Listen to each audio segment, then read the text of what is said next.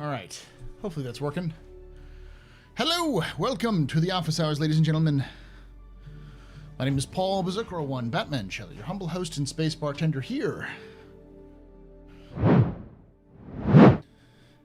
at the AstroPub, your space bar at the end of the universe. Sit back, relax, enjoy the show. We got a good one for you. How you doing?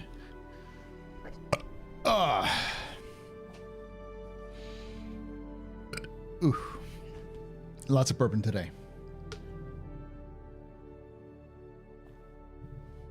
How am I doing? I'm doing okay.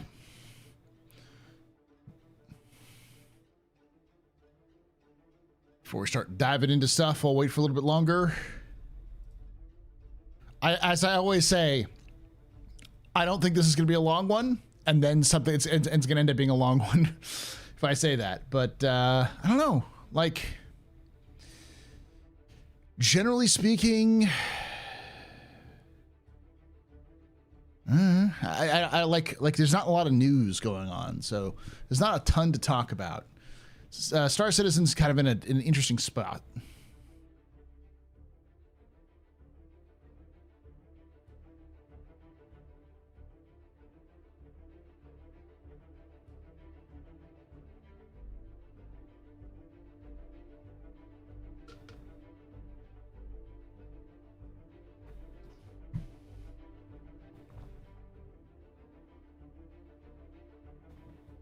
Hey, Phantom, what's new? Not a lot. Such a brave prediction there. What? That 4.0 is coming out in 2024? Yeah. You can take away my spaceship. You can take away my space suit. Suit. You can even take away my space lasers. No pew-pews. But you can never, ever take away my space game.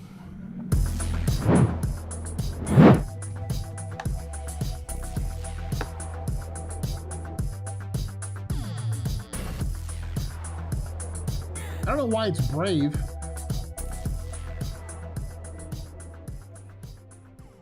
Doc Platypus just resubscribed for 22 months. Do you think we'll see an Argo starter ship anytime soon?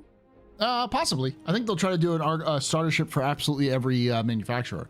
Thank you so much for that. 22 months of support. You're very important, Papa. Very impressive, very pedestrian. This is your fault. There's no trigger night. Shots and cheers and chat, y'all. Shots and cheers. It'll be on 2024, just a hot mess, maybe as bad as 318. It won't be 318. It'll break in new and interesting ways. I will say this right now, and I would honestly say this for you to, would plead for most of y'all to tell this to any of your friends who are thinking about coming back for 4.0. And if you're one of those people who's like, watches me regularly and thinks about coming back for Star Citizen at any point, don't come in at 4.0. Wait at least a week to a month after 4.0 is released before trying it out, because I don't have faith that 4.0 is going to be stable at all at launch, and it's going to require 1 to like 5 hot fixes for it to be functional.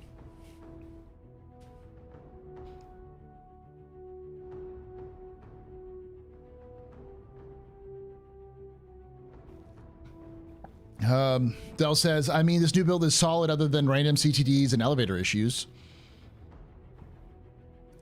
Even if they work those out, it's like it's in PTU. Like we know when they get to concurrency, things break.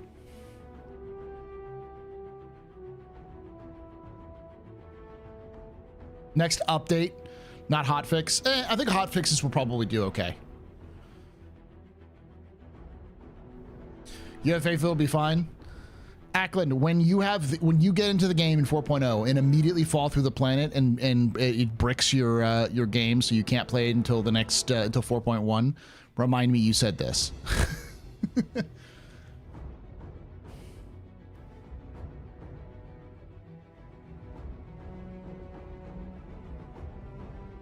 People should just set that at a normal. I think so, but like I agree. But the thing is that like that's not been the mentality. It's not been the culture for a while.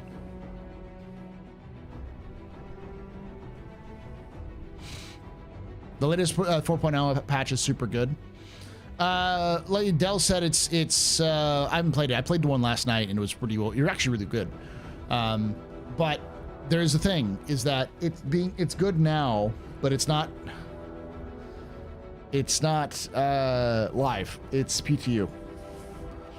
When more people hop in, and you say it's good now, what's going to happen is when it goes live, it's going to break, and everyone's going to get mad that all the content creators and everybody who played the PTU said it was good, but I can't but see, Chris Roberts jumped out of the screen and punched me in the dick.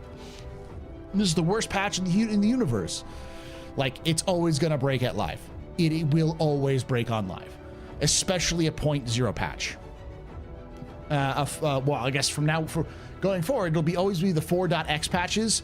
Do not jump on when they first come in if you want a good patch.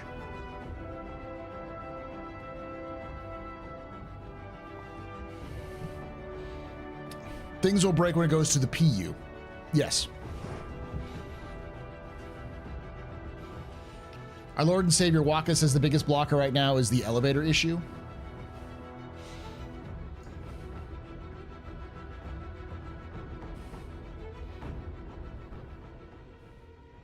And people should accept that as normal. They should, but they don't. I threw my 40 at you.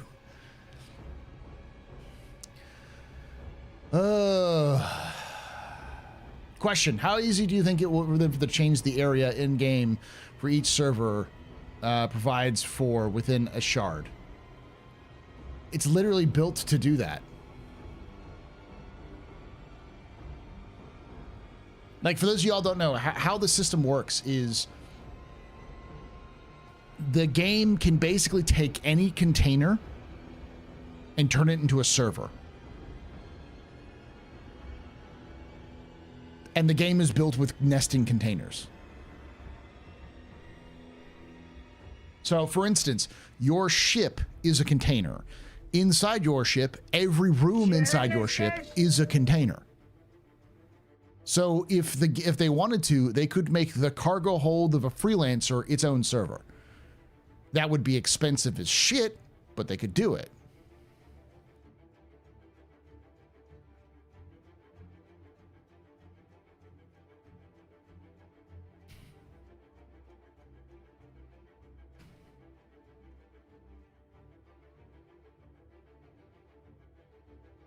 They should add stairs to the habs and hospitals and fire poles. Kragan, you'll just all that will result in is your character will trip downstairs and kill themselves. We used to have stairs on stations, and they would always kill you. They'd break your legs, or you'd step the wrong way, trip down, and you'd die. I kid you not, that used to happen.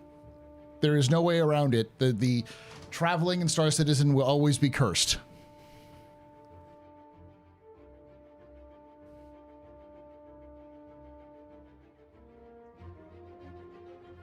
I asked because I was wondering if they could manually adjust servers for like an event areas. Yep. That is exactly what they plan on doing. They're planning on having event areas be their own servers. They have said this multiple times, to the point where Elliot has been like clawing for it.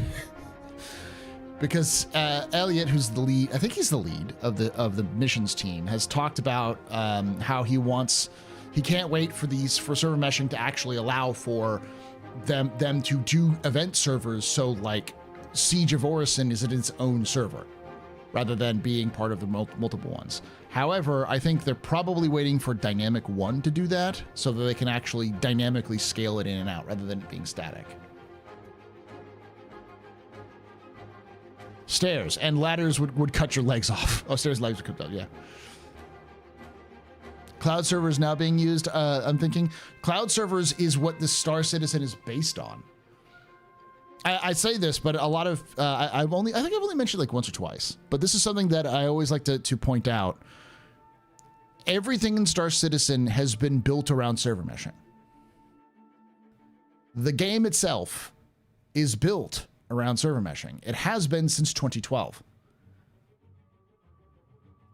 The concept of Star Citizen and CIG in general was birthed from the then hot item, which was cloud computing, which shows you how long Star Citizen's been in development.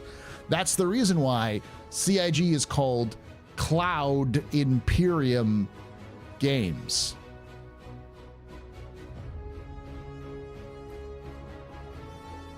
It's a buzzword. Their name is a buzzword for a 2012 fad that was going on for cloud gaming.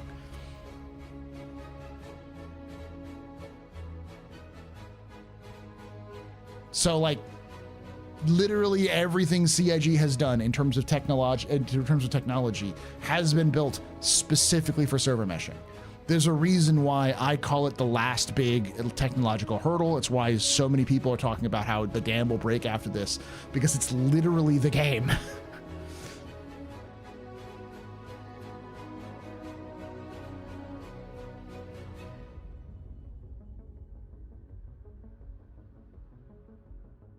So that's why EVE Online has more concurrent players, because they own their own server farm. They have more concurrent players because they're like an older, more popular MMO. But yes, EVE does have its own servers, whereas Star Citizen uses AWS servers.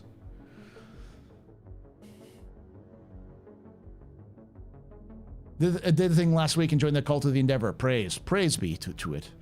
Get back to some of the stuff. Question: how are client optimizations going? Are there significant performance increases or reduction to the game hitting hard CPU?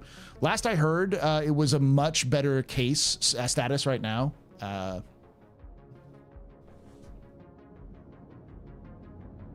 In general. So 4.0 is still set for Q4 2024? Yep. As of yesterday, we were talking with Jake, who's one of the community managers, and we were talking about something else, and about like how 4.0 is coming in because of all these different things people have discovered in the files, including Luminalia stuff. But Jake said we found out that those files have been there since 3.23 or 2.4.2, and Jake even confirmed, yeah, we put them in a while ago, but they also added that that if they would have delayed the release, they would have done so last week. But instead of delaying it, they committed it with the roadmap roundup. Roadmap roundup basically committed everything for 4.0. And if CIG commits something, it's rarely moved. So that was CIG saying they have a 90% assurance rate it's going to be coming in 4.0, and they didn't mention they're going to delay it, so 4.0 is likely going to be coming out in the next 2 weeks.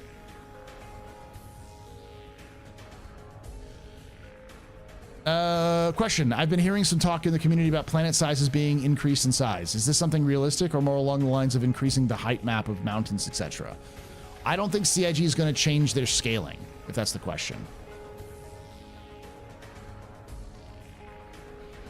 Question: what makes the Anvil Paladin a concept ship? I mean, a bit of gameplay or ship features can't already be done in live. I'm just curious why it's only in concept.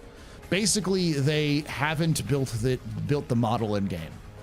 It's a concept because right now it's just at most a 3D concept image that they haven't started to build out in terms of functionality or interiors or greebles or anything like that.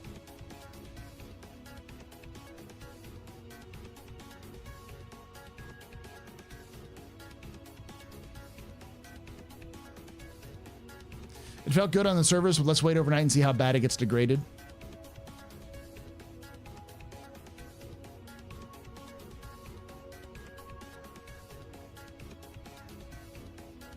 So 3-week warning on 4.0. CIG's the last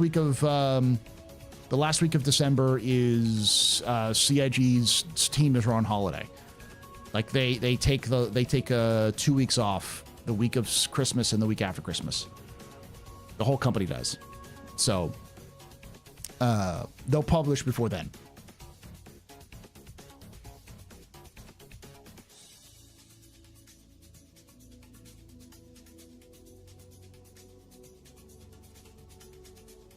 You heard that as well, upscaling planets when Quantum Boost comes in. Is there a link? If this is a rumor, it requires some sort of evidence for said rumor. Otherwise, it's just a lie.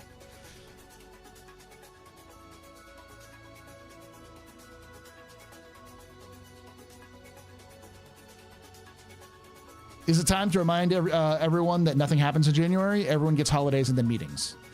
Yeah, I mean, that's typically January is CIG's planning meeting sessions. So they have big planning meetings to figure out to like, how did we do last year? What are we going to do this year? What's our main focus? What are we going to focus on and how are we going to get it done? The kind of big overarching stuff.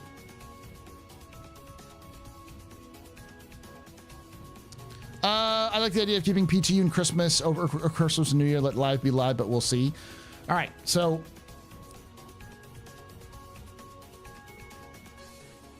I'm torn because part of me goes CIG should just, you know, not release a broken game over Christmas and piss everybody off. But a part of me is also realizes that like 4.0, no matter what, look at me, chat. Read my lips. No matter what, 4.0 will be a dumpster fire. No matter how long it's been in testing, no matter what CIG does, it will break at release. No matter what they do,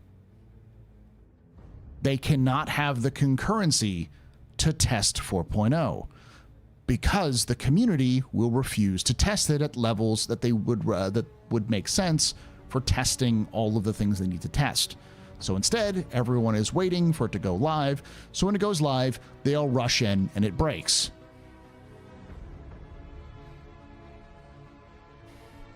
So, as a result,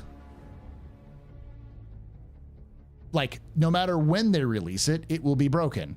And so I'd prefer it be breaking now so that they have time over the next 2 months to fix it, than fruitlessly test it for 3 weeks or 3 weeks for 3 months. And then when they feel like it's good or the community feels like it's good, they release it and it breaks anyways.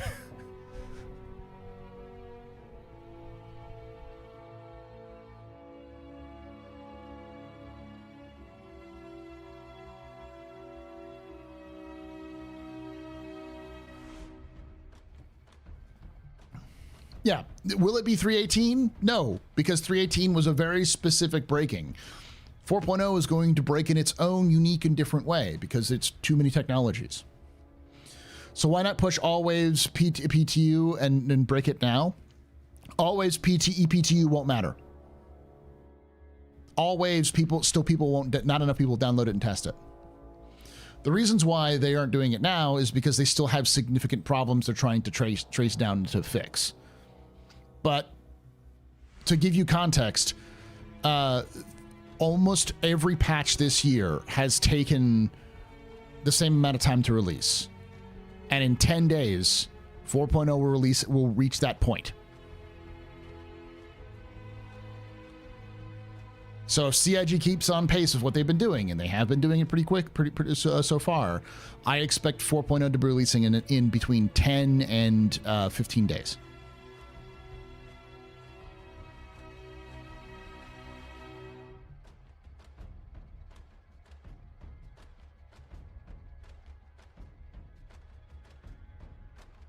Release it now? I mean, probably a good idea. But there seems to be some other issues that they know about and they can fix. They're trying to get that down. 10 to 15 days? Ouch. 40 days, I think it's something like that, is the average time a patch is taken to release from start.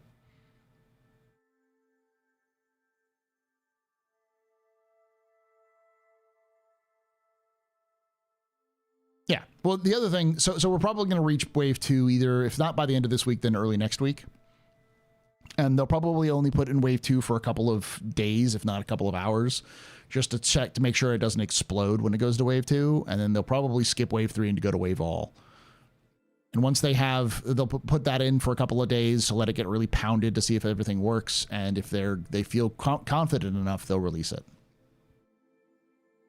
This is fairly normal in dev. You just normally don't see it? Yeah.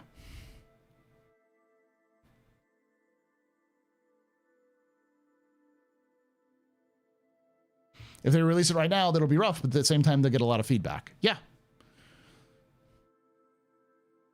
Another reason why it's important to release it in 2024 is because they've already announced the wipe.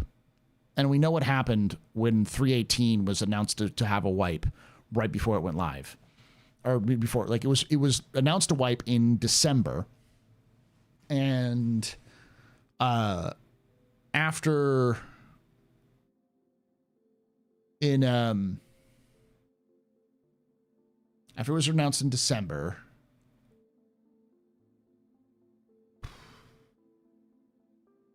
trying to work my brain off of caffeine, my brain no worky.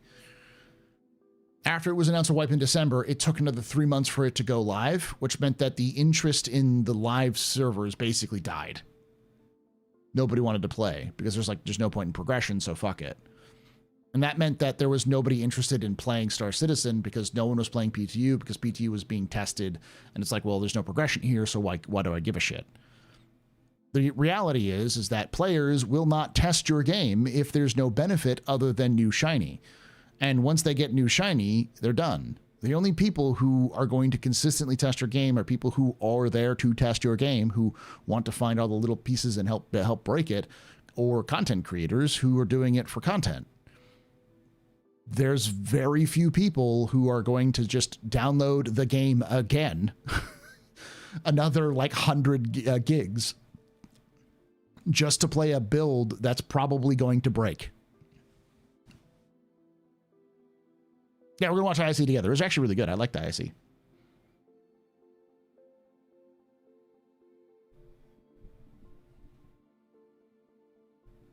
I made a post on Reddit asking if CIG will launch 4.0 this year. The vast majority of the 400 comments agreed that it will, but it will release worse than all other patches. All right, believe me, I will. Believe me, that's a good name. I will say I am not that apathetic. 2.0 was awful, but 3.0 was still bad, but better than 2.0. 3.18 was uniquely bad because you either got in or you didn't. But if you got in, you could play the game and it was really, really fun and engaging. The problem was that like half the community couldn't get into 3.18. So it was this unique problem that the game was playable, but other issues were preventing people from playing, unlike, you know, the game, everyone playing and the game crashing every 5 minutes.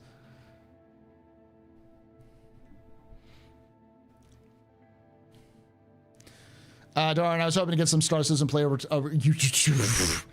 No. And I will reiterate this, y'all. If you want to play Star Citizen, wait until 4.1 or 4.0.1. That's probably the best option. Wait until 4.0.1. So like January. Because it won't be playable over the holidays.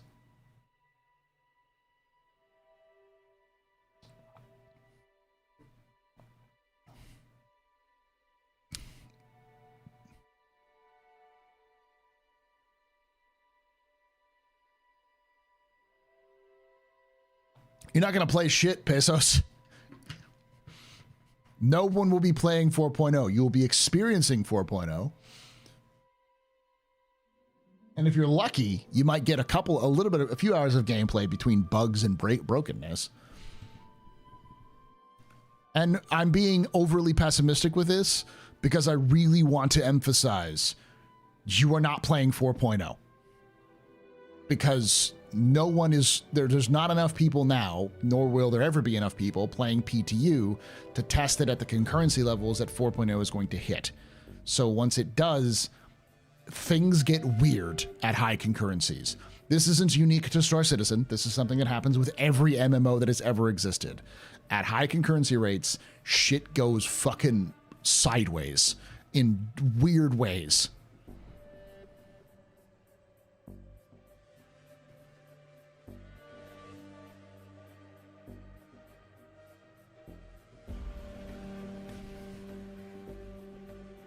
Yeah, I remember Helldivers 2. They were released on the 18th. I'll be happy, and it'll be a great birthday present.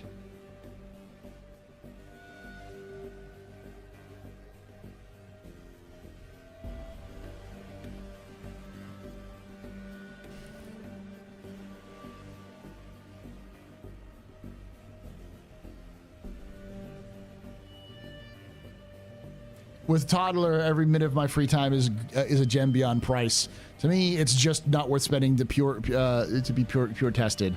I want good brain chemicals from getting new shiny. I get it. Like, that's the reality is that the majority of people either don't have the space, don't have the patience, or just don't want to deal with the bullshit that comes with a PTU. But as a result, when you play live at newer release, it will have problems that CIG will require weeks of hotfixes to fix. This is the new normal. This should be expected from now on.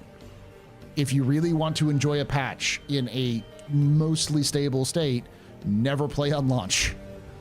That's generally a rule with games, though. If a new game is coming out, especially if it's an online game, wait a couple of days after it releases before you play it.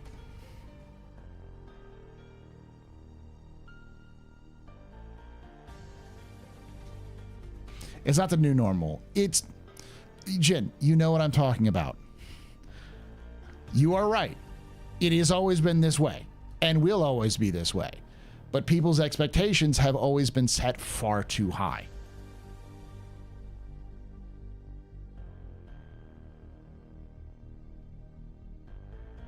It's just funny because the community was saying we need server meshing in and the floodgates will open. It will. CIG will improve on this experience. This problem will become less and less severe after 4.0. It may not be immediately better, but 4.1 will be better than 4.0. Probably leaps and bounds better, honestly. And then 4.2 will be better than 4.1, and 4.3 will be better than 4.2. Every 4.0 patch will be better. It's just there is a lot of new technologies in 4.0. There's a brand new system. There's a lot of things that haven't been tested at scale that they need to test at scale. Once they do, and they figure out what breaks, they'll be able to fix those. And then the next time it releases, it'll be better. And the next time it releases, it'll be better. To the point where it'll be more of a wait a week for them to hot fix it, and then you'll be back and you're good to go kind of thing.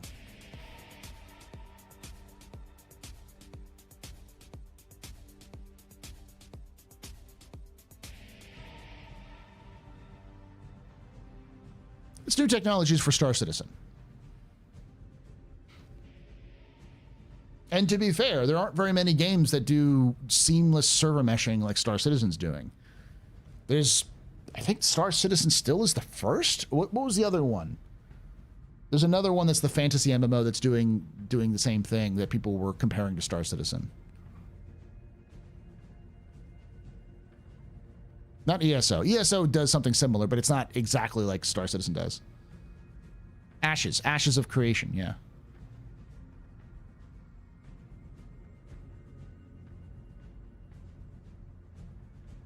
If 4.0 is the last wipe, then it'll improve testing. If not, then they'll keep shooting themselves in the foot because the final game won't be playable from starting from zero. It'll be a mix. They'll be wiping before 1.0. They'll probably wipe a few more times before 1.0, and I wouldn't be surprised if they wiped at the end of every year going forward until they reach 1.0.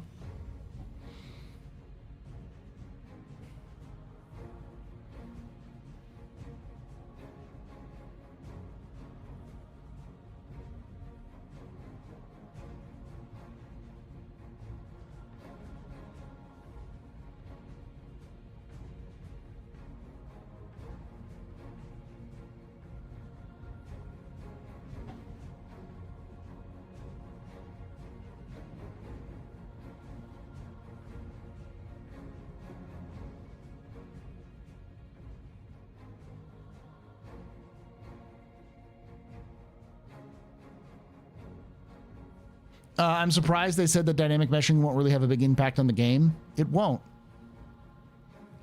Dynamic meshing isn't really that big of a deal. Because the difference between static meshing and dynamic meshing is just how servers are allocated for a region. That's it. The thing that will really matter with dynamic meshing is allowing for higher concurrency of players, but they don't need dynamic meshing just for that. They can do that with static meshing and optimizations, which is what they're doing right now. Dynamic meshing is important for CIG because it's not as expensive to run the servers. For those of you who don't know, static meshing is what they're doing right now, where each section of the map of Star Citizen will have its own server. So the map is divided amongst different servers. For instance, this latest version, they have 3 servers for Pyro and 3 servers for Stanton, with a total mesh capacity. So every single, like all those servers work together in one shard. That meshed shard has a total capacity of 500 people. The thing is that the boundaries of those servers are static. They do not move or change. They are always going to be like that. With dynamic meshing, the concept is that if there's nobody or nothing that needs to be on or operating on a server, then they can turn that server off. So dynamically, they can spin up or spool down servers, so they don't have to pay for 6 servers if they only really need to pay for 3. Or if they can position those servers in a place which makes more sense. If there's nobody in Stanton and all 500 people are having a big old fucking fight in Pyro, they can focus those servers only on those areas, so they don't have to deal with, so they can improve the performance. So it's just optimizations of their own gameplay. Is what it is. It gives them more flexibility, it reduces the cost of overhead, and it allows them to concentrate more people.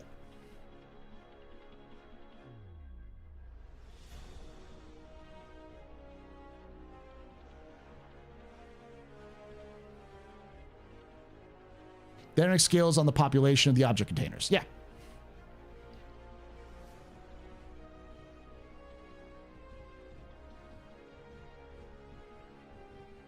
Yes, basically what I said. It improves, it allows for better performances with large concentrations of players. Like I said, a bunch of people having a brouhaha in Pyro, they don't need to worry about anybody in Stanton. And so they can focus on that experience. And it also reduces the overhead a little bit because they don't have to pay for as many servers necessarily.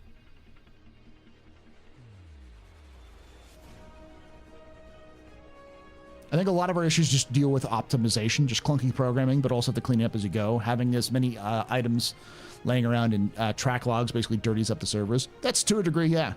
There's going to be some optimization the CIG is going to have to do, but they can't, there's not a lot of anybody who, as I've been around this sort of world long enough to know that you're insane if you're going to try to optimize code while you're still building aspects of your application. Optimizing code when that code section might get changed again because you got to add something new is stupid. You're just doing more work that you don't have, that you're going to have to replace later. So instead, wait until the thing is fucking done and then you optimize it so you don't fuck it. So you don't have to do double work. It's one of the reasons why Star Citizen's taking so long, is that they are optimizing as they're going, and then those optimizations get undone when they add new features. Which is why whenever someone says they need to stop and optimize and then add new features, it's like that's just fucking dumb, because you're just going to run into the same problem after they do that, and they're going to have to do more optimizations. It's just going to slow everything the fuck down.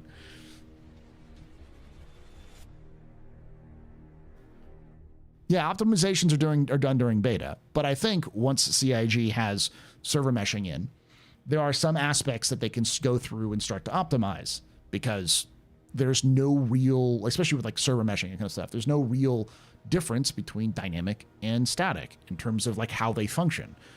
The game will operate the same way with dynamic or static. It's just changing how big those zones are, which will allow the teams at CIG to go back and monkey in and fix some of the problems they built up over time, remove stuff that doesn't need to be there anymore, that's just clogging it up, streamline some things to make it easier. And that's what they were talking about that last ISC when they're talking about like the onion.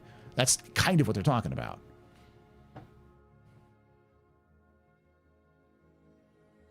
First time watcher, I loved how you covered the IA and chips. Thank you, Ping Whisperer. Welcome to the AstroPub. For those of you who know me for the Astro Historian, I'm going to be known for a lot of things, hopefully. Hopefully most of them good. I am doing the YouTuber thing, and I am expanding my various channels everywhere, and I've discovered that everywhere I go, I am the. the AstroPub, the Astro Historian, the Captain's Table, so the Paul Shelley. So that is going to be the joke for my channel. All my channels will have the in front of them.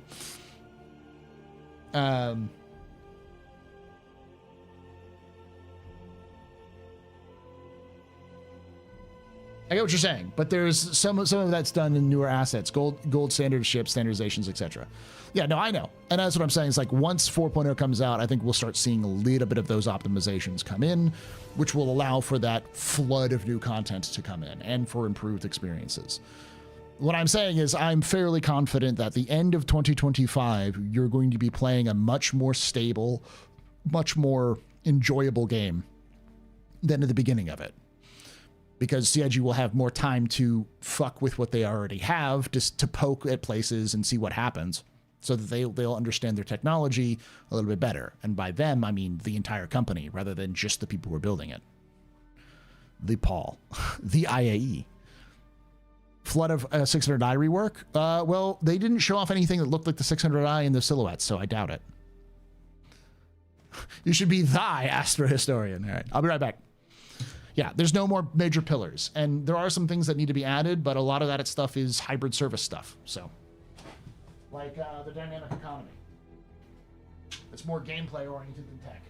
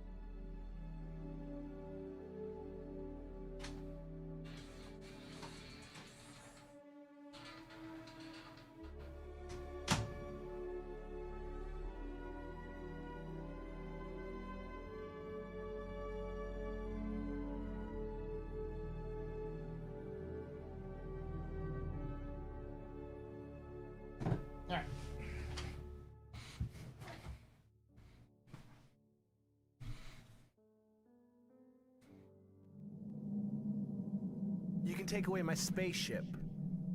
You can take away my space suit. You can even take away my space lasers. No pew-pews. But you can never, ever take away my space game.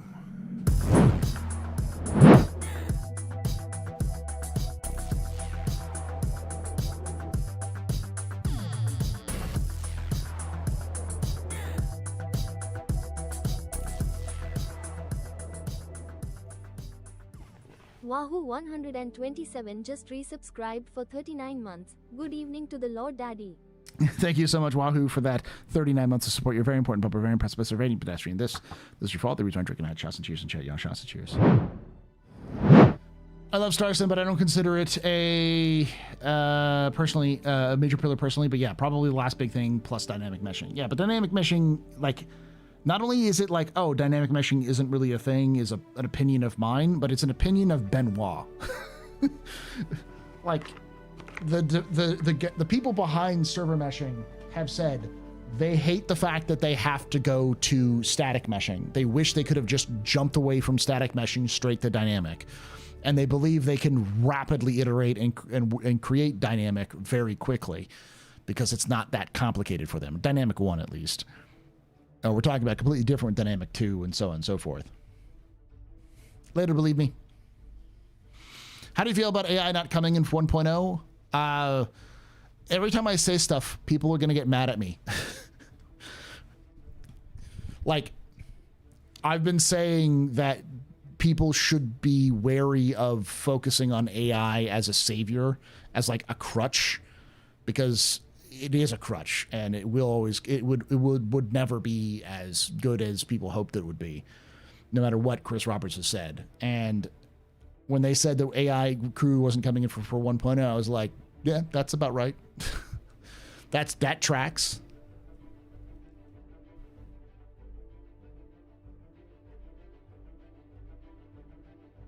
Paul, were you doing a lore video about the story of saving Stanton? I might. I'd have to go through and find all of the server, all of the information. I have not been able to find much information about anything. There's a couple of these like data pads. If you could have access to those data pads for wave 1 through 4, or any other information you could pull, let me know. That way I can, you know, write it down somewhere and kind of gather it.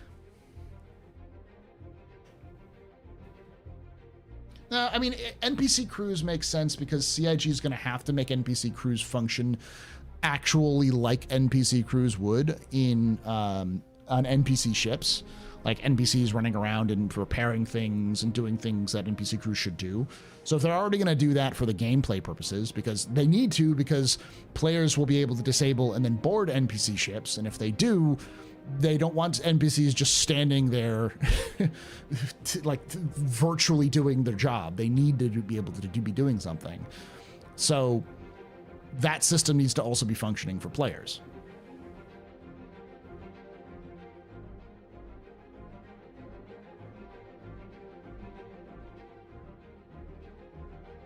I will say I am very impressed about Elite Dangerous. Elite Dangerous is finally doing the thing that I really wanted it to do, which is give some fucking stakes.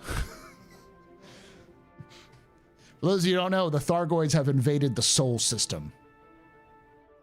Like, shit got real in Elite. It's getting real fucking real in Elite.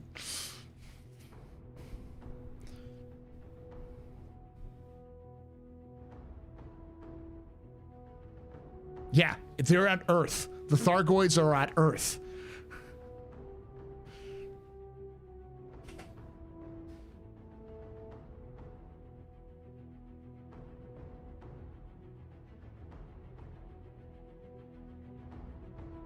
It only took 6 years. Well, I mean, Thargoids are their best sort of unifying thing. But yeah, my biggest gripe was they had a huge amount of potential for dynamic storytelling and interesting things happening between these various factions, and they've never really committed to it. Like Power Play 1.0 was lines with some, you know, play and counterplay, but it felt very like impersonal. Like there's no way of like buying in. And I get really hyped for Power Play 2.0, which apparently is coming out or is out. And then I heard about the Thargoids invading Sol, and I was like, shit. Wow, that's a way of that's sure certain hell is a way of shaking things up.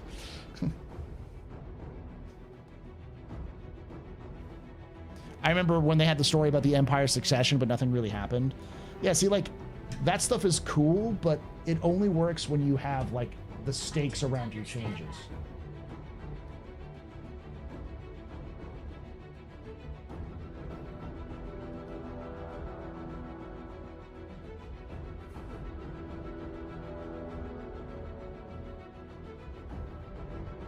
A good way of looking at it is, well, an NPC beats nothing, but not by much. NPC crews would be better than an absent player every time. That's true. Now, I think AI blades would be useful as a drop-in, drop-out replacement for a player who has other commitments to attend to and has to leave the game. Yeah, possibly. I think blades are not going to be what people think they are. I think people think blades are going to be that the pilot can control the guns, when in reality, I think the blades are just going to be basically AI that will function and shoot where you set to target them, but now they use power, so you're going to have to use resources. I stole a Cuddy Black with an NPC on top turret. He wasn't bad. Ran a few bounties with him. Yeah, no, the AI aren't bad. The problem is that it's completely different behavior to have AI in turret to shoot guy versus AI go fix the engines. You know?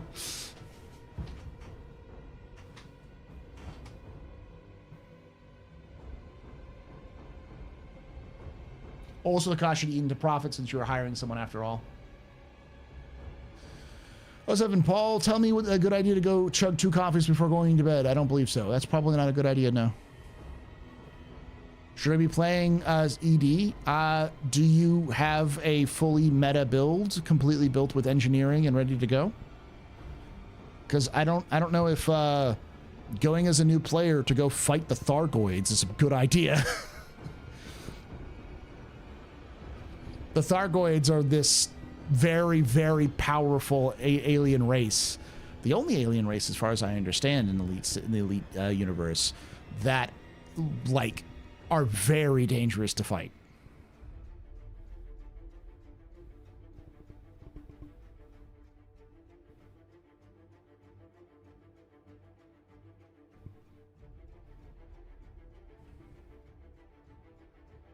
Got sucked into Once Human. What's the prognosis in 4.0 testing?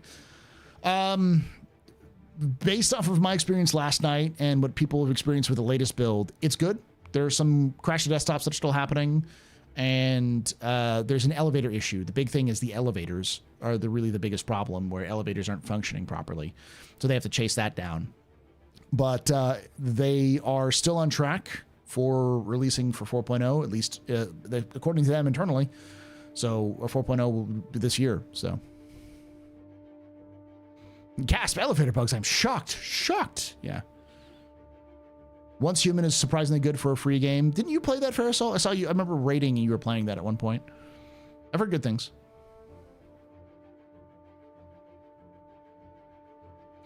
It has to be noted that they increased the player numbers to 500. So considering that it runs well, yeah. Apparently people were playing with the 500 person cap, and there were people were getting like 60 FPS running around, and maybe like dropped about 30 FPS in the ASOP terminals. But like we're talking like 30 to 60 FPS for people with good builds. So.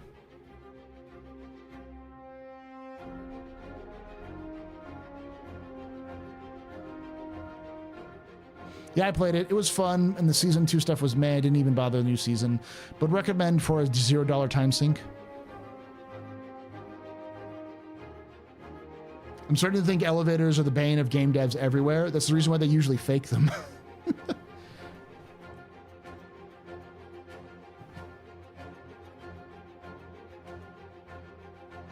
But how grindy is it to fight off aliens in Elite? I imagine it's, what I've heard, it's pretty much of a grind fest, because you're not just fighting aliens, you're like slowly attacking them and bringing them down and that kind of stuff, so.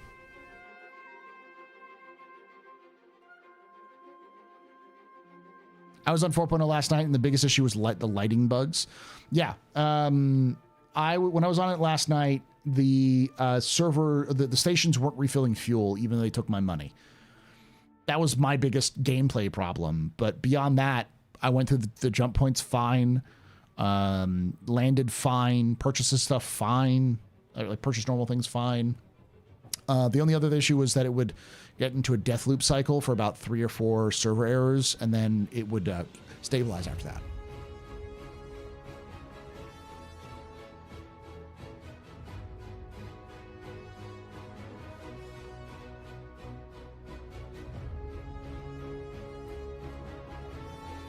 If 4.0 is unplayable for a while, at least I'll have Stalker 2, Kingdom Come 2 soon, and the Indiana Jones game is sort of fun with 15-hour single-player game. Yeah. Plus, Mech Warrior, the PGI did the right thing, and they made the new expansion that they built for Mech Warrior 5 clans. It is now free if you have the base game. So they're refunding people who purchased the expansion. Because at first I was like, it's a $15 expansion, right? No, it was $30. A game that's $50 or $60 plus an additional $30 for an expansion, which just adds PvP and like some horde stuff. And it was like, wow, that's kind of shit when you just released your game a month ago. Thargoid's combat is space souls. Thargoid Titans are space raids. You learn how to fight Thargs like players learn strategies from bosses from FromSoft games. Yeah, I've heard it, like I said, I think it's pretty rough. You have to know what you're doing, and it's a long slog to get through them.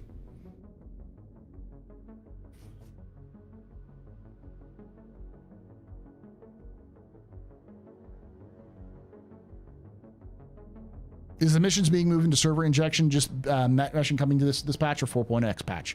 It's in 4.0. They've been adding parts of it slowly. So the last 2 patches added it to the game.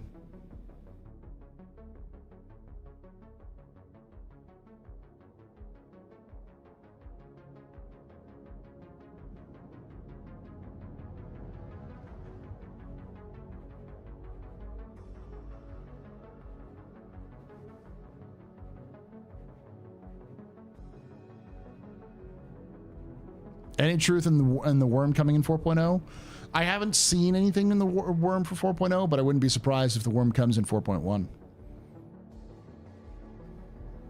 I don't think they have enough people to test with the worm for 4.0, but they did say that they were like, X, I don't know if X is still here, but X did talk with a lot of those devs at CitizenCon, and they were all saying, yeah, we were testing it internally. We were playing it. It was actual gameplay that we played, and the capture, the one that they showed off at CitizenCon, was a capture they did. They had played multiple versions of it before then, which is something CIG likes to do. Almost all of the things that are like videos are actual captures that they do in game that are dynamic. So sometimes they have to run through scenarios multiple times because shit breaks in new and weird ways. Like, I remember the Star Engine demo, I was talking to Jake, and they said that that at least 3 times a piece of debris flew off of the hab during the Maelstrom demo section and knocked the Pico over. that was on the like the rock that was out there. So they had to constantly redo it so it wouldn't knock the Pico over.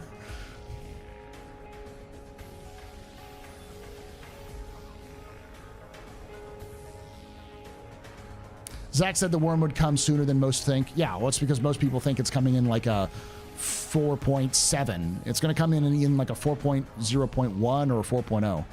Or 4.0, 4.1. It's coming in the first half of the next year. Because it's done. Hey, thank you for your contribution towards all IE related content in YouTube. Thank you for watching. It does mean a lot that you all do watch it.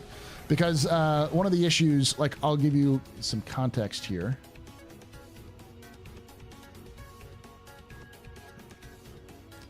I'll pull up my videos. Last year, or at Invictus, my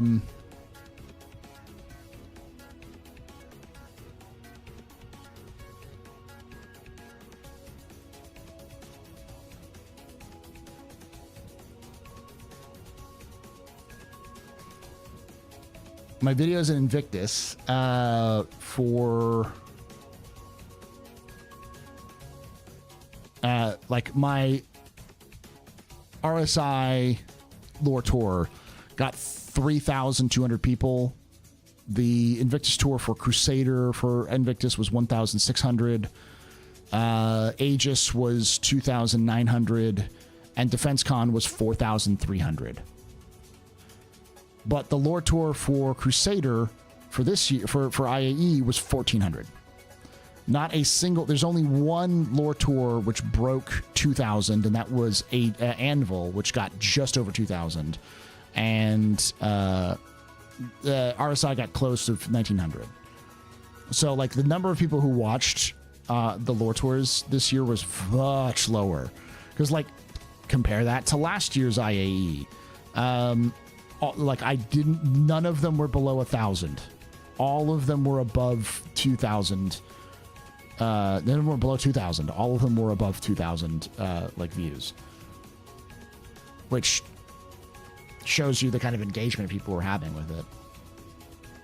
Now, partially was my fault because I hadn't released a video in a long time. So I didn't see a lot of, like, the algorithm turned me off, sort of.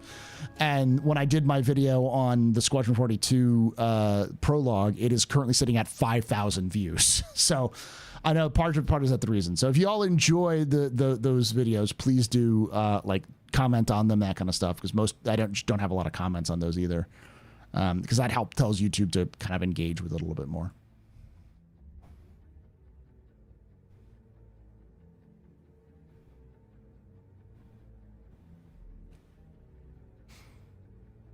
Do you think CIG would push an Idris release prior or a poor version of the Idris for Idris owners? I think they will. I think they'll release it before Squadron 42. I think they'll release it. They may even release it in Invictus this year.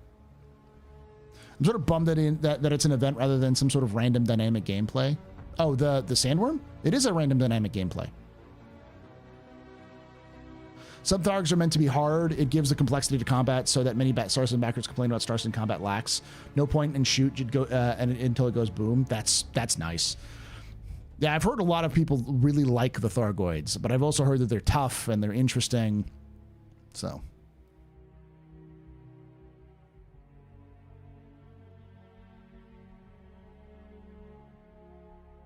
I thought there were world bosses. I thought that's what the worms are. They're supposed to be world bosses, not like a specific event that spawns in one place.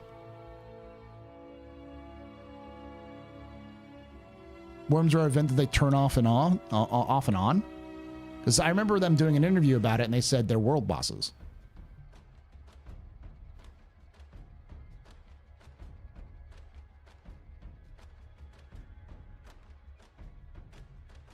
Well, if they're just like Siege of Orison, then fuck it. That's not interesting.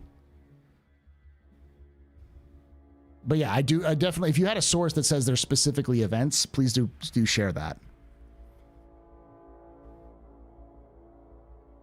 Stupid-ish question. What are the odds that when an AI blade comes in that the Anvil Centurion can be bladed and uses a mobile anti-air turret? Probably pretty high. The issue is power. Any blade is going to use power along with the turret and any other vehicle, so you're probably going to have less power to use for any given task. So it's going to reduce your effectiveness. Maybe you won't fire as much, or you'll overheat more, or your shields will be lower, that kind of thing.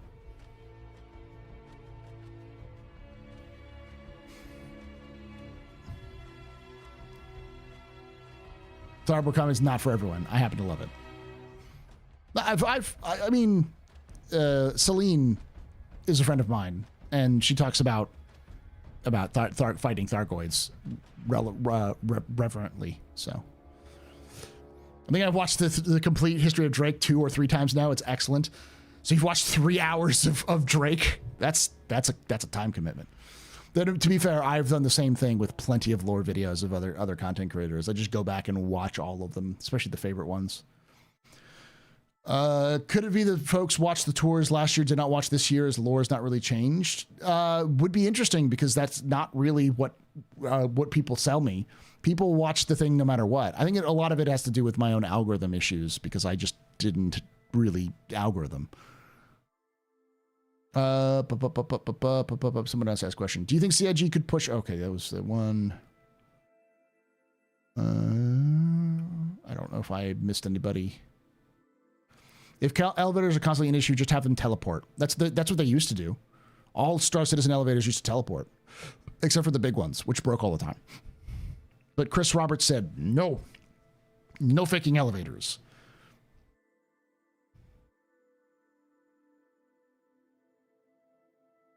As a Drake fan, I look forward to your lore on the manufacturer. Frosty, what if I told you I did the manufacturer of complete history of Drake manufacturing, of Drake Interplanetary, like a week ago, and it's been up on the Astro Historian YouTube channel for a week. You should go check it out. I listen to your lore videos at least once a week, and other times in my white noise for night. That's fine.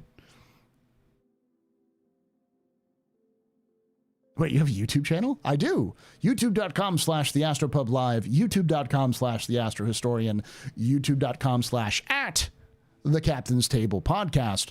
And I also have one that's YouTube.com/@ThePaul Shelley. That's gonna be my personal one. I don't know what I'll do with that one. Random videos.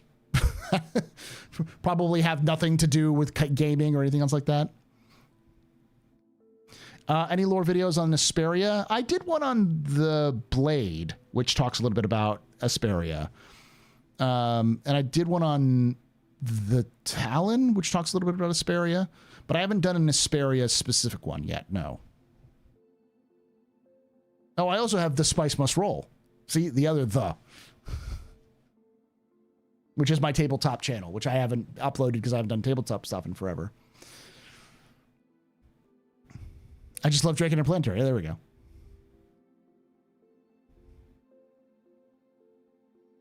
I don't think I've ever seen Drake and good in the same sentence. Clearly, you don't watch my channel enough there, Jim. Wait, you have multiple YouTubes? Are you mad? I am. Very mad. The reason why I have so many is because YouTube hates it when you diversify. Because it doesn't know what to think. It likes to pigeonhole people because it's easier because YouTube's an idiot. YouTube has like attention problems where the more it has to pay attention to you to figure out what you are, the less it gives a shit about you. So you have to like super like specify so that YouTube can go, oh, you're that. You can think of YouTube as like really, really, really. I've already chosen too many reallys. Think of it as like, I want to say a dumb person, but like the thickest person you've met. The person who you have to like really break down something for because they just don't get it. Even like somewhat simple concepts, you have to kind of really like step by step handhold them through the process because otherwise they wouldn't get it. If you work in tech, the people you have to do tech support for, you know, the people who don't know how computers work at all, like other than the button touches and it turns on. That is YouTube. And so the simpler you can get, the more hyper-focused you can be on a specific topic, the more YouTube will then suggest that topic and that channel. And if it has a lot of attention to it, then it gets going faster.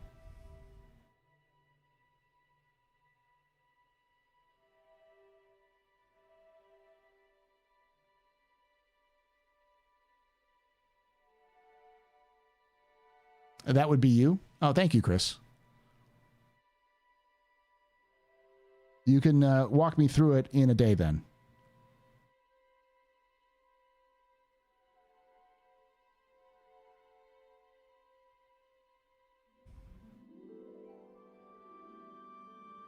People who think turning on their monitor off and on means they have restarted the computer. Effectively, yeah. Like YouTube is super focused. Its algorithm is like laser focused on categorization. Once it understands what you are as a channel, then it'll recommend you to the people who like that stuff. But until it understands what your channel is, it doesn't know what to tell people about. So, yeah. We chat in Star Citizen? Sometimes. That is the purpose of this. I was just explaining to people why I have multiple YouTubes, that kind of YouTube channels that cover different topics.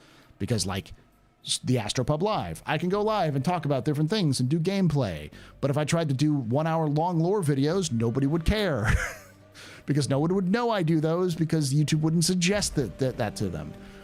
When I split my lore content with my gaming content, more people realized my lore content existed. So people went, wait. I more than once I've heard people come into this chat and go, wait, you're the Astro historian. Like, yeah, I am. They're like, because they know me from that, not from this. You know, I care. But, yeah, but the thing is, YouTube doesn't really know how to tell people.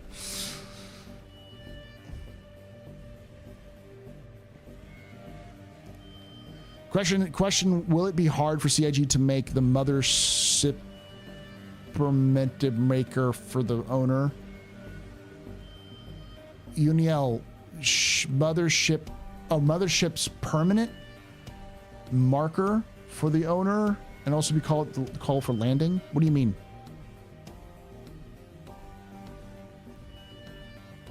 You're an info runner too, yes. But that's not the info runners. The Lore of YouTube by Paul all knowing. So Sam will not be in a mobiGlas mission, but they will refer to it as an event when talking about an SCL. Oh, so you get to have other goes. I know. We don't. You have a We get. timestamp?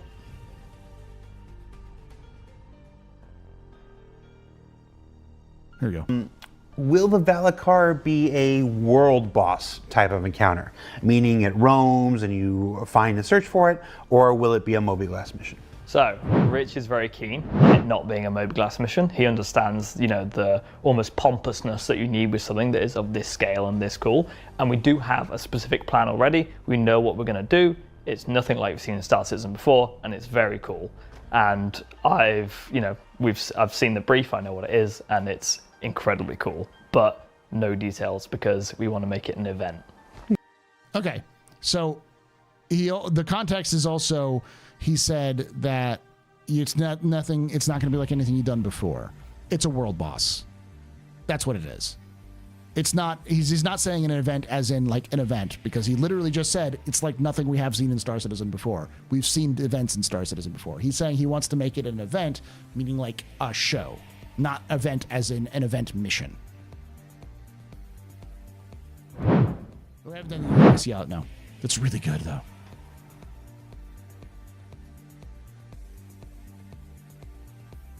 It needs to be a timed public event. Yeah, a random event. Like it needs to happen in a certain area, rather than being a than being like a hey, go do this for us kind of thing. The Idris is basically a world boss at this point for phase 3. Yeah, but you wouldn't, like with the Idris, you actually have a mobiGlas that pops up and says go do this. This would be like if the phase 3 Idris just happened and you stumbled upon it, sort of thing. Later, Swamp.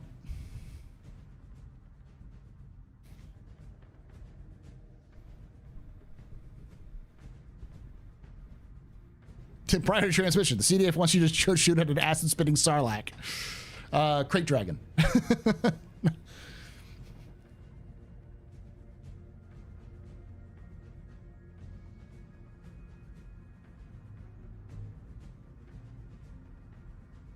They're holding squadron Aegis for the Squadron 42, right? Yeah, kinda. Like, I wouldn't be surprised if, for instance, they do events like this in the future where the leader of a certain gang or like a lieutenant or some other major like randomly generated NPC will show up in locations at times where if players stumble upon them, they have a chance to kill them, and then, you know, things happen as a result.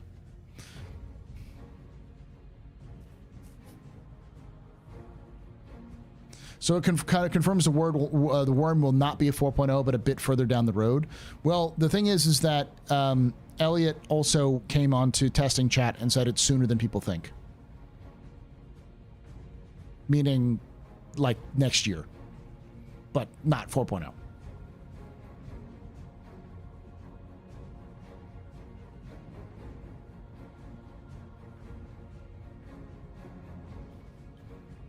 Yeah, like a daily timed event. Yeah.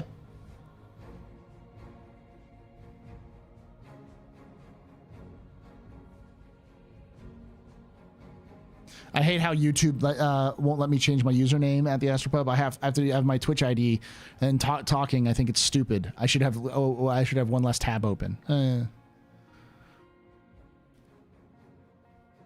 You can't save Stanton. Overdrive was better.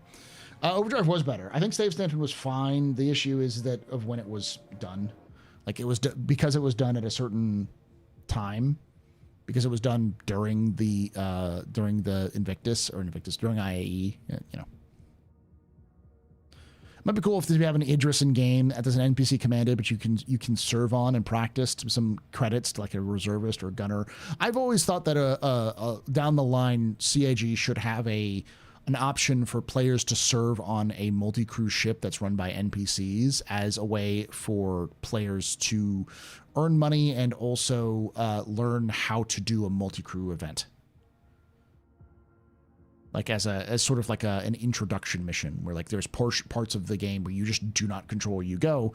You just get carried around by a ship where you go do things being trained by the NPCs to do so. Yeah, being a gunner or an engineer or going on a mining expedition with NPCs, that kind of thing. Elliot is the guy that came up with the Siege of Orison that ruined the hacking reputation system, right? I don't know if he did the latter part, but he did come up with Siege of Orison.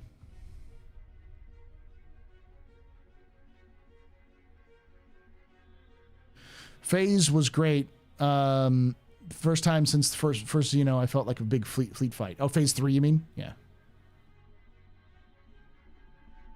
Hold up. Overdrive had the impossible box delivery. It was far worse, for worse than an event. I liked Overdrive. I think that box delivery was the worst part of it, but like almost all the other ones were pretty good. Didn't you fight an Idris in Overdrive as well?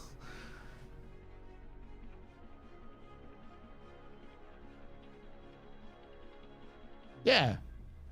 Or was it Hammerheads?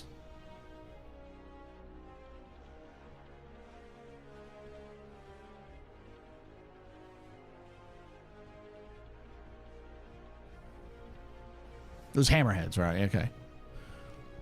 It was like swarming of different NPCs and stuff like that.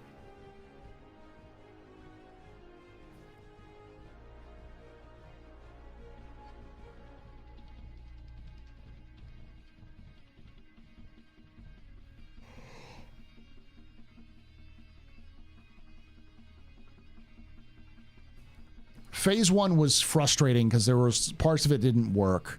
Phase 2 was better, but then again, there are some parts of it was a coin flip. Phase 1 had 2 options, one of which almost always broke. Phase 2 had 2 options, one of which almost always broke. Phase 3 was only 1, and the problem of it was it didn't spawn half the time, and there were a lot of other things that broke with it. And then Phase 4 is constantly getting resources get just sucked dry. I haven't done phase 4 yet, by the way. I'm planning on doing it this Sunday, though. Do you think holding events would have made a positive difference for IAE? No, but it would have made a positive difference for the event.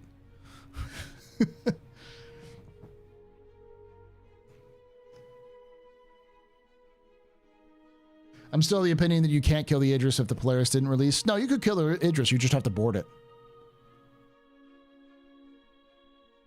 We killed an Idris before. There was the fight the Idris mission. There's been that you had to board the ship and kill it.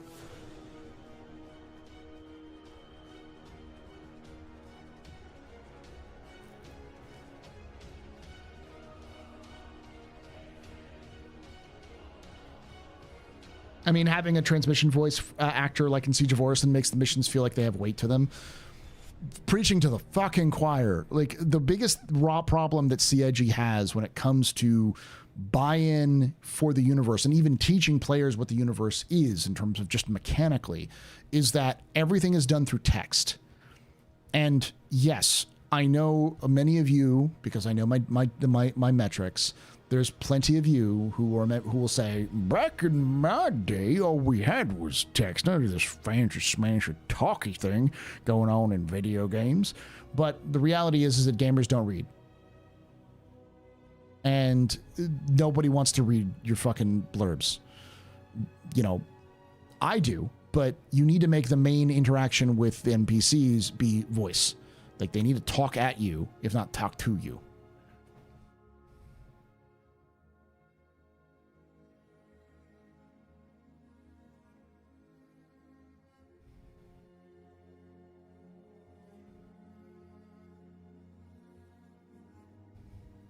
Personally, I'm an illuminate and diabetic, which means I can't read and get words mixed up.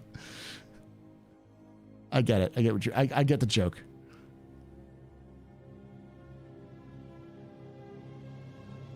Both voice and subtitles. Yeah.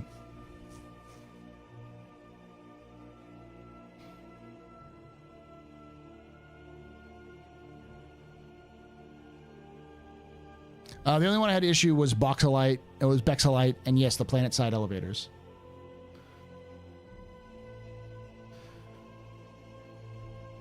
There's some other complaints I have with a lot of the missions, but I think that a lot of the missions and the events, their biggest flaws right now is simply that we need server meshing in the game for things to happen.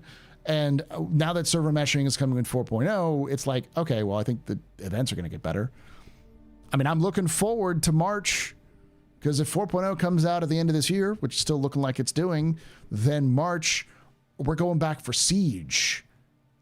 Siege of Orison with server meshing, with Siege being its own server. Fucking in my goddamn veins.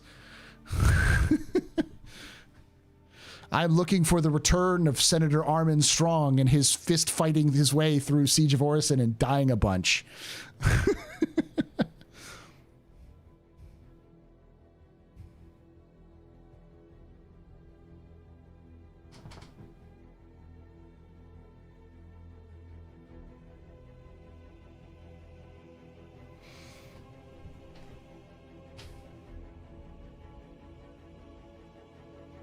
Okay, I agree with you on meshing, except they will just cram as many people onto servers as they can and performance won't improve. To a degree, that's true, but there will be a point where they can no longer cram more people into a server. Which is why they have server limits and dynamic meshing.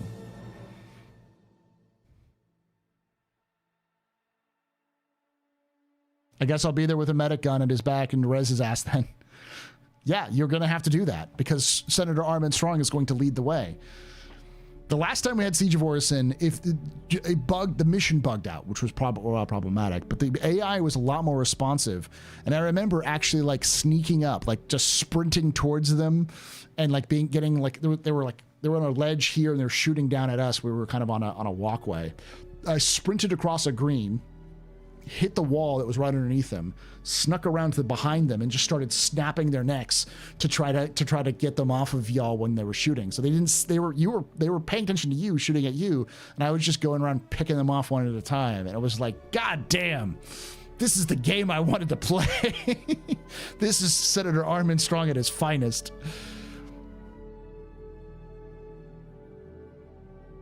I was in a suit, yes. For those of you who don't know, there's a character I play called Senator Armen Strong, which came up as a joke. It takes too long to explain, but effectively, I recreated Senator Armstrong from Metal Gear Solid Revengeance, and yeah.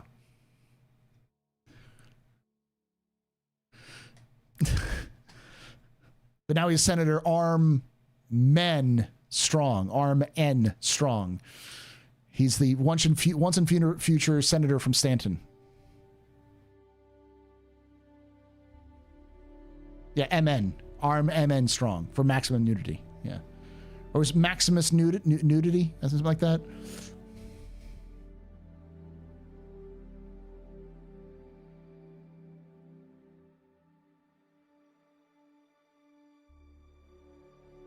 Tonight's 4.0 is literally the smoothest experience I've ever had since 4.0, and I've played every patch since the hangar module. Nice, Lobster.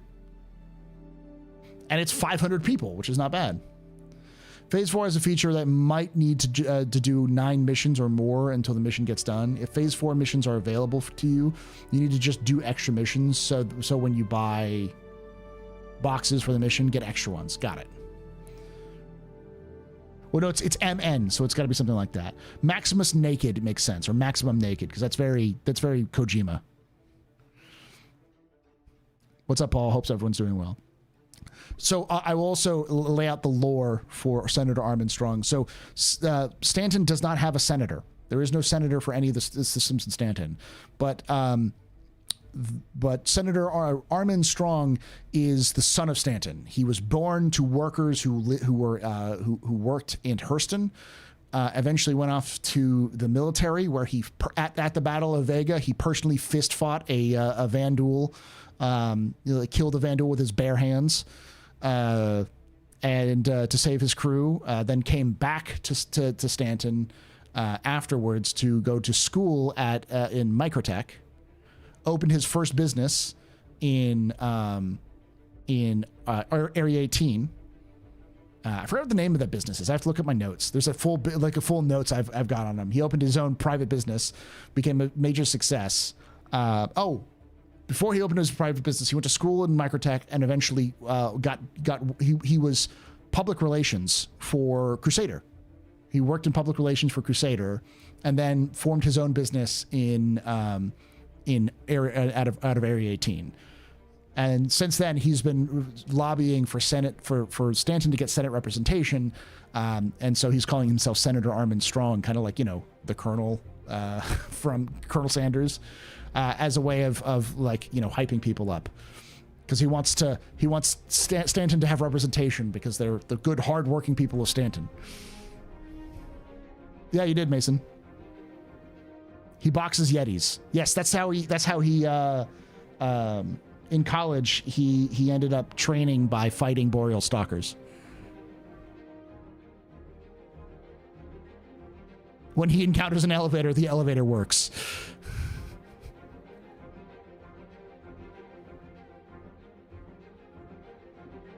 And don't worry, don't forget, he always has the support of the bears. He does have personal bodyguards who are bears. Yes.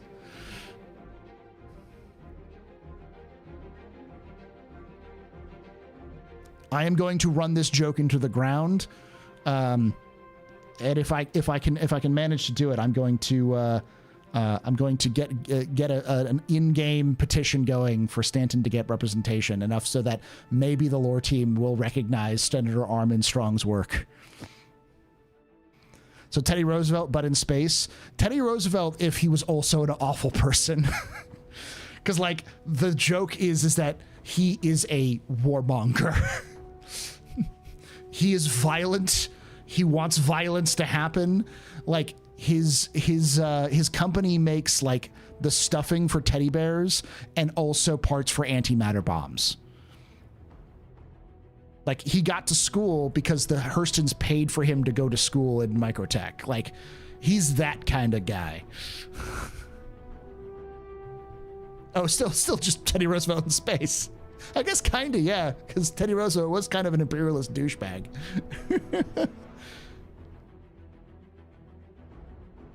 Does he fly a Drake? Of course he doesn't fly Drake. He flies Crusader because Crusader is from Stanton. He can solo any ship. Yeah.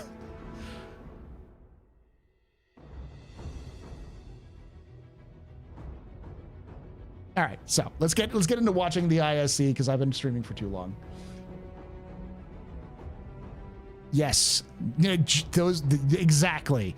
This is his bear bodyguard. 1000% this is his bear bodyguard. But they actually have to have bear helmets on.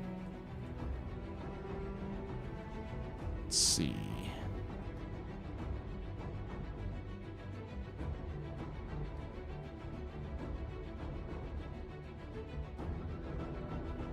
Yeah, play that video. Like, we came here to listen to what you talk. Oh, wait.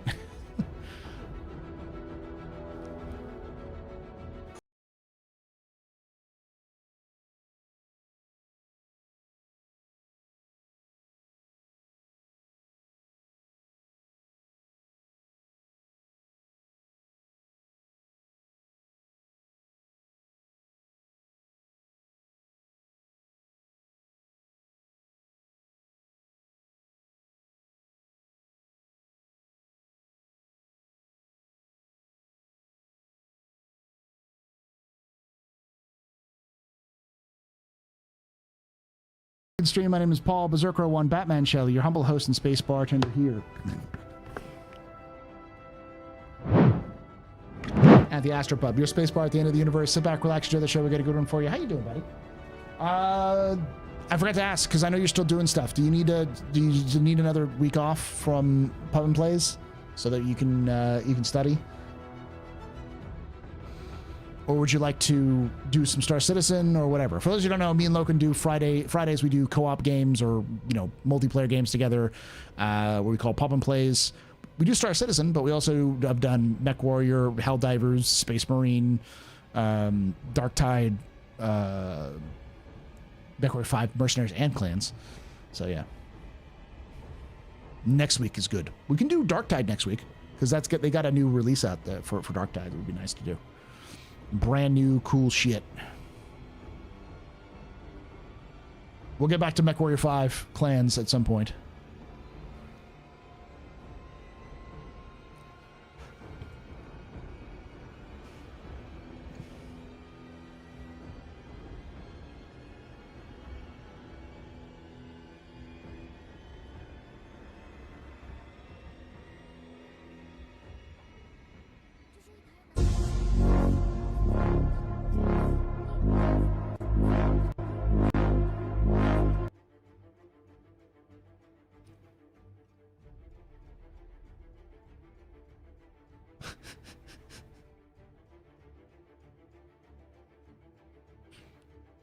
That's interesting, Joshua.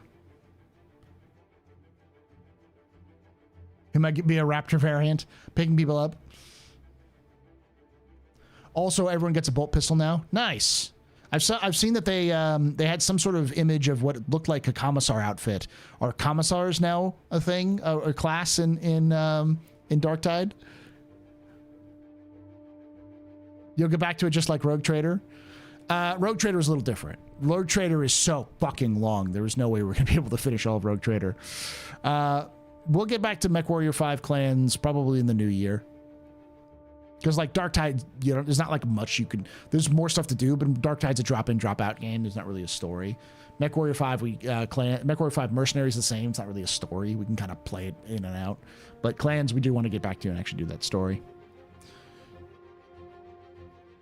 Do you have KISS? How do you have time for so much games?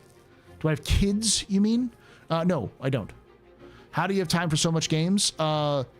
It's partially my job. I get paid to do this. When you watch, I get paid through ad revenue. And when you subscribe and other stuff like that, that money goes to me. And I use it to run the channel and other things. And that helps my family out a little bit too. What is Mech Warrior fun? I like mech. Mech Warrior is fucking amazing. Like, if you get one game, if you're looking for one mech game to get, Mech Warrior 5 is on sale almost always, and it has a shit ton of DLC, which I think all of the DLC is on sale right now on it. I think you can get in Mech Warrior 5 and all the DLC for probably like $60, and legitimately, it is one of the best experiences I have had in gaming. I think about Mech Warrior 5 Mercenaries often. Like, I constantly want to go back and do it because I had such a fun experience. It is one of the best sandbox style games of its, like, it's a management game that is also a sandbox game that has mechs that you punch people with. And it's so, the storytelling in the DLCs is so fucking good. Like, it's so painful. Like, the base game sucks and there's so many problems with it, but you add the DLCs and you add mods. Mwah, it is fucking amazing. Yeah, I did hear that the Mech Warrior 5 Clans DLC is now free, which is nice. Clans is good. Don't get me wrong, Clans is good. I think Clans is a better game from the start. Like, they took everything they learned from Mercs and to make Clans, and it's good. But I really want Mech Warrior 6 Mercenaries. I think we'll get at least one more Mech Warrior 5 single-player game. I don't know what they'll do. Maybe not Clan Wolf. Maybe Wolf's Dragoons or something like that. Probably like a named mercenary company or something like that. Clans is Mech Warrior 5's if it was a story experience, and the writing wasn't bad, and not play Mech Warrior 5's, and do not play Mech Warrior 5's base campaign. Luckily, Mech Warrior 5 Mercenaries did come out with basically a random start option. So you can start off with a mercenary in a random location with a couple of mechs. That's how me and Loken played with a couple other folks. We just kind of spawned in and played with a couple of mechs and worked our way up through this DLCs. It was really fun. The Florida men, the Florida mercenaries. I do want to try to do the Florida men once more when we have a chance to, with more mods, with like higher rates of like velocities and that kind of stuff like that. So Battletech BTA 3062 mod is good too if you like tactic style gameplay. I tried it and it broke. because I wanted the bigger map rather than the tiny map that they have. But yeah. Yeah, Mech Warrior Clans just dropped in October. So ISE, yeah, let's do ISE. Would you recommend doing it the first time through playthrough with all the DLC? Just do random, don't do the story missions. I'm going to ask you the easiest question in the whole world, Pedro. What does music mean to you? Music for me, since I was very young, is like breathing. It's been a good friend over many years. I couldn't imagine myself living without creating music. It's just extremely important to me.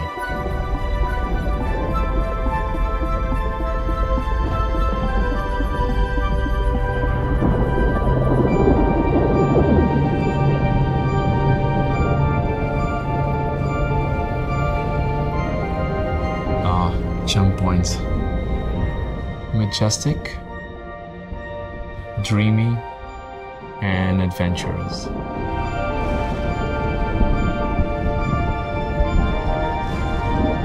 I was seeing the concept art, the very first concept art, for quite a long time, and it was very special. It was not just like a click and you're there.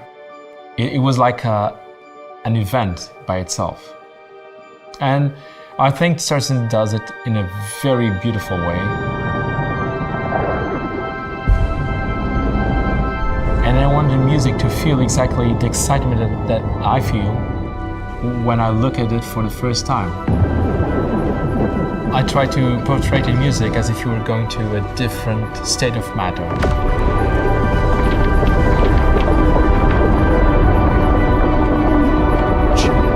When you're in the jump point, the music becomes suddenly more synthetic and more the synths take over the orchestra.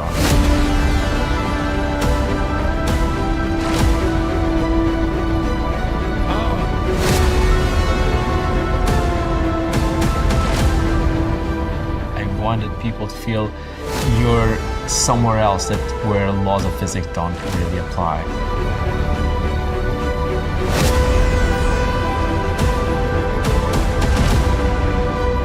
Since I was a kid, I really loved hearing CDs of the old classics from Beethoven, etc., but also from synth. So I tried to make kind of an homage to the old school synth scoring. Harsh synths are so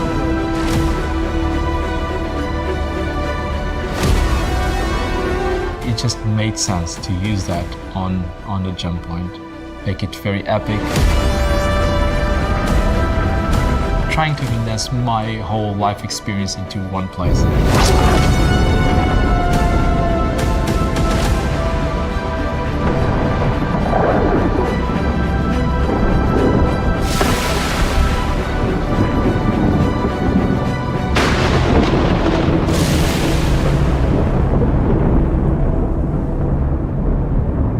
We believe that having one single track for a planet, it's not enough. When you get out of quantum and you see the planet just like a sphere, we thought that it would be great if there was like just a very small stinger just telling you what you're about to expect. As if an echo of the soul of the planet. Making sure that you understand you are in the outskirts of Pyro 1. We want it to be ambiguous, so the music should feel always ambiguous, because you don't know what to expect when you go down there. What will come up when I land and get out of the ship? If it's peaceful and there's no danger and there's nothing threatening you, then the track that I created, which is very, peaceful and beautiful, depending on the planet, of course, should come up. So it's like a three-stage approach. It's kind of almost like you're in a cinematic experience, going down to the surface.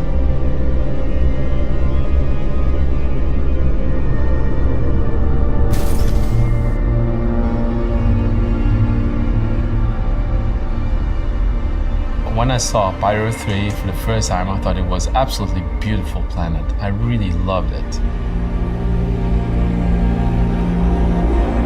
It's kind of strange, right?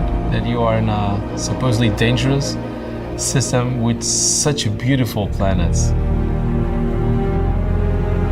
This one got me.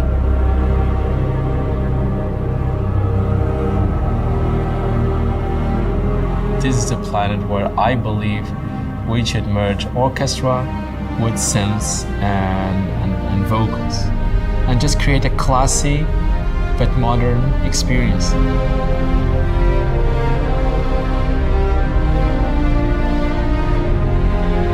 There's some eerie sounds in it, but everything very subtle. I don't want people to feel, oh, this is so beautiful, or is it so scary?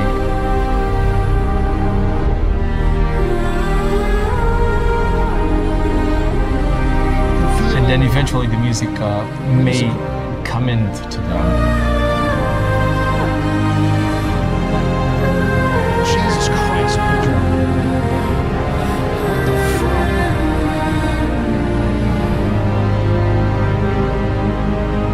fuck? This music makes me long for something that's never existed. For me to return to my mountaintop, town, where life was simpler, on the mountains of some distant world in the future. Like, what the fuck? How can you make me feel things that don't exist, Pedro?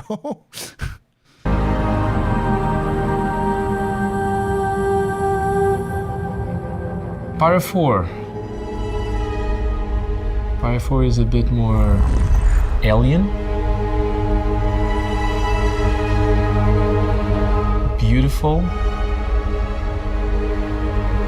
And free. I want people to feel slightly uneasy, but still admire the beauty of Pyro 4. And make sure people understand we are in a very alien world. The way I did it was very smooth orchestra, very simple, and just trying to give players like a cathartic experience. Just be there and admire the art that was done for that world.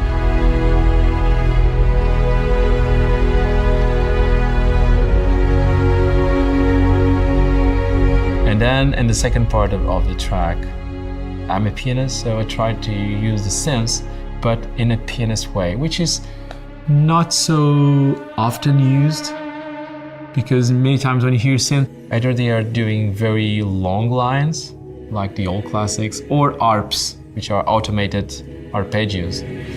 And I try to do it just freely, without any tempo.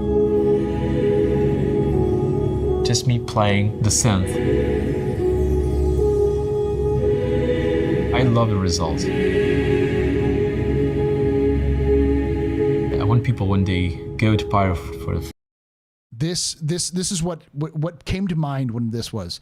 It's like visiting the ruins of an ancient cathedral on an alien world. That's what this sounds like. It sounds like you're visiting someplace you're not supposed to be, someplace that is long gone, that still has remnants, but in a place that it shouldn't exist. It feels slightly off, but also ancient and majestic. First time. I want people to feel Is that Pyro 4 a it's hot a complete new atmosphere that system. ignites on contact with oxygen? You know, Pyro 4 icy? Get out. And it's a beautiful system. It's probably some of the best art I've seen for a planet in any game. I wanted it to be experienced. I hope people enjoy that. I want music just to be a companion to your adventures in this new system.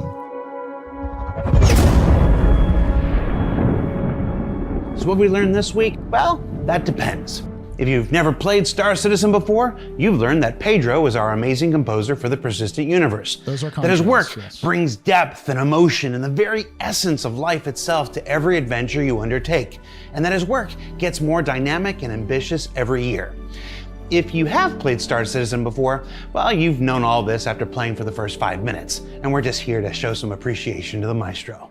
For Inside Star Citizen, I'm Jared Huckabee. Thanks for letting us share the people and process of game development with you, and we'll see you all here next week.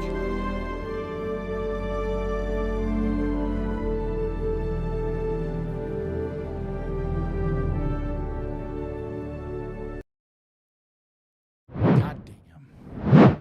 So noticeable in the clouds. Yes, they actually, the cloud texture is really nice because it's now, the clouds now move around the planet. So they naturally create and disappear and create and disappear. Pedro scored The Witcher 3, the World of Warcraft. Pedro scored a lot of video games. This is his first game that he has done solo. Like this is his first like standalone. He is the main composer for the game that he's done, but he's done work on a lot of different games.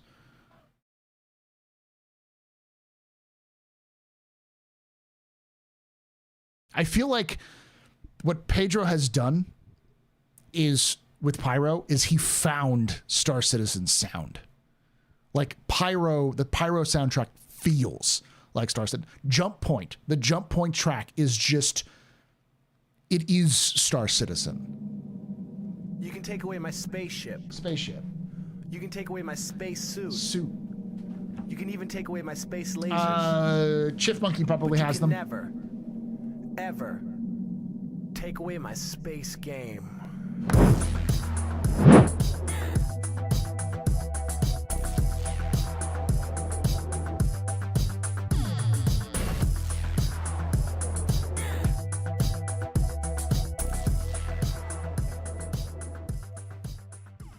Zenes8 just resubscribed for 7 months. The music is just so amazing. Thank you so much, Zenes8, for that 7 months. You're a very important pupper, very impressive pisser, very, very pedestrian.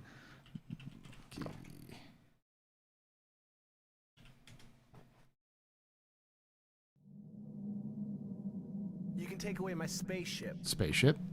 You can take away my space suit. Suit. Yes, it is confirmed this year. You can even take away my space lasers. No PPUs.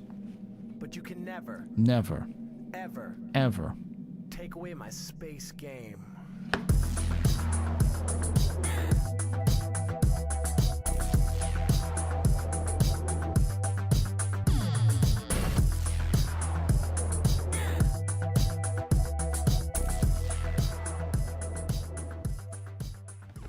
InstaShinobi just resubscribed for 16 months. Enjoying the streams. Good sir. Thank you so much, InstaShinobi, for that 16 months. You're a very important pupper, very impressive, very pedestrian. This is your fault. You're drinking that. Shots and cheers in chat, y'all. Shots and cheers.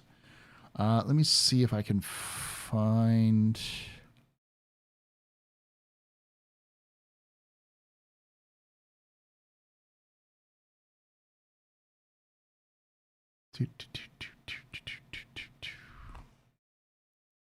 Okay, I'm gonna pull up some of these musics.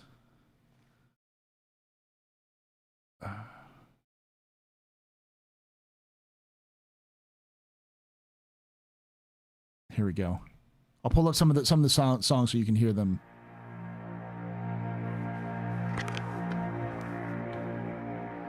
Stability got better, man, but that's just me. Yeah, it got really good.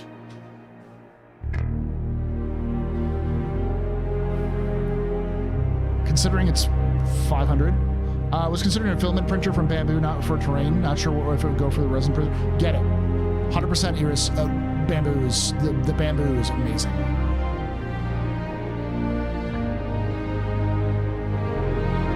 They said it should be better? Oh, no, it's fine. It's actually got really good.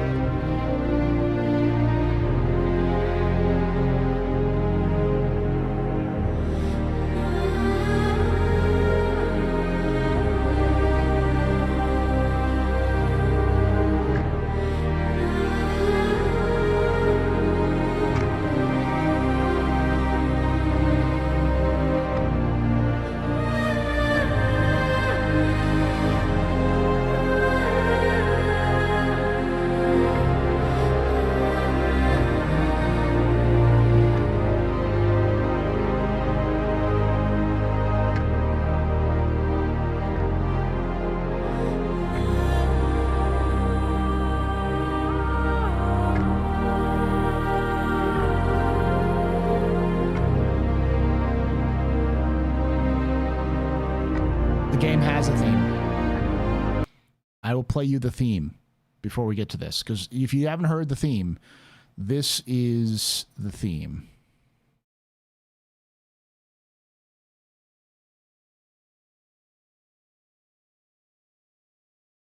See if we can find it.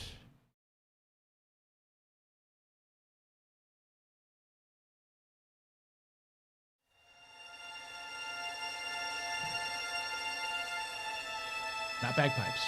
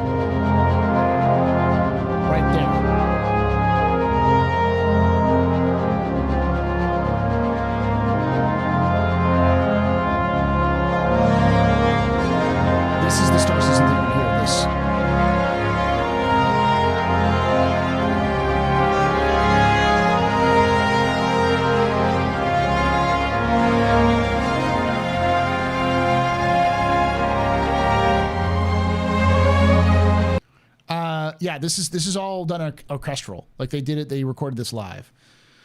Drugs. But like, yeah, that's insane. Like, so yeah, we're talking about music is the thing, the big theme from this ISC, and we just watched ISC.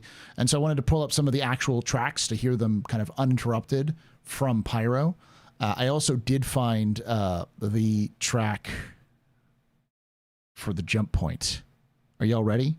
This, I think, next to the main theme, which is good, I think it's fantastic.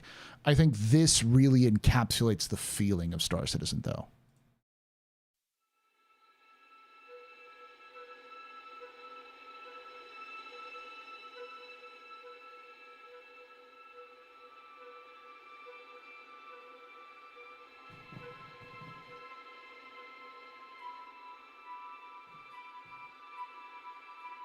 Especially the synths.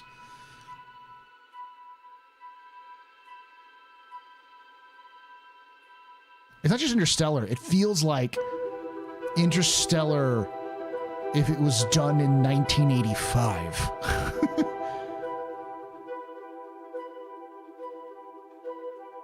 Like, you get the tape futurism vibes from it, like where Star Citizen pulls most of its inspiration from.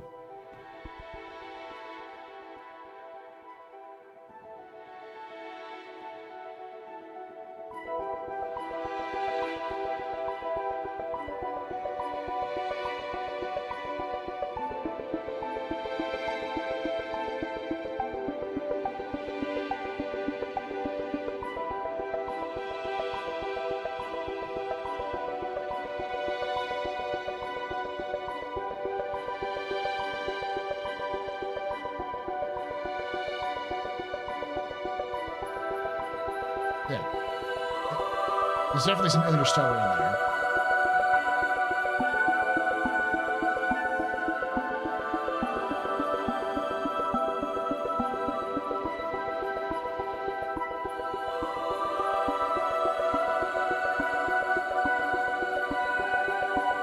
It feels like the way he describes it as like entering a different dimension, it feels like transcendence. Like, almost like you feel like you're in a place you shouldn't be. Like a place that is out of your control. Less panicky and more overwhelmed.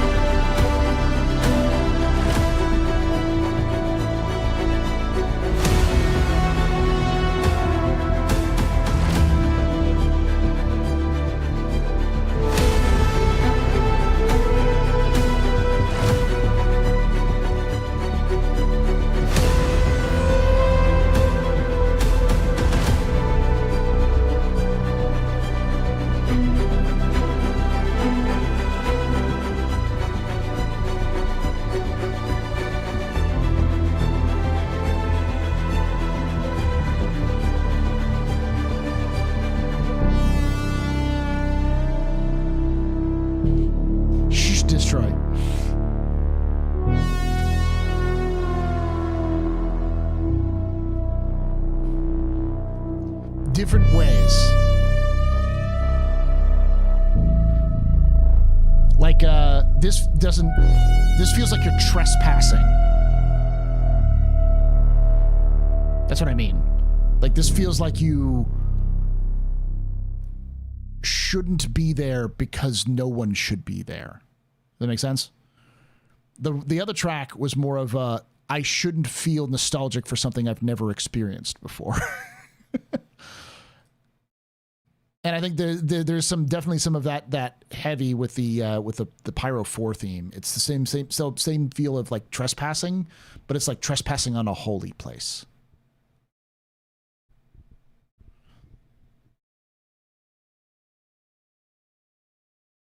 Pyro in general has that sort of off-putting feel, but not in a like I'm in danger, in more of a I shouldn't be here right now. There's something wrong here about me being here, you know?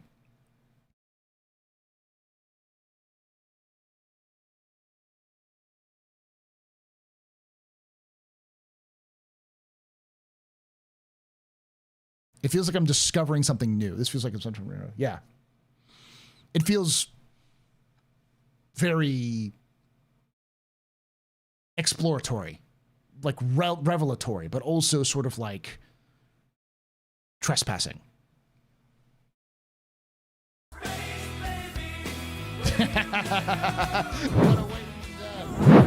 My own bullshit.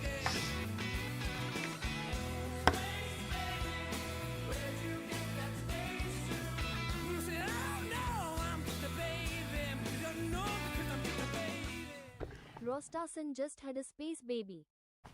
Thank you so much, Rostason, for that 9 months of support. 9 months ago, you did the worst thing you could ever do, which is subscribe to a Twitch channel. Now, 9 months later, our Twitch baby is born. Hold on. You can take away my space suit. Hold on.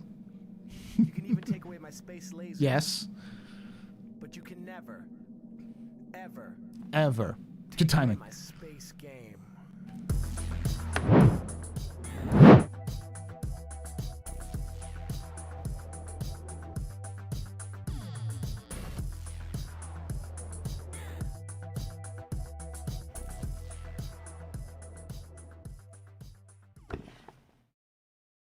One would define exploration as trespassing.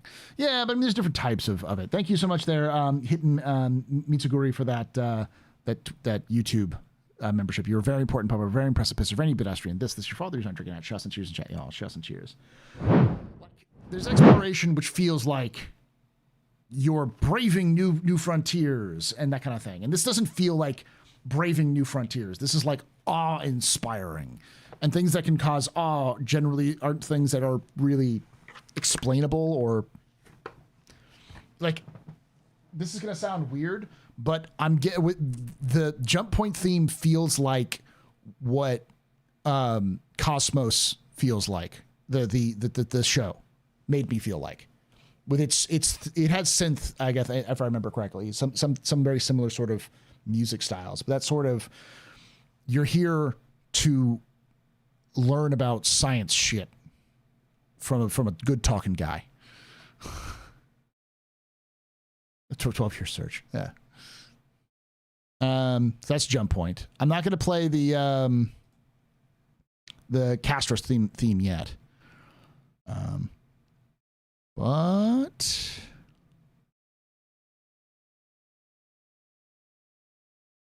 ooh,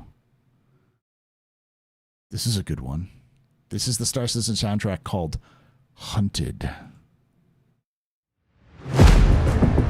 Whoa.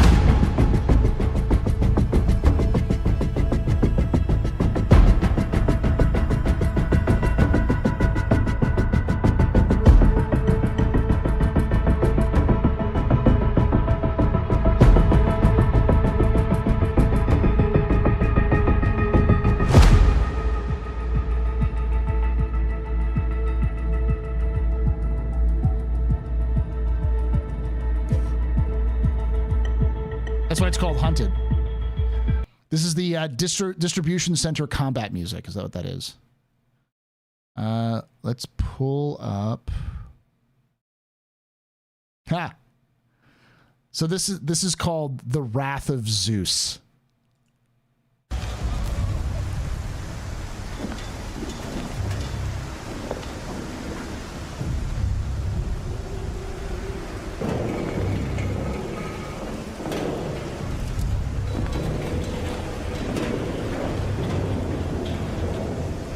Oh, this is the thunderstorm from Citizen Condemned.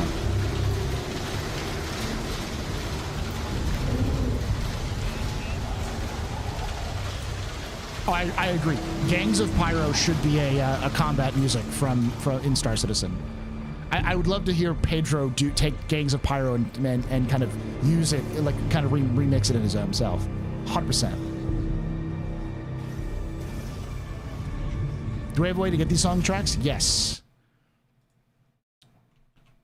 I will give you a link. Chiff Monkey has been my source for Star Citizen music forever. They actually have been ripping files from Star Citizen's, audio files from Star Citizen's back end since 2015. Like, they have been pulling songs from Star Citizen soundtrack for damn near 10 years. So give them some support.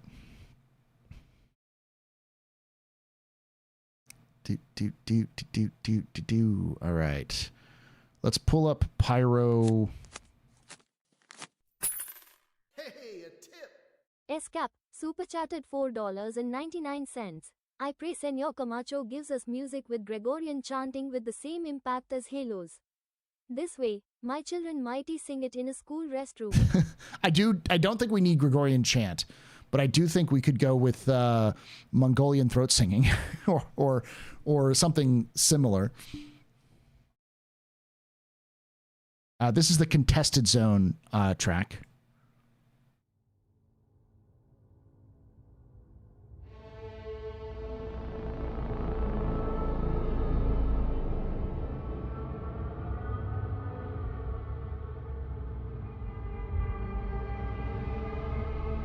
Yes, Pedro Camacho. So the composer for Star Citizen is Pedro Camacho.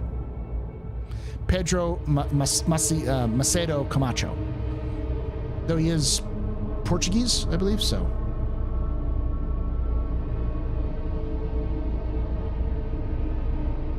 He does have What Plants Grave.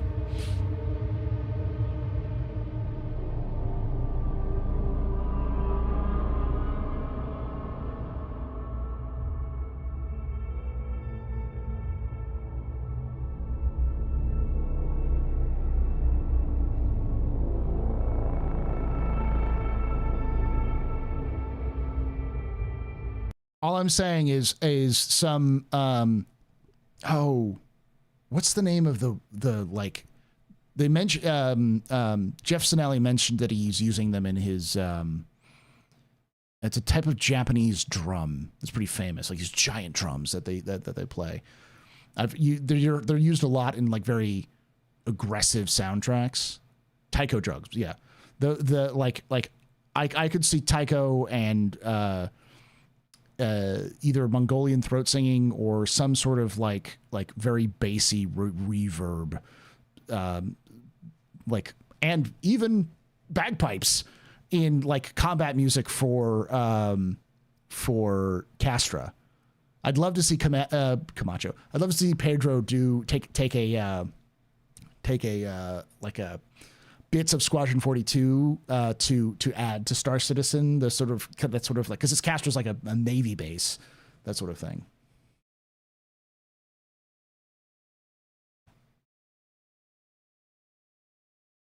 Taiko and pipes, yeah. But yeah, because every system's going to have its own soundtracks, its own themes, but I imagine synths are going to be a big part of Star Citizen's future soundtrack going forward. We already know, because like Lorville's soundtrack already had that sort of synth vibe to it, so. Combat versus Alien should different music from standard combat music? Yes, exactly.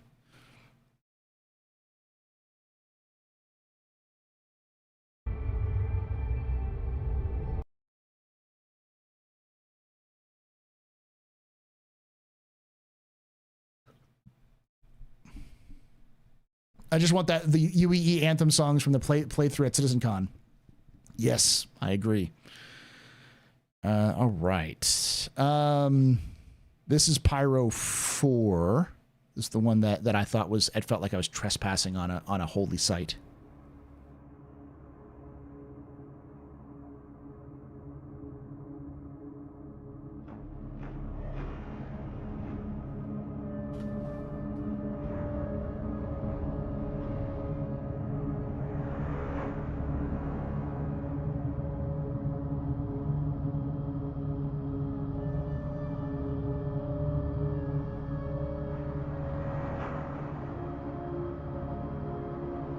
No, they wouldn't hire John Williams.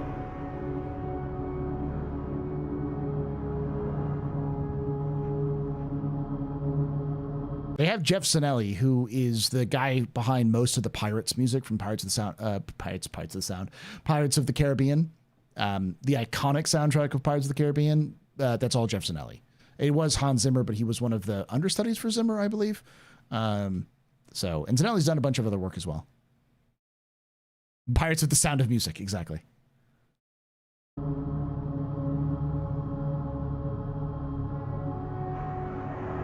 Fun fact, he's also friends with Bear. What's his first name? The guy who did the soundtrack for Battlestar Galactica, the series. Bear McCreary. So like he knows Bear McCreary. He's talked about him, like worked with him in the past. So it's like, if you hear some Bear McCreary in Squadron 42, you know why.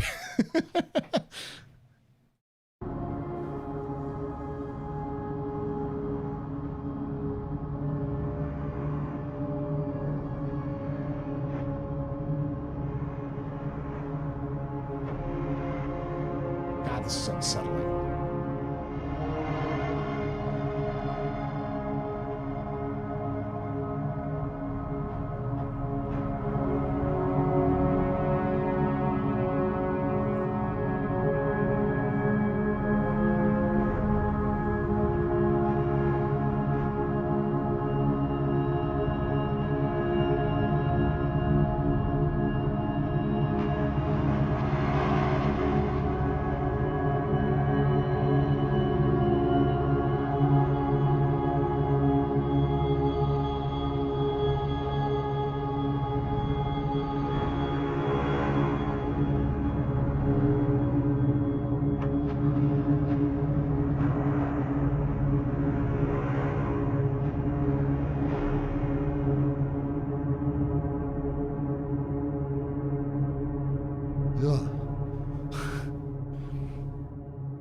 This song makes my skin crawl in all the right ways.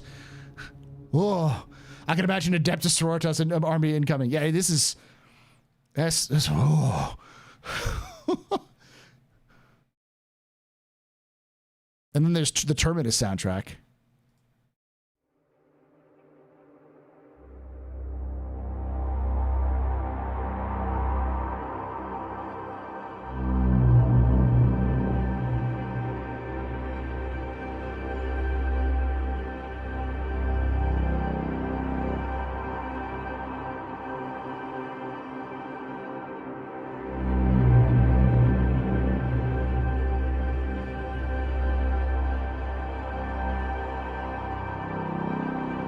This feels like death.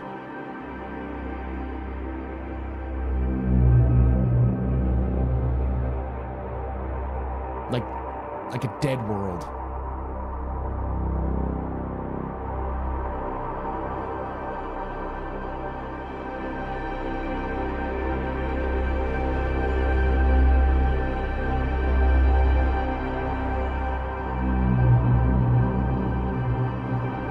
Like, here, I'll show you the planet.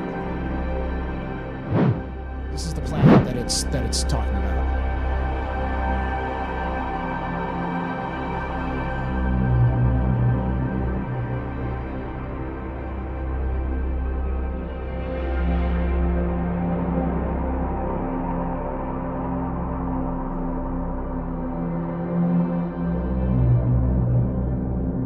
This is what I'm experiencing right now. I'm just trying not to freeze to death.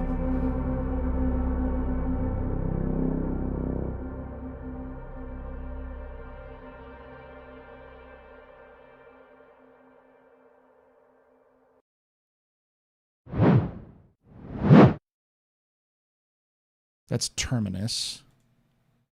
Feels like Frostpunk 1. Yeah, that's a good way of putting it. Cold. The only thing that would make that sound even colder is if you just heard the wind whipping. All right, this is all this stuff was pretty like it felt icky. Let's go back to the better one. Feels like discovering the ruins of a long lost civilization. Yeah.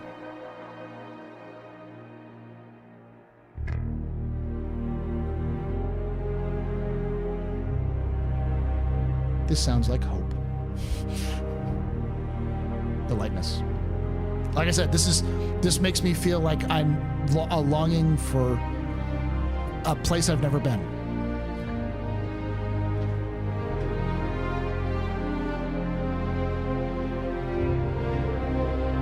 Hey, Harem.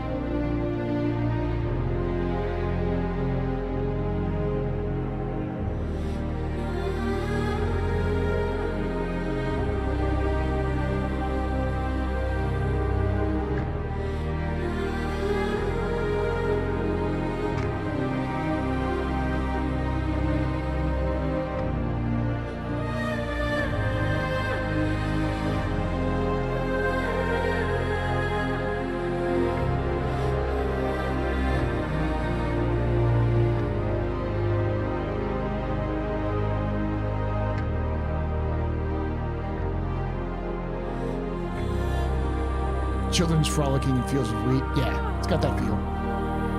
End of Gladiator vibes. Gladiator 1.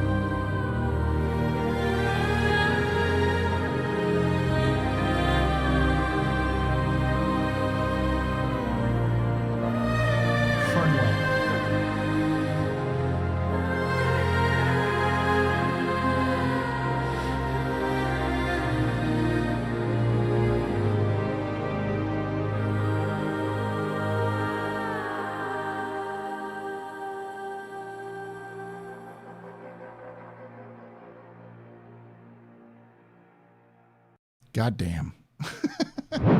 Yeah, Bloom is one of my favorites. I would say the main theme is good, that Star Citizen. I feel like it's finally hit its sort of rhythm.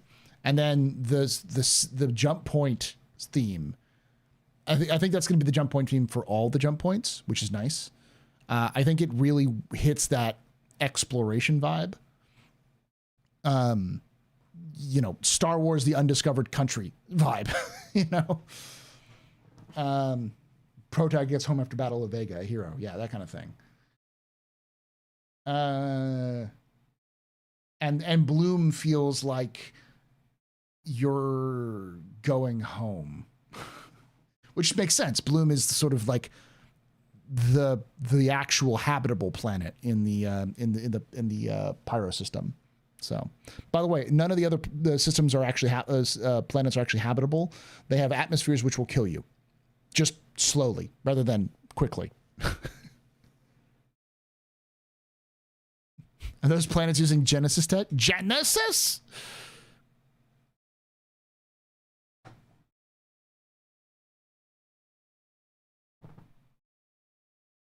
Genesis? Genesis? Genesis?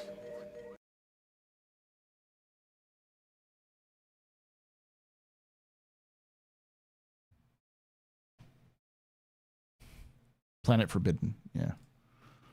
All right, we're going to listen to a couple more, then we'll get back to the discussions and stuff like that. Also, if you have Star Citizen like lore stuff, feel free to ask those questions as well. Pyro 1.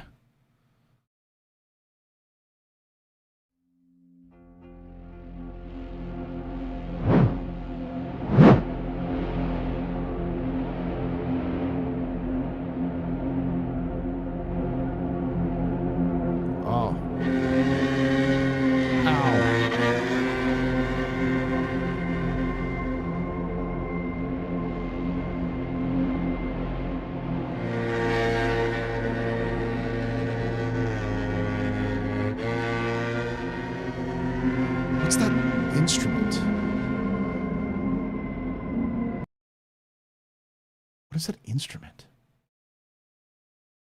That's not a didgeridoo, right? It's a cello. That.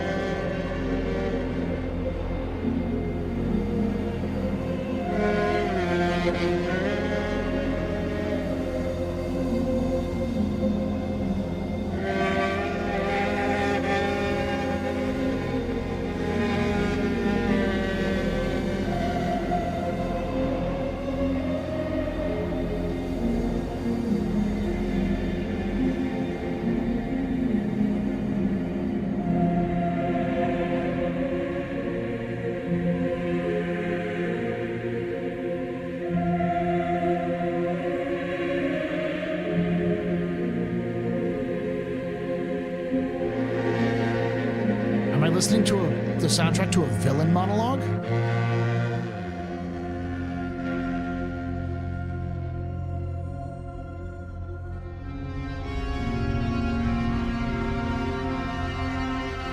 I feel like I should be listening to some well-dressed man on a balcony explaining how he's going to get revenge on the people who murdered his family. Looking over a dead city.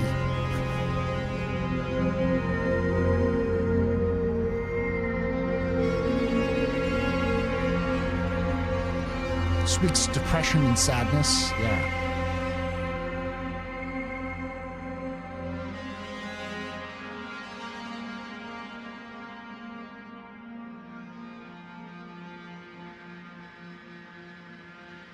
Only to find out he's never had a family, he's never been to that city. Exactly. Damn. I like that. That's unsettling. I will say that a lot of Pyro soundtrack is just unsettling. Which is good. Most of the Pyro planets should feel unsettling.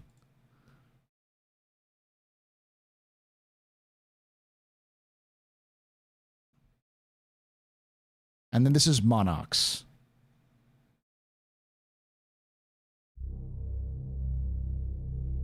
We haven't seen the Space AK now.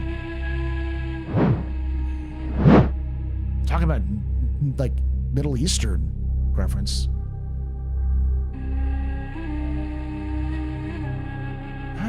Kinda. It's more like Persian. Ooh, then the synths.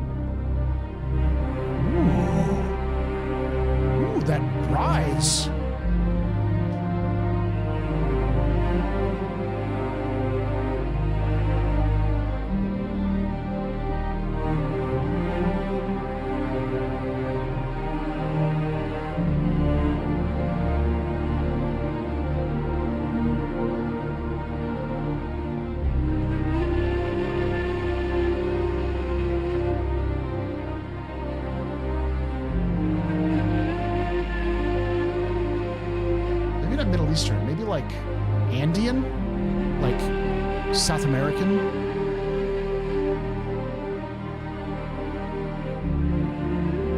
Kind of reminds me of the pan flute or the kind of a flute. It has an identity crisis, yeah. It's kind of all over the place, which is not a bad thing. And then there's back to the synths.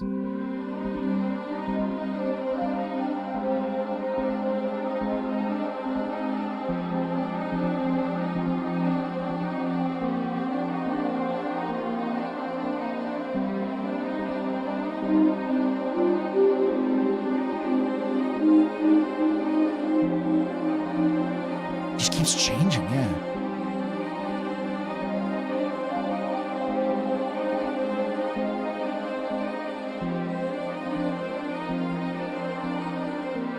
But it also never, it's not letting you relax.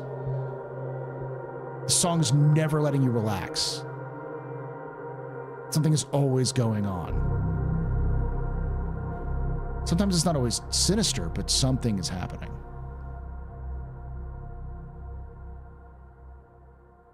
unlike, you know, Bloom, which felt like you were just about, you're longing for home or returning home where you're going to relax. This feels like there's always something there.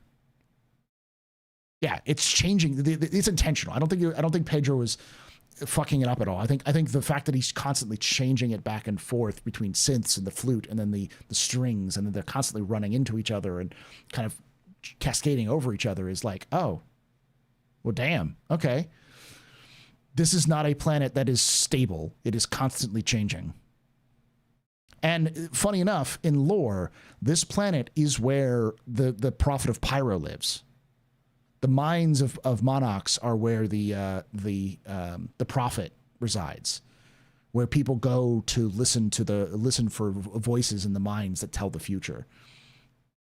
So like that feels appropriate. I think like that's if knowing that beat of lore and listening to that, I'm gonna play it back again so I can hear it again. But think of that.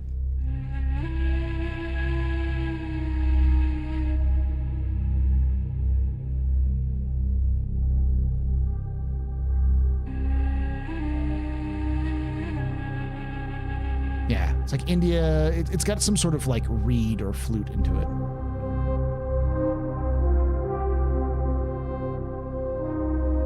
It's supposed to be. I don't know if it's in 4.0, but it is in a piece of in-game lore that the mines speak to you.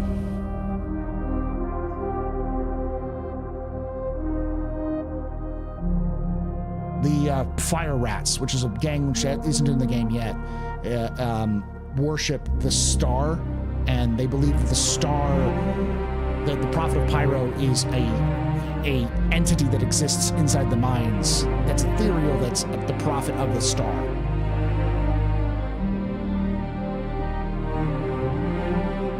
Sounds like more Chinese or Japanese flute. I don't know. It doesn't hit the stereotype, but it could be. It could also be like a Mediterranean flute.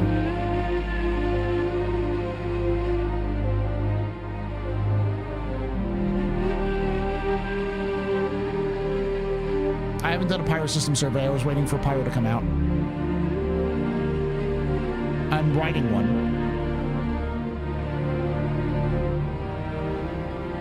Yeah, that's the problem. It's like flutes like that can be pretty much anything. Southwest, they could be Andean, and like Andean cultures have those sorts of flutes. Pan flute was a famous one. So Celtic.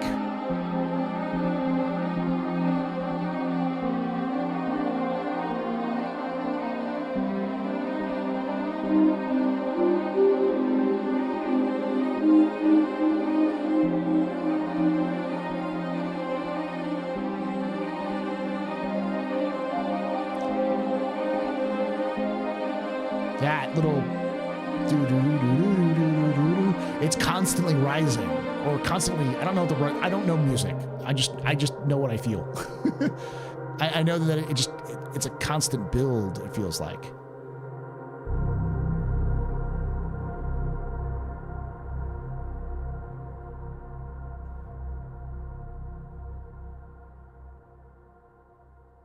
Crescendo. Well, I know there's a type of like music note key you can play that constantly rises as you play it, so it never releases the tension. So, yeah. But yeah, the song makes you feel uneasy. It's not the most uneasy of the songs from Pyro, but it's definitely one of those that's like you don't want to let your guard down, but you don't feel like you're in danger. It's not like fucking Pyro 1, which makes me feel like I've treaded into a graveyard. not even a graveyard. I just feel uneasy, queasy. And then Pyro, then Terminus feels like your graveyard. It feels like you're walking on corpses. Does it get any better? Drinking mulled wine, playing Warframe, listen to Paul and Pedro. These are good times. Glad to hear that. All right. And to give you context, because all of this is good, but I will play the thing that everyone wants me to play, which is the Sherman soundtrack, because this is also the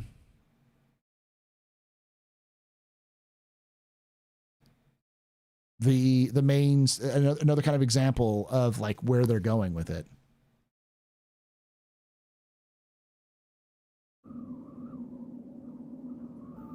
Pyro feels like a sinister mental unraveling. Yeah.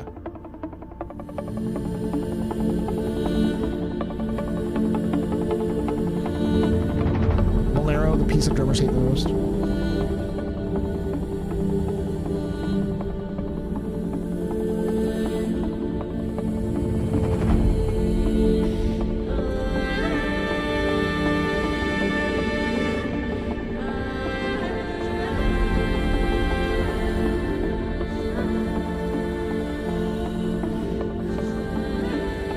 This also has constant rising, but it doesn't feel the constant tension, but it doesn't feel like uneasy. It's building to that.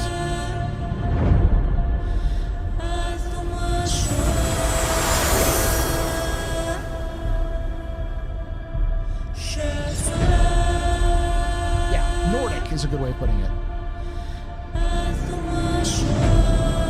Considering this is Jean.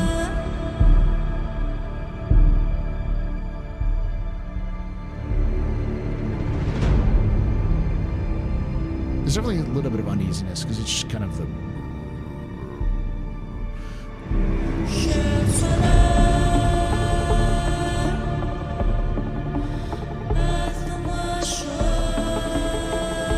This is the Castor piece that we know of so far. This is Sherman. Yeah, this right here. That's Hello, How Are You in Shem. It seems like battle preparation music. Yeah. It definitely feels like you're, especially because remember when this was playing, we're sweeping over the city and seeing the various guns and the ships flying in and out. It's like, this feels like you fucked around and you're about to find out. But in a very calm way. The Hello, How Are You is almost like menacing. Yes, they are. Nyx and Castro are connected. They have a jump in between them. And then this rising, yeah.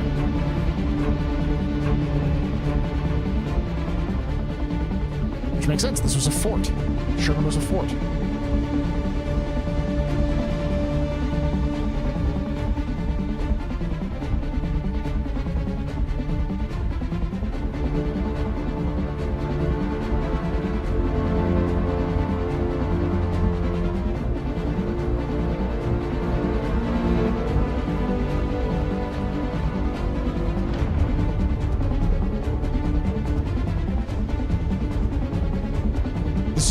Sherman, which is the main landing zone of the Castor system. Yeah, Reach. I was gonna say this feels like the theme for like the final battle of Cadia, but like, yeah, Reach.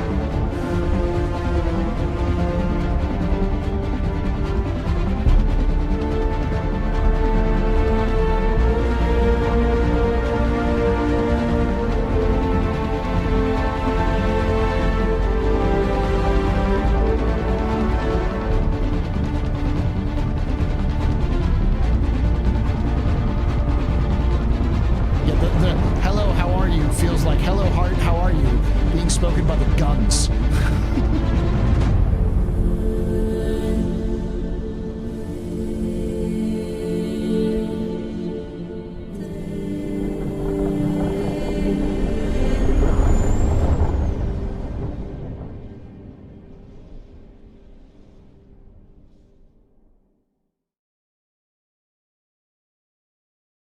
It's still going. I don't know why.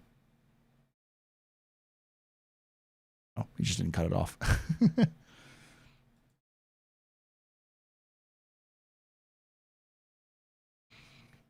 All right. Okay. Here's the best theme. Here you go.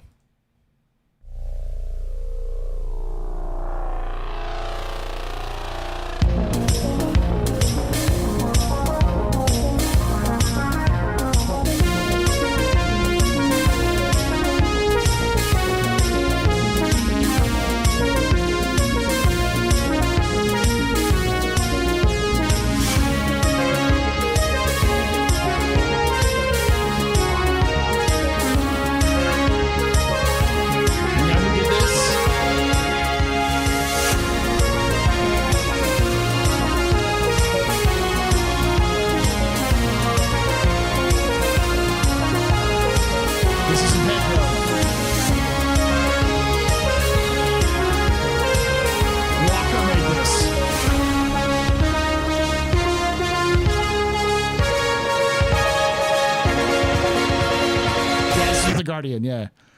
Waka made that. No, that's what I discovered. It's like it was made by Wikipedia. It's like, fuck yeah, Waka. Waka. Maybe Waka will get some of his music in. There should be a new Sub Alert song. So for those who don't know, that's from the IAE show where they did the Space Wolf, like the Airwolf kind of parody. Legally Distinct Airwolf, yeah. Following this up with another Pyro, another song. This is also by Wikipedia and Flaro. This is called Pyro. So this was Waka and Flaro's take on the feel, and I think, surprisingly, I think it matches pretty well.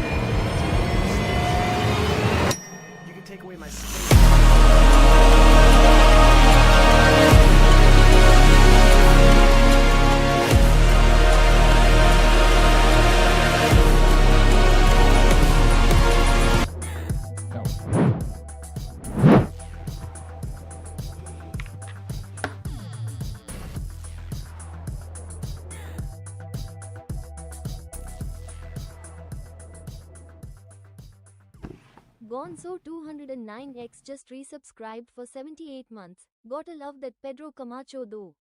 Pedro Camacho is amazing.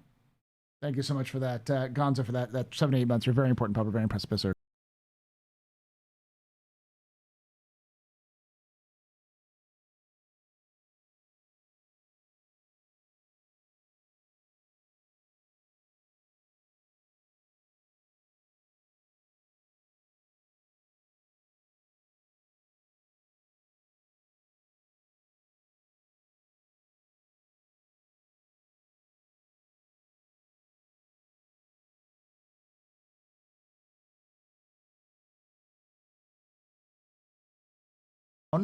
Welcome from Tricrown Stream. My name is Tycrown. This is the worst. Tycrown, thank you. You are very important puppets, very impressive business, very pedestrians. You rock. Shots and cheers in chat, young. Shots and cheers. Welcome to the office hours.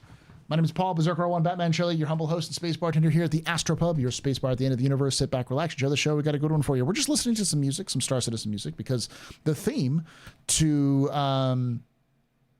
ISC was Pedro's music for Pyro, which is just So there are ways you can listen to the Star Citizen soundtrack because Chiff Monkey has gone in and ripped basically all of the sounds from the files, all of the music from the files, and put it up on YouTube for people to listen to. So we've been listening to some of that. So it's a masterpiece, the soundtrack. It is amazing. This that we're listening to right here is, turn it back a little bit. This is made by another CIG developer who has done some work for CIG's, or actually did at least one work for CIG's videos, but he doesn't do music for CIG necessarily. He does stuff on his own. He also worked with another artist called Flaro, and together they're both Star Citizen fans, and they released an album called Pyro this summer. It's free for everyone to download. You can check it out on your own. You can check it out, and you can stream it, all that kind of stuff. And it's their take on the feel of the Pyro system. So this was their version of Pyro. So I'll let us listen to it one more time, which I think is pretty cool. I think they both got it pretty close to what Pedro's sort of vision is. It's got the synths, it's got the chords and all that kind of stuff, or the like kind of more classical stuff in the background.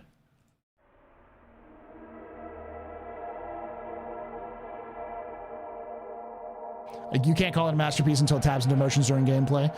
Once they have it hit it right, I think it'll work.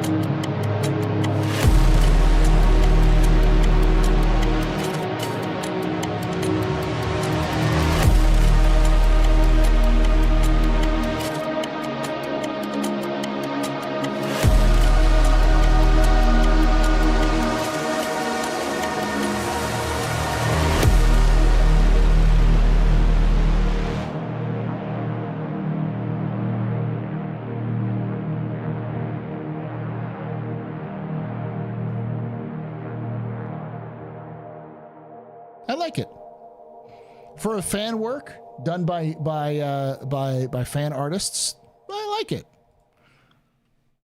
Considering the limitations they have.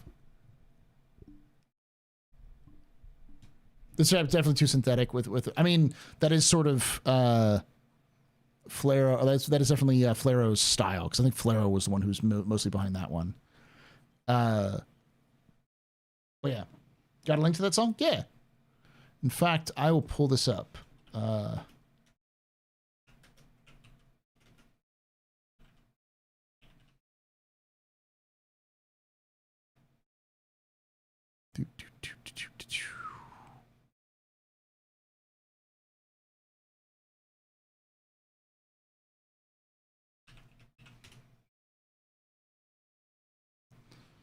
All right, DistroKid, here we go.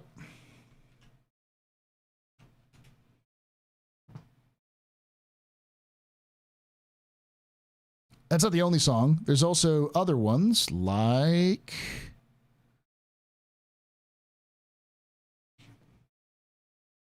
I'll pull up everyone's favorite, which I think is cool, because this is called Gangs of Pyro, and I feel like, I don't know, ever since I heard it, I'm like, yeah, this is Gangs of Pyro.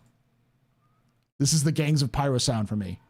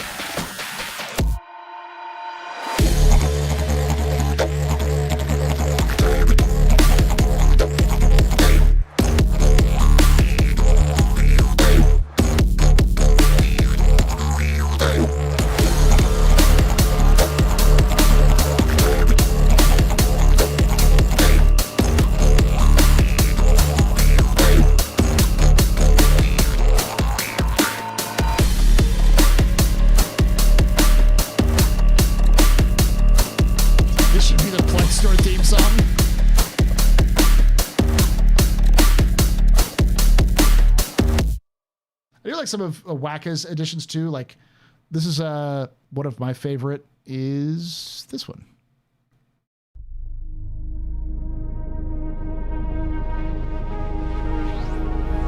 This is called Nebulous.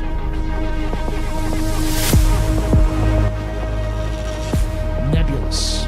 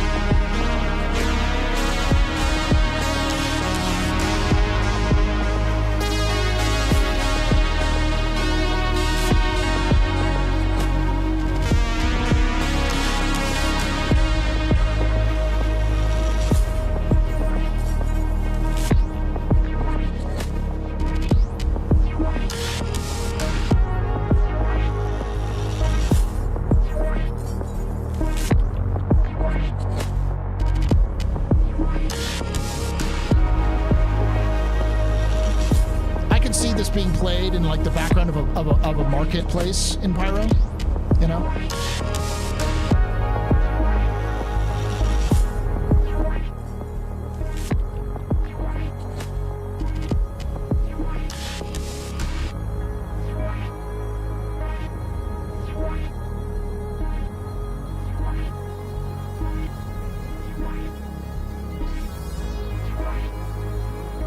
I legitimately go to sleep to songs like this, though. So.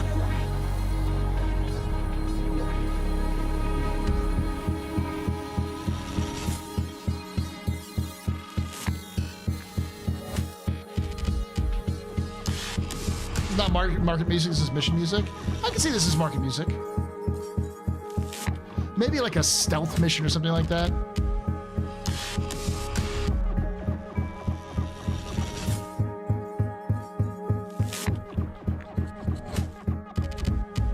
Five War is the theme.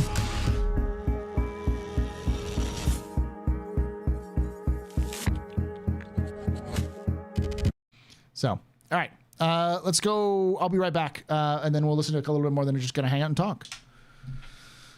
All right. Ugh.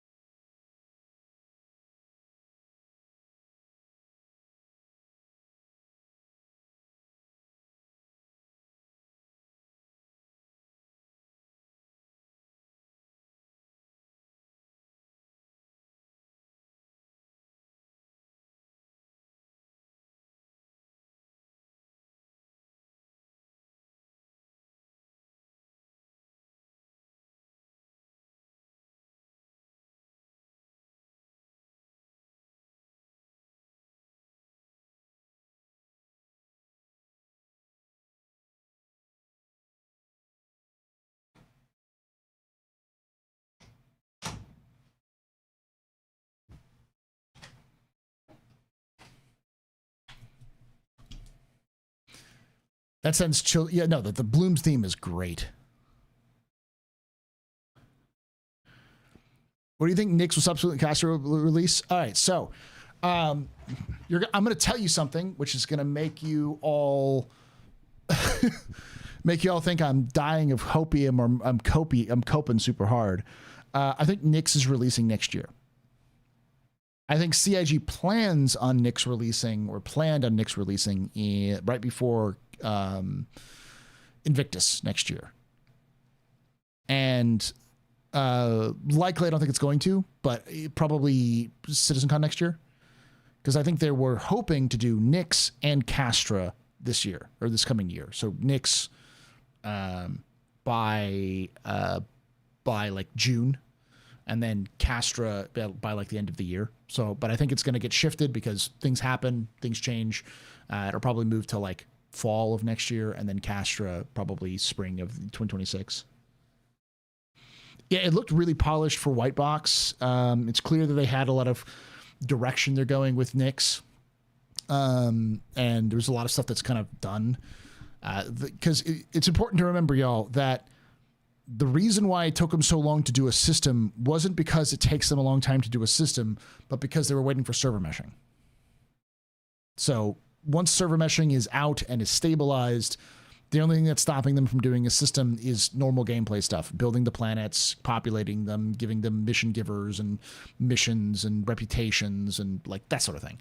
And Nyx only legitimately has one landing zone, and we already have like 90% of the internals, which is Levski. They just have to do a little bit more additions to Levski, which they will. And then they have to do the planets and other things like that. But there's not really any place to live in Nyx. Nyx is a dead system. It's supposed to be, and that's kind of its appeal. It's sort of a clandestine system. Hence Nyx, the goddess of night. So, yeah, Nyx had already had most of its assets in, so.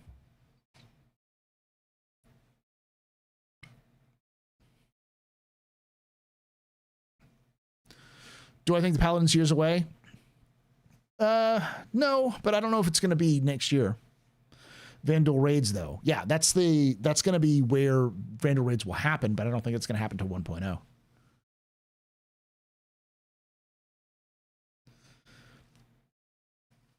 The main theme of Nyx is night, because it's got a dark matter nebula, not a dark matter, but a dark nebula, which supposedly in lore blocks signals. So Nyx's main feature is going to be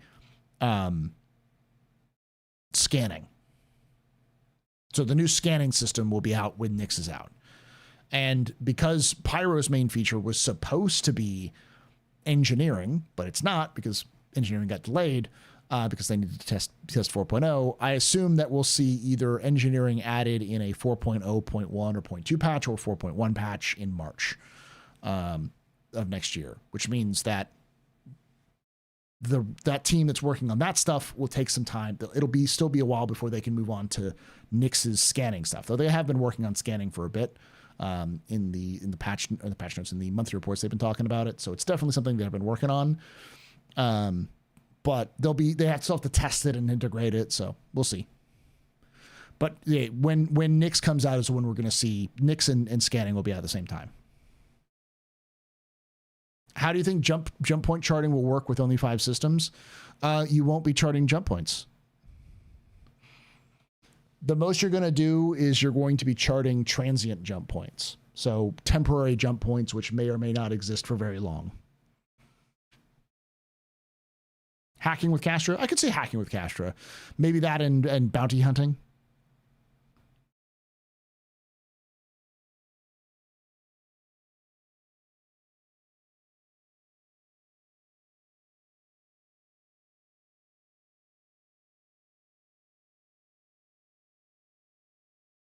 They may have some player value, but we don't know how long they exist. So that may be the value in having those charting, like a Carrick, is to be able to know how long that transient jump point's going to last for. Paul, do you think we'll see some version of base building crafting in next year? Yes. Like a 1.0 version? No. Like a version 0 or version 1? Yes. Like at the very earliest would be Q2, so like somewhere between April and June. Latest, I would say Q4, but I'm shooting I'd say they probably have it before CitizenCon next year. Like September, October. Between August and October of next year, they'll have the first version of base building. It will be basic.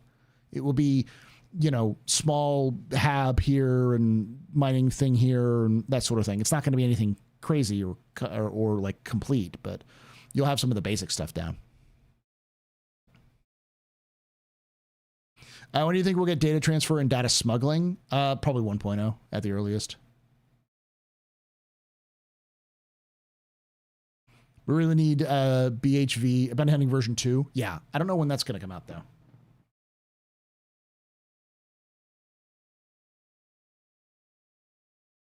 Bullseye being a toxic planet could lead to environmental hazards as a mechanic along with bounty hunting. Environmental hazards are coming out with Pyro at some point, so...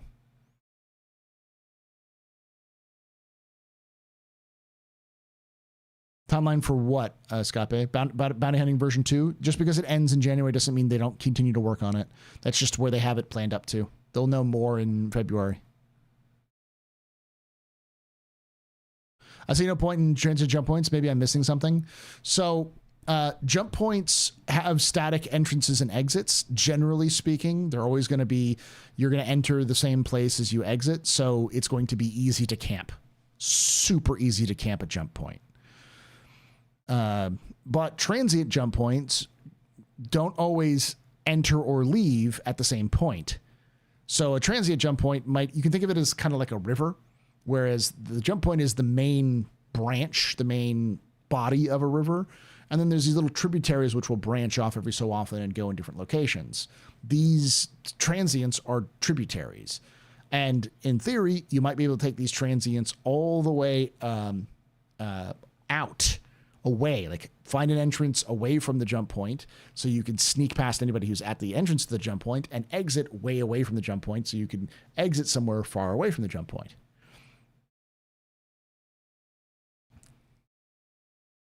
Paul, do you think I'm wrong or are you being optimistic? I think you're in the right ballpark. The question always becomes, how much does CIG have to do? So. Escap, super chatted $1.99. Timeline for base building production.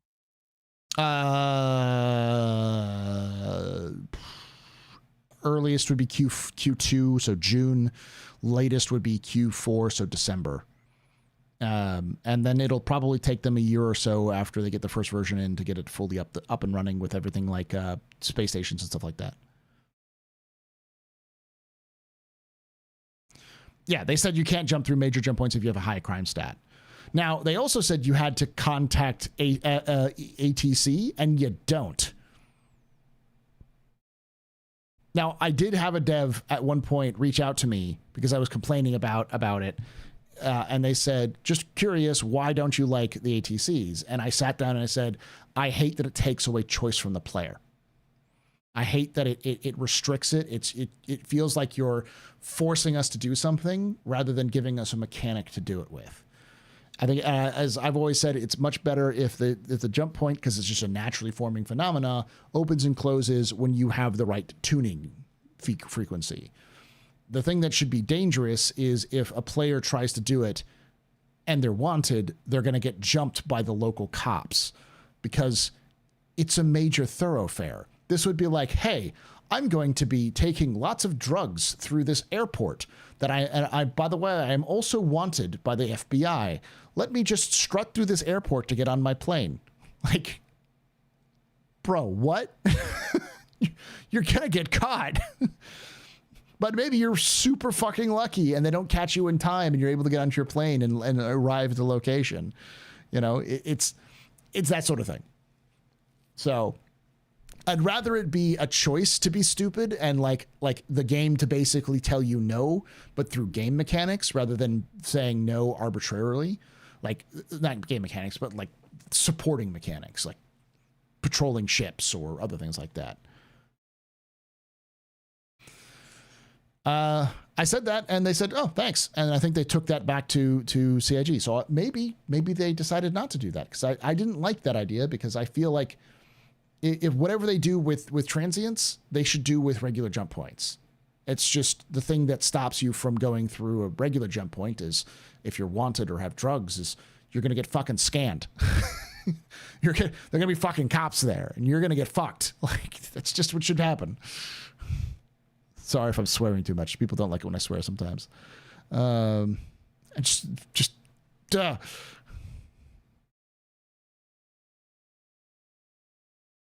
Okay.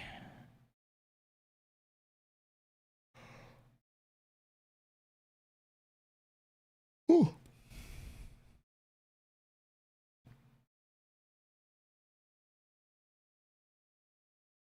I know the fact that each system has its own specific to the locale content that will add to the careers of the game and content that will reinforce already existing careers. Yeah, effectively.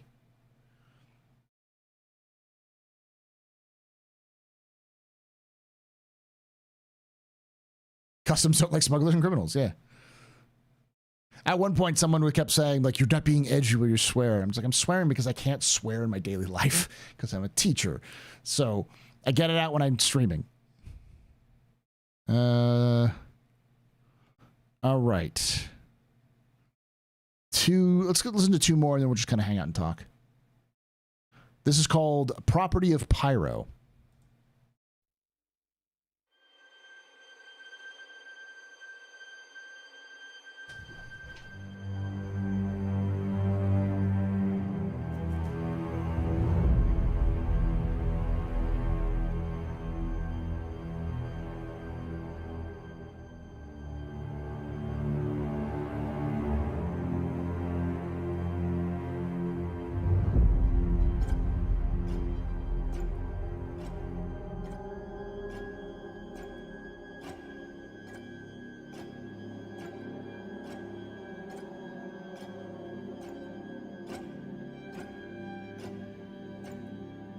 That's nasty.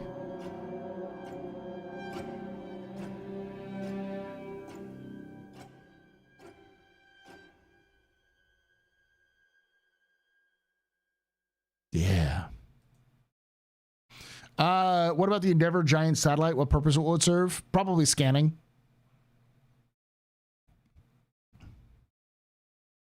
So you might be able to find transient jump points easier with the giant satellite that is the that's on the Endeavor, but the way they spoke about how making the players would speed up production for the Perseus is a hopium. That I think that I could release at Invictus. No, it possibly could. It depends on if it's in production right now and how long they have to get it done. We'll find out more in March, but I think it's perfect for Invictus, but we'll see. And then we'll get two more. We've got Quantum Travels. This is the new Quantum Travel music. This is actually really good. I like this one.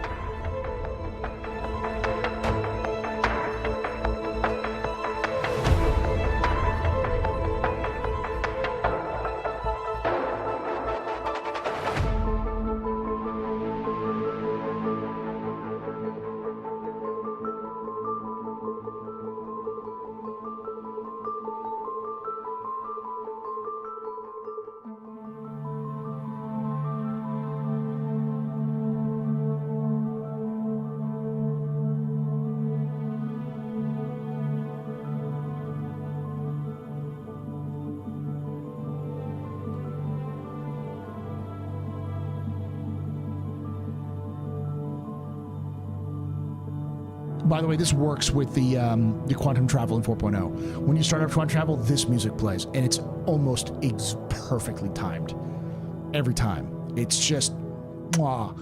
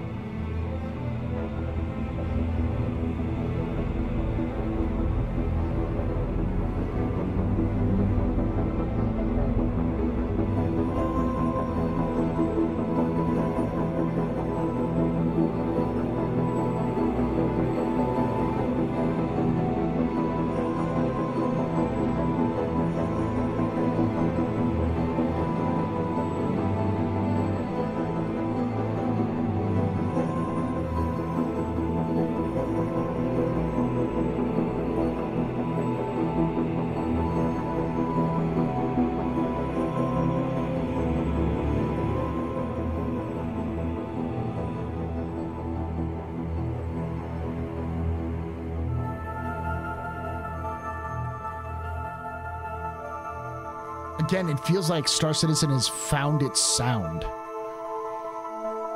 All this stuff from Pedro just sounds just like Star Citizen. This is what it feels like playing the game when it's working.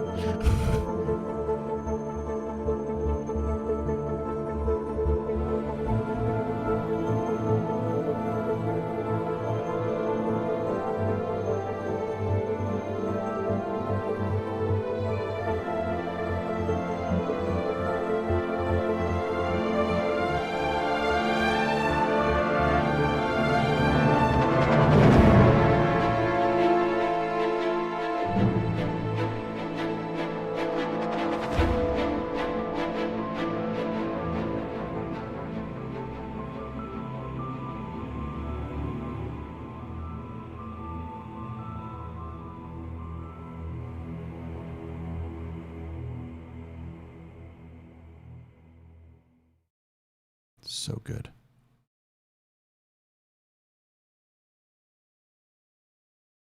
I wonder what kind of music we'll hear in Banu Systems or Tavaran Colony. Banu Systems should sound jaunty.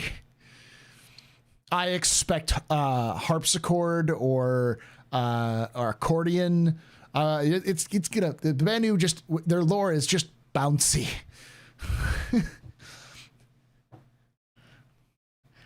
They are so happy to be around at all times. it should feel like I think if I were to give a suggestion for Pedro to look for something, it would be look at traditional and modern Romani music. A lot of that has those sorts of instruments, and the way that a lot of their beats are very more, not necessarily upbeat, but they're a lot more active. And I feel like between the Bedouins, the Romani and the Bedouins are pretty good like analogies to the Banu. Traveling all the time, very, very close knit in their own communities, like very tight in their own communities, that kind of stuff. So.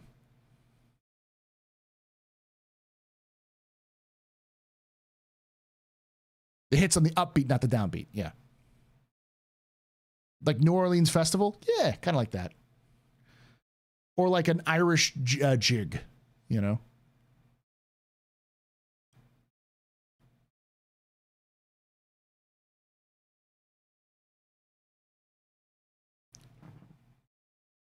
Like a lot of Banu stuff should sound like a harvest festival.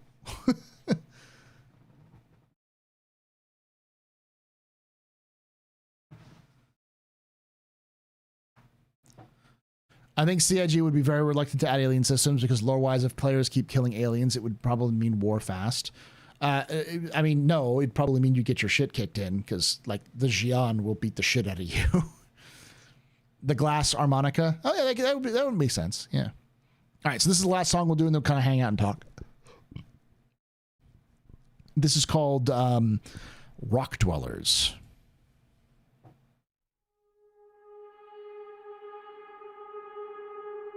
This is the asteroid-based theme.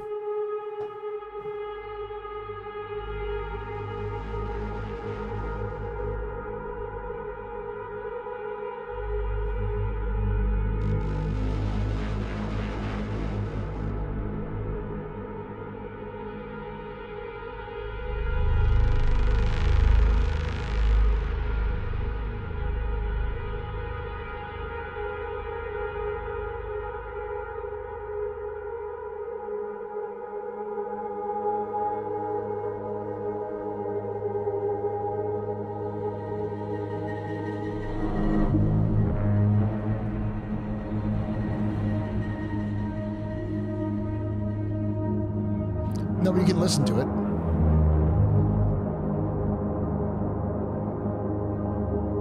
A rival?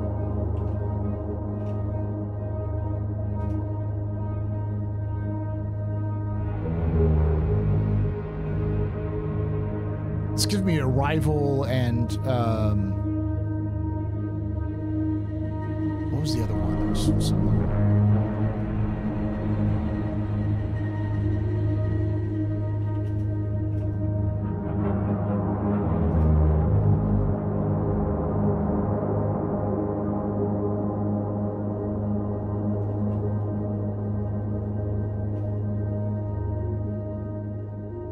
Annihilation.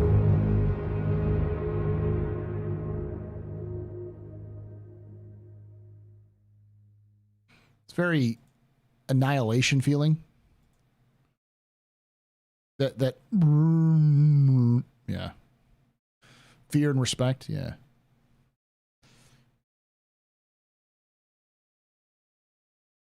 Yeah, you can find these. So Chiff Monkey has extracted all of these from the files, so you can get access to them. And they also go through and clean up some of the stuff. Like, for instance, they have this.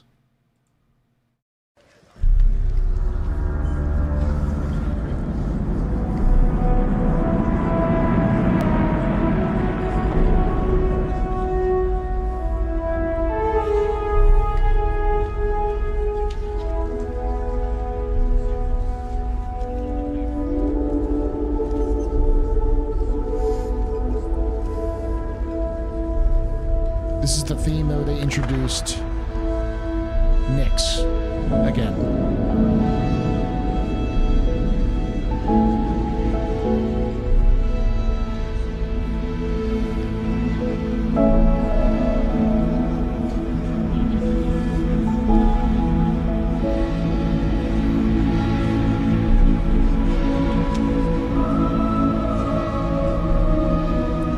It's a riff on the people of the planet.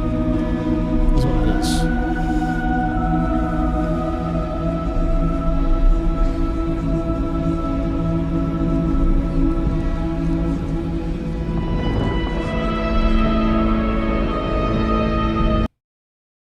Yeah, the Levski video.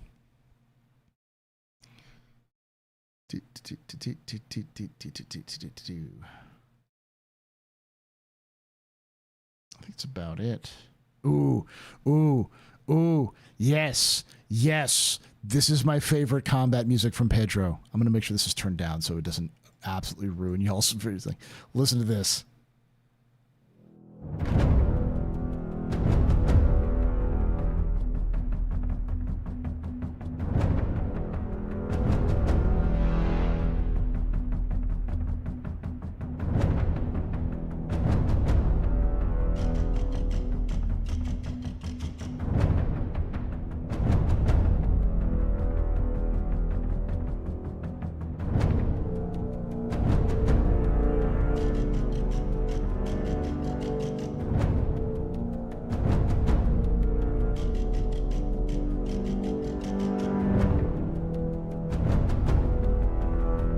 Late run on.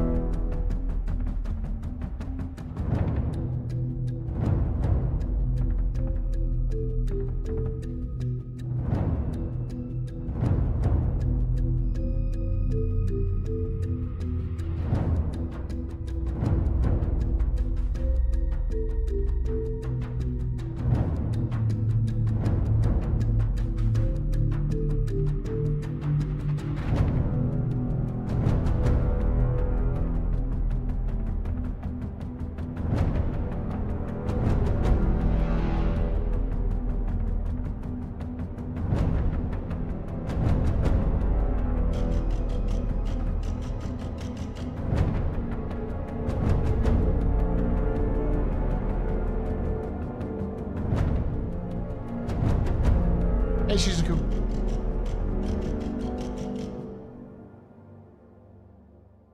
I love that sound. It's like the thing is that a lot of combat music tries to go too hard.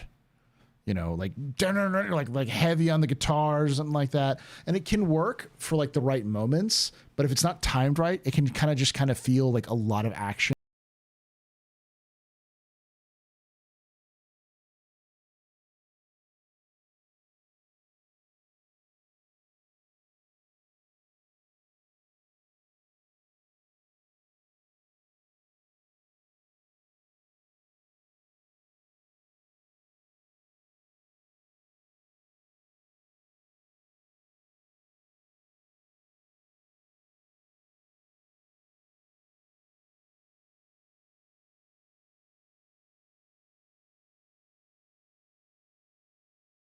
Thank you so much for that raid there, Becky on Blast. You're very important pubbers, very impressive visitors. Welcome.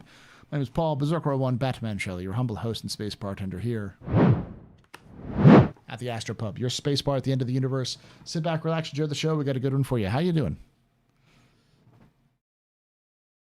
It goes well. We will watch the ISC on Pedro's music, and so we've been going through some of the songs that have been pulled from the Pyro or from the soundtrack. I'm going to play my favorites, my favorite, and then we'll kind of hang out a little bit.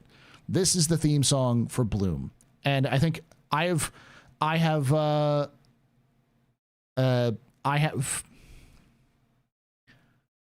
coined this as longing for a place that doesn't exist. We're longing to return home to a place that doesn't exist.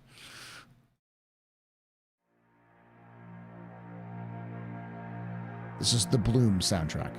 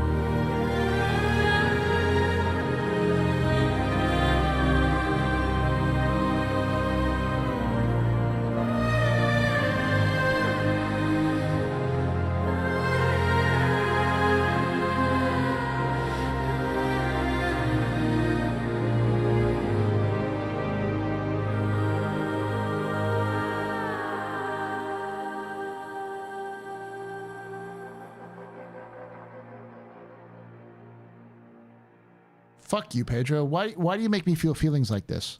I don't play video games to make feel feelings. I do, but like, god damn it.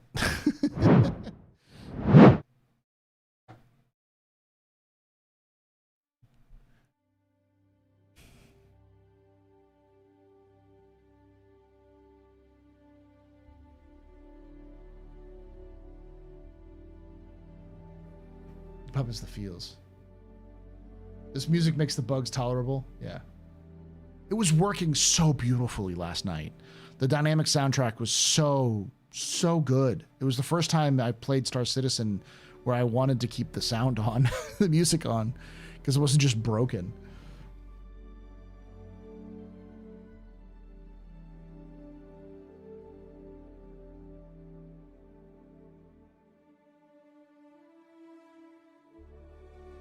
Maybe we can try to create a German word for that feeling. Well, the Dictionary of Obscure Sighs probably has that.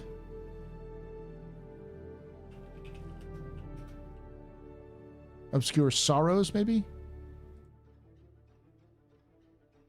Yeah, Obscure Sorrows.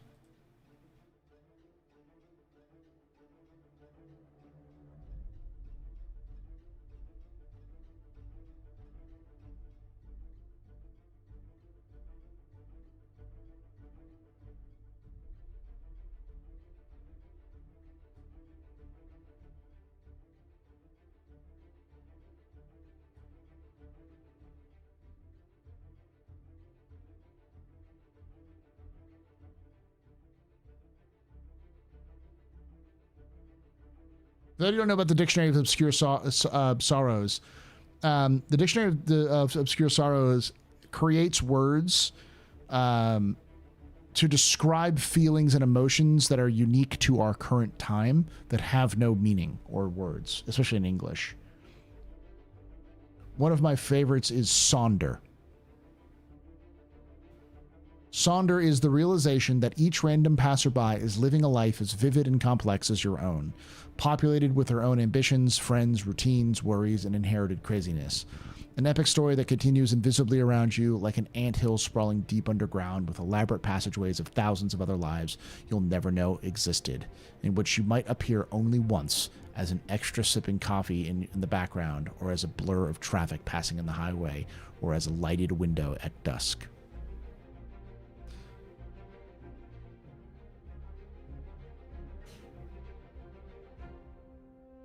I thought that was a theory of mind and empathy.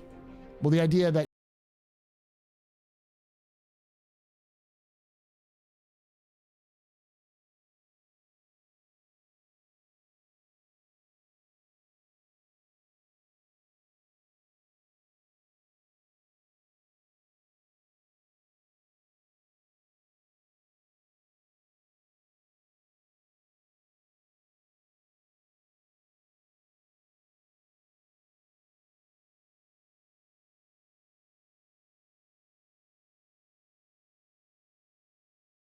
raid. Angry PC Tech, how you doing, buddy?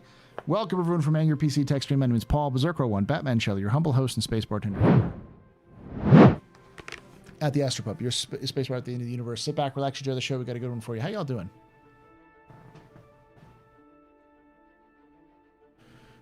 And then the space disco tune pops up. Yeah.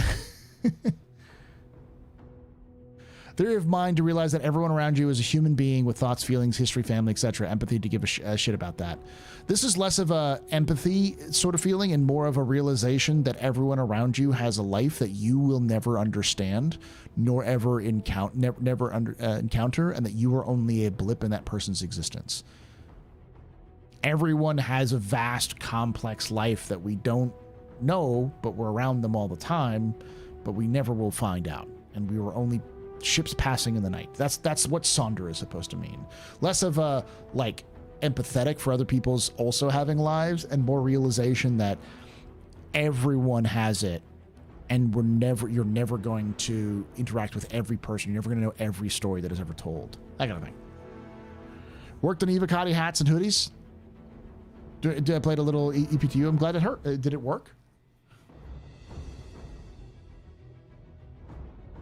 Yeah, kind of like you realize that people around you are complex beings that have a story that you will never know.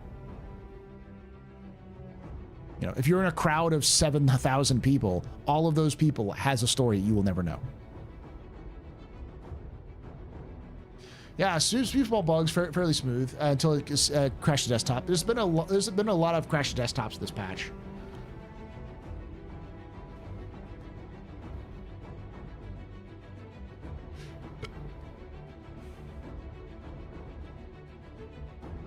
I swear to God, I heard Lando's voice from an AI at Obituary. Lando has done mocap, so I wouldn't be surprised if Lando ended up doing some of the voices for Obituary.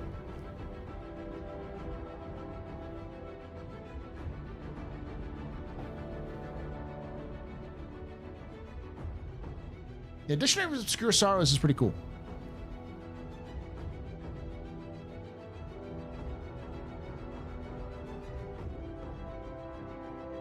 Like, here's another one. Edirath. The feeling of emptiness after a long and arduous process is finally complete. Having finished school, recovered from surgery, or gone home to the end of your wedding, which leaves you relieved that it's over, but missing the stress that organized your life into a mission.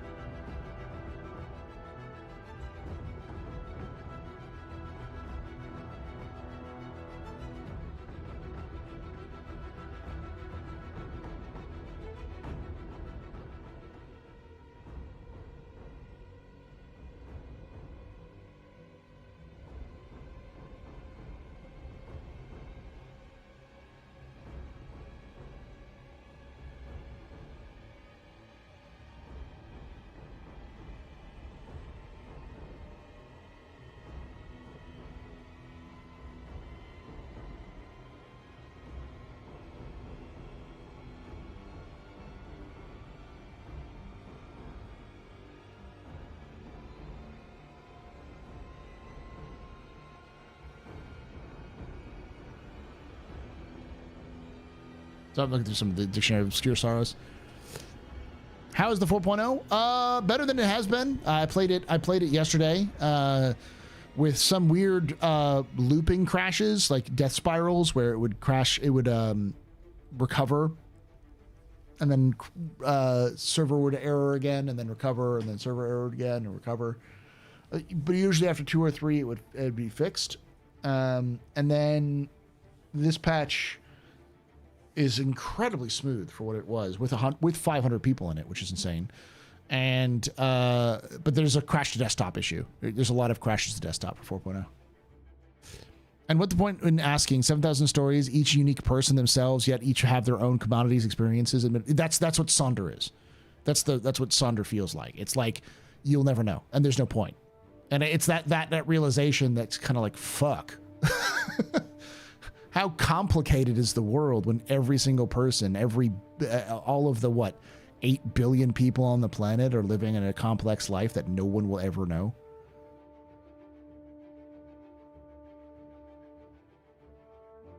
One of the writers, Will Weisbaum, I believe, has voice lines for the Area 18 starport. Yeah.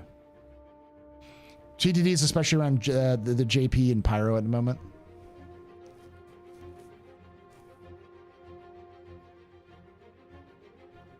Kind of wrapping up here, so thank you for all the raids and everything, but I've been streaming for a little bit. I need to get some sleep, and you start going to bed at a reasonable time, and typically 10:30 is my bedtime.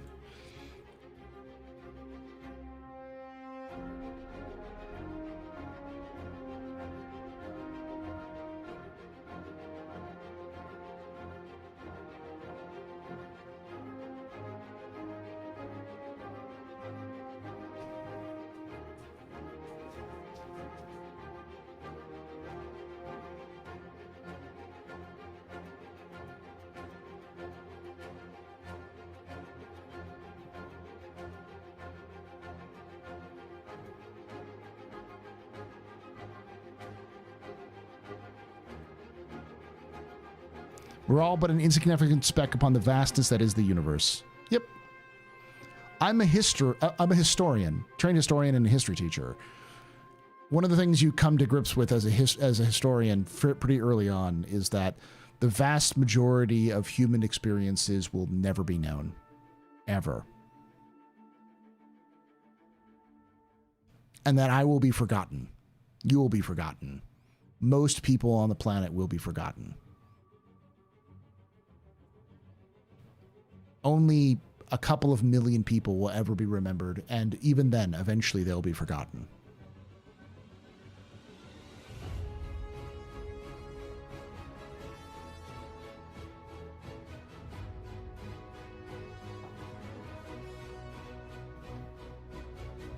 Nice pep talk. I don't know. I find a kind of a comforting reality that no matter what you do, nothing matters. So fuck it. And I don't mean like fuck it as in like do nothing, but like, why do you hold yourself back? What's stopping you from doing something? Just do it.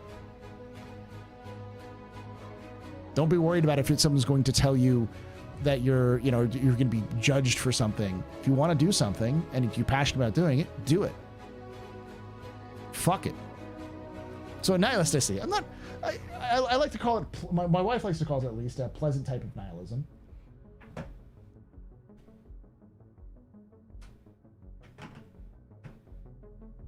Optimistic nihilism, yeah. No matter what, we're all going to go away at some point. So do what you can to make your impact, because your impact might have more of an impact than you realize. You may be remembered, but you may never know that you're remembered. You may start a chain of events which will change the world, and you don't even know it yet.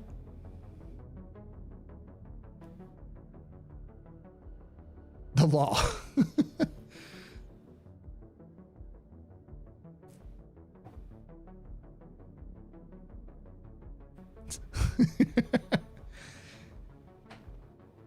You're taking a shit right now. That's a good start. It's helped me do things like make a YouTube channel and stream, get married, buy a house. Why? Because nothing's gonna last forever. I'm not gonna be here forever. So I might as well do what I think I can do in the time I have. The spin of the bowl after the clog will change the course of water flow in the Caribbean. Not that literally there, knowledge.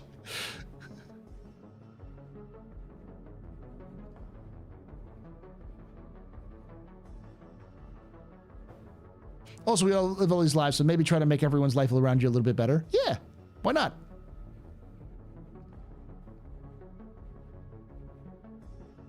We only live one life. All of us will be forgotten eventually. So why live your life trying to make other people miserable? Just make other people happy. Because we all have we're all in the same boat.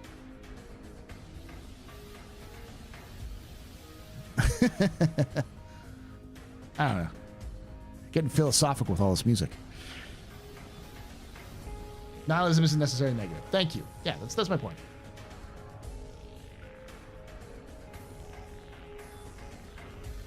And yeah, Iris has got it right. If nothing matters, everything matters. Don't hold yourself back from the passions you want to do. Just don't be Typhoid Mary. I think a lot of people like to think it's kind of like anarchism, where people think anarchism is just a bunch of teenagers burning shit down for fun and just letting themselves go. Nihilism isn't really about nothing matters, fuck it. It's more of in my experience at least, it's more about the restrictions that you put on yourself in society is unnecessary. At the end of the day, how you live your life is up to you, and focus on your own abilities, what you can do.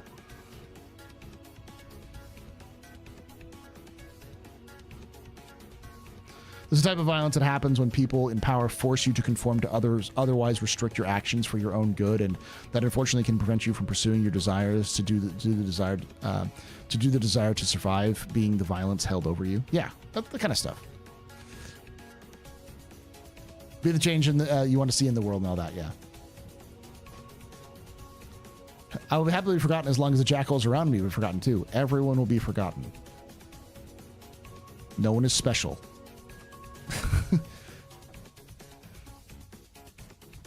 And that I'm going to roast one.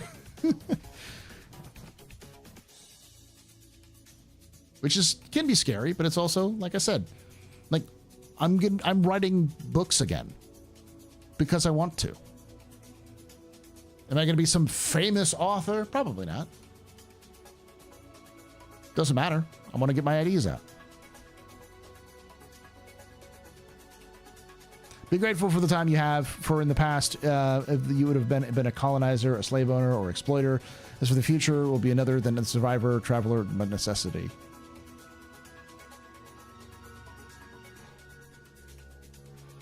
I find that eventually comforting. See.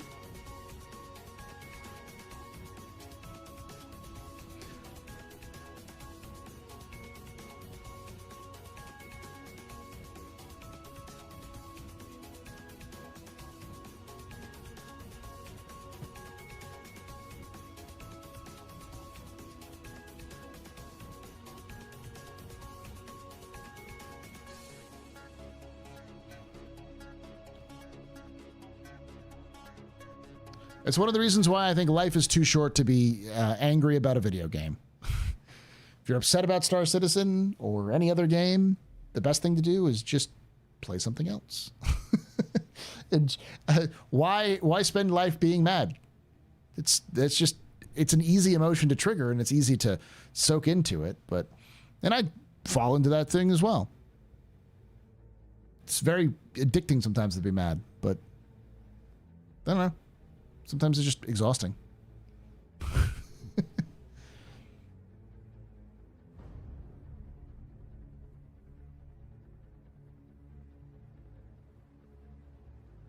This is all lost on me.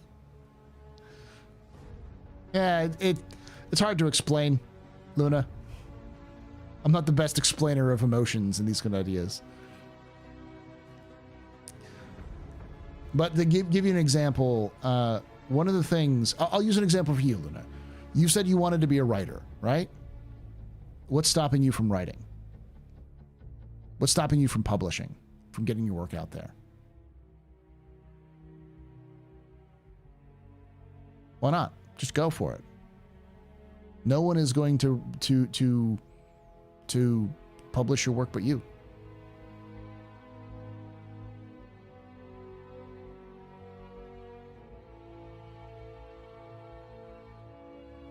If you want to do it, then do it.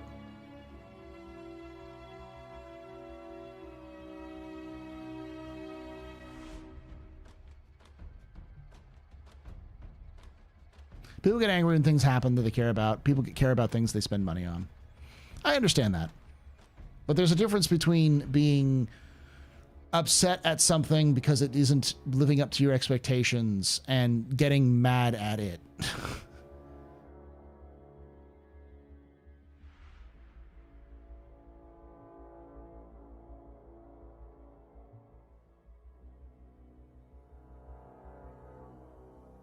A woman by you went to space, a local woman who grew up in a poor part of the city.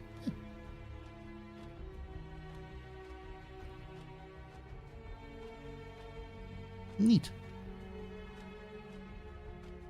And you're content. That's fine.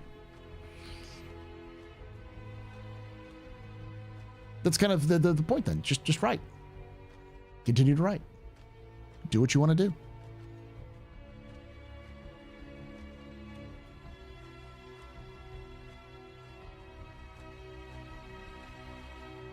It sort of riffs off the "you shall own nothing and be happy." Not really. I mean, I think it's definitely been misunderstood because I've actually like listened and read to that thing. I still think it's hippie woo-woo bullshit, that one. But at the same time, like, I get what it was trying to say.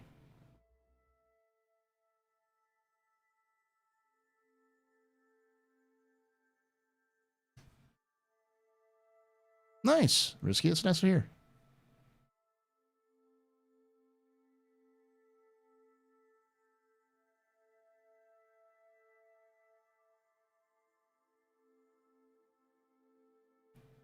existential stuff. Kind of. Pedro's music got me talking weird.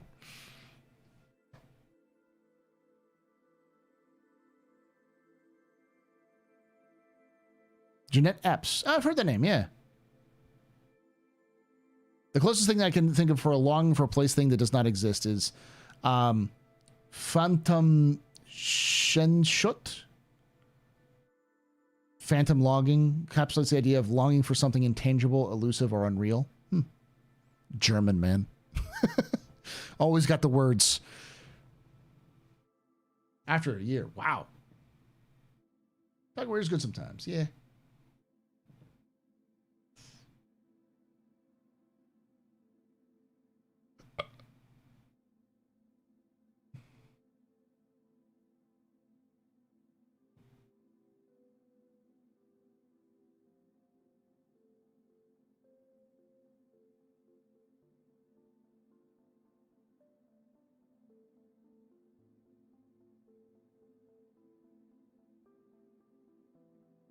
Well, not nothing you do matters.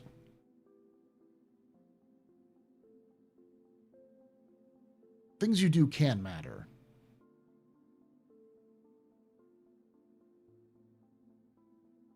I don't know how to put it right.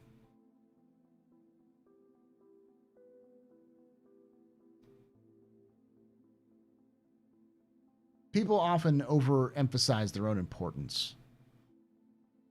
We're egocentric beings. We like to think what we do matters in some way, shape, or form, and have control over our lives, and lots of things like that.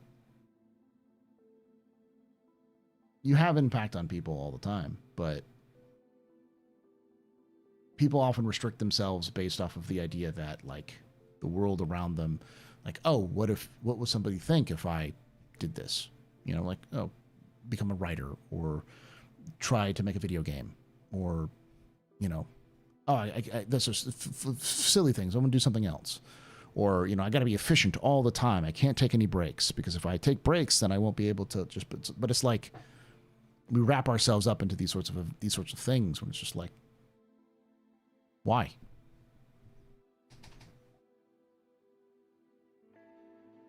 You know, does working all the time make you happy? If it does, go for it. If it doesn't, why do you focus so far on it? Maybe survival is a thing, because, yeah, you definitely need to survive. You definitely need to work to survive. Yeah.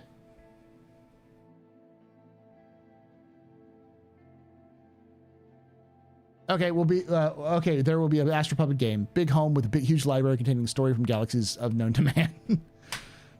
Burnout is real. All things, I did things then burned out bad. Yeah. I wrote myself in work for 20 years and I missed a lot. Yeah, that kind of idea. The things you do matter most to you. That's a good way of putting it, yeah.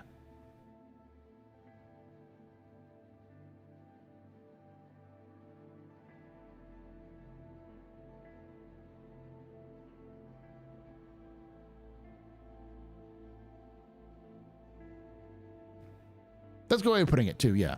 People worry about legacy far more, and as a result of worrying about legacy, they think about the chain reaction of what will happen. How will people think of me when I'm gone? When the sad reality is no one will remember you in time, which sucks.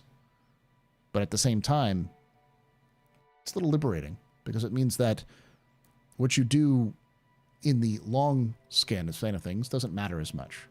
So doing something that you like to do isn't necessarily a bad thing.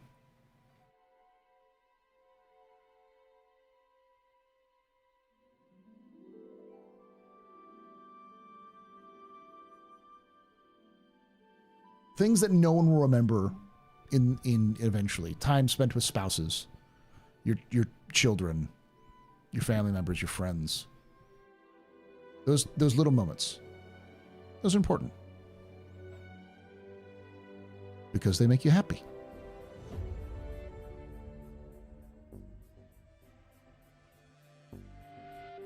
It can be depressing. I don't know. So I can be evil then? You could. Though, generally speaking, I don't like the idea of hurting other people. Because when you start hurting other people, it's more of like, now you're just doing the same thing that you were done to you. You're just continuing the violence.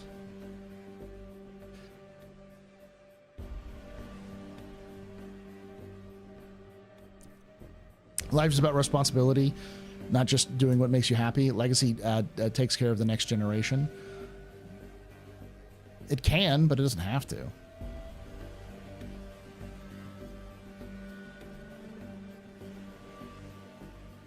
I understand the mentality, Luna. I'm not going to say why, but I understand the mentality. But I also find that the mentality can also be very restrictive. The question becomes, what side of history you'd be comfortable being associated with, those who hurt others or those who helped others? Good opening too.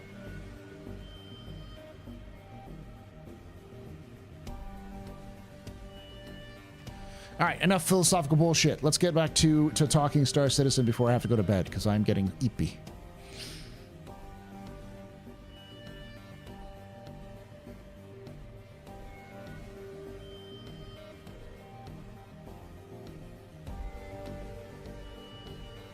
Only affects writ large echo for eternity, but it's in the parsing of the echo that progress is made. Yep.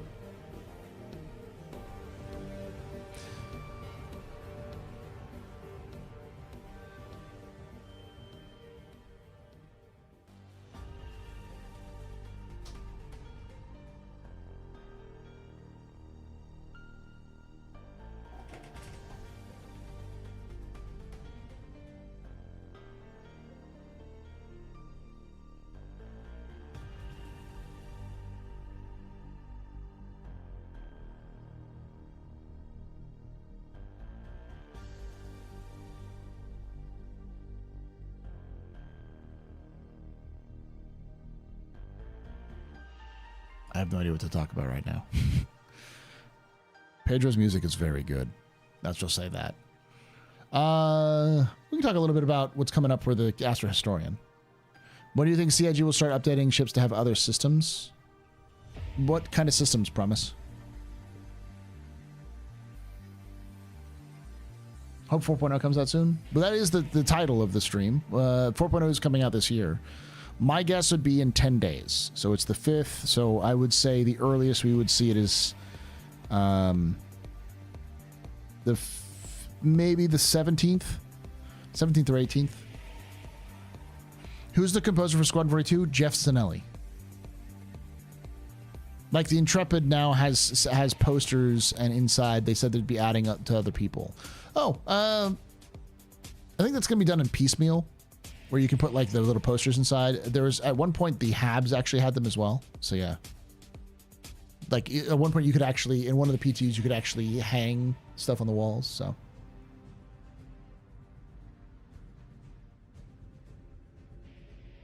Well, based off of conversations I've had with Jake and other folks, the 4.0 is still this year.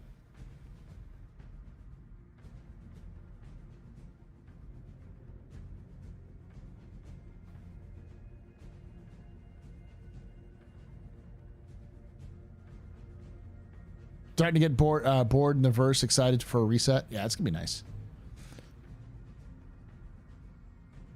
You think that CIG will give us the Drake Lobster? God, I hope so. For those who don't know, that's an in-lore ship that Silas Kerner, who runs Consolidated Outland, is called the Drake Lobster. I definitely need the UEE hymn. The Navy hymn is very cool. The pipes. How's the Star Citizen Lord vids going? Well, I'm kind of torn because I'm working on the Star Citizen, the story of Star Citizen video, and I'm thinking I'm gonna probably. I keep putting it aside, and I keep hating to do that, but I think I'm gonna put it aside to get a Pyro video out. The story of Pyro, how it was discovered, the story around it, and then of course the different factions that exist inside of it. A system survey, but a long system survey compared to what we've had in the past. So 30 minutes. So I think the lobster is a Hellboy reference. It might be.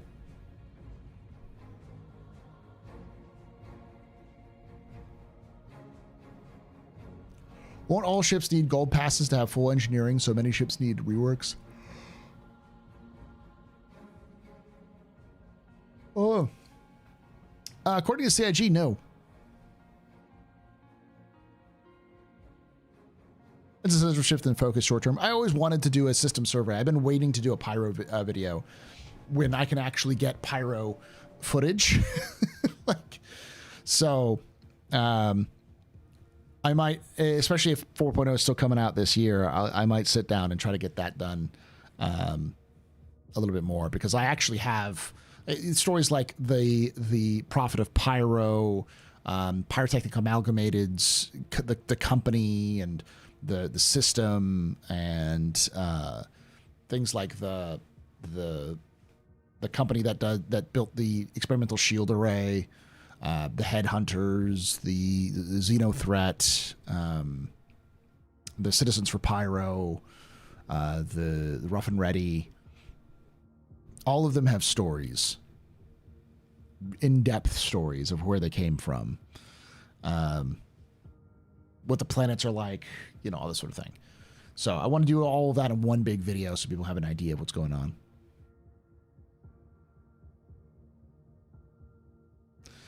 Still many ships without physical components, still kind of hard to repair something that isn't there. There isn't nearly as many of those ships as you think. A lot of ships got updated recently with physical components. Even like the Freelancer variants all have physical internal components. The ships that I can think of off the top of my head that don't have physical components are like the Aurora. The Mustang, I think, does. And then like the Cutlass. And the Constellation. Those three. Prospector doesn't have internal components. The Reliant does make sense. It makes sense as well.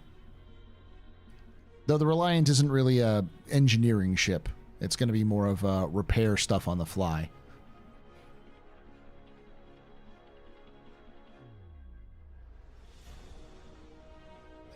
I don't think the F7 Mark II has accessible components. I think it does.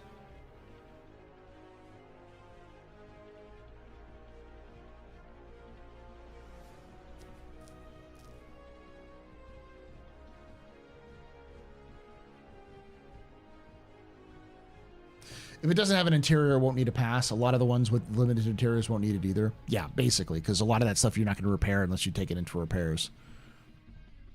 Did the Avenger have components? No. The Mole also has no components.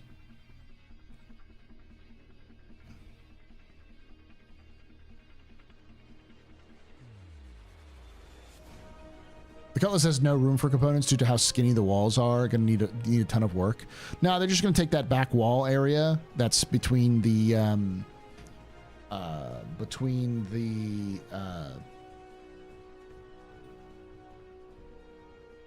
living area and the bay, the like cargo area. That wall's thick enough to put some components in. They'll also put it on the back where the seats are. The 6 jump seats in the back.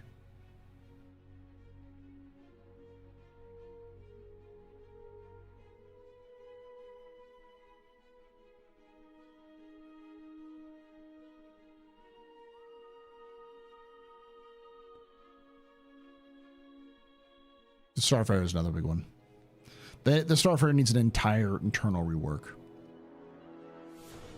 But it's important to remember that a lot of what engineering is managing power and heat rather than just repairs.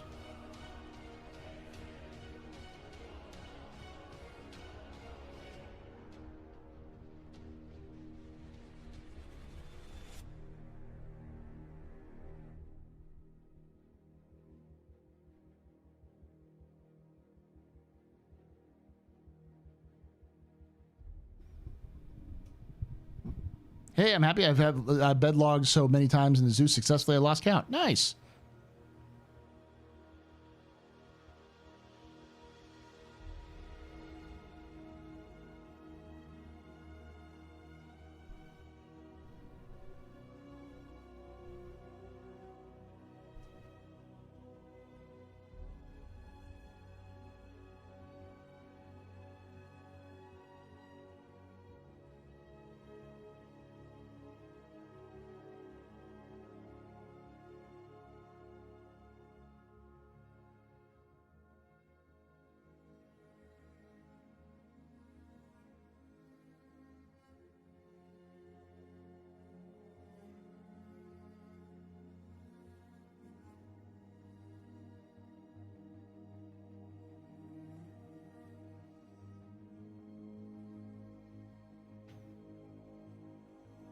Actually, all the newer ships have interiors are much better than the old ones. I think the Intrepid is probably the only ship that has space or that has sections for components. I don't think the Cutter does either.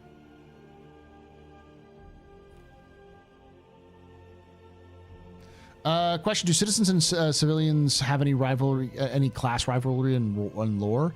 Kind of. The citizen and civilian split is less of a sort of like class division and more of a wealth division. It's still a class, but citizens have more privileges, but that's not necessarily that, like, because like serving in the military can get you citizenship. There's plenty of citizens who are fucking poor as shit. Citizens who have basically nothing. And there are citizens who are wealthy as hell. It's just, you have a lot more opportunities. You can think of it as kind of like a privilege. If you are a citizen, you have more privilege in society than you do as a civilian. So it's a little bit easier to live as a citizen than it is to as a civilian. And that can rub people the wrong way. But citizenship is also not seen as something that's like unfair, because everyone has to earn citizenship. So at least society, if you see somebody who's a citizen, it's like, oh, well, yeah, of course they have that because they served in the military or they did something important. Cutter's component sockets. Okay, nice. Later, Mason.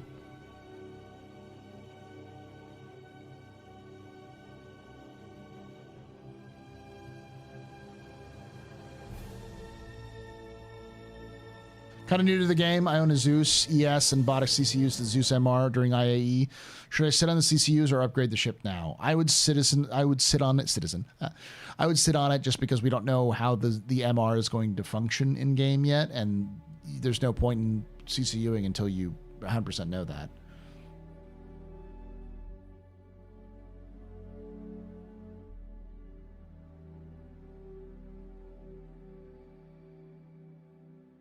Yeah, like there's a lot of component access areas in the constellation, but they're just like wall cut out PNGs.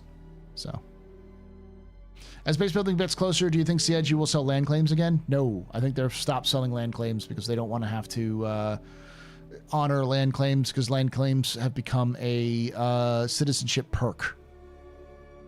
They don't want players to be able to claim land in UEE space without completing citizenship.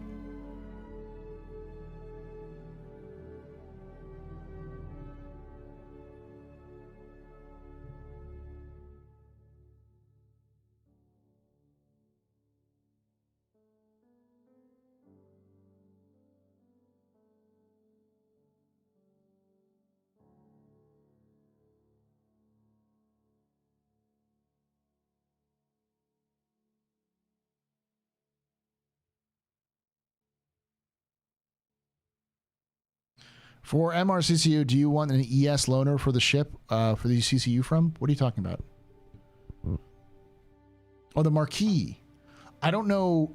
I don't know what you get with a Marquis. You probably get a blue, don't you? ES is the loaner for the MR? Okay.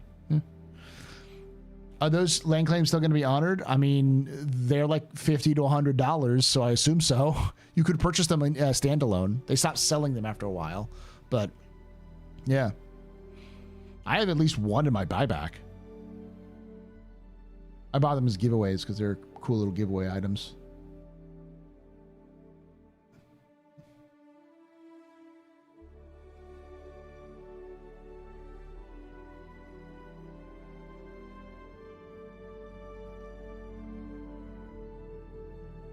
May have given them away, actually.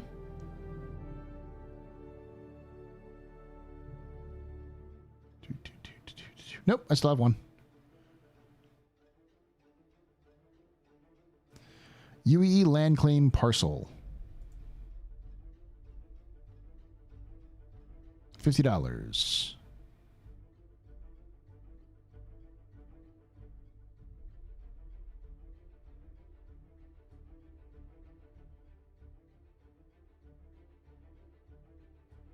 have two. I might give one away. I thought I'd give them all away. I guess I'll have one.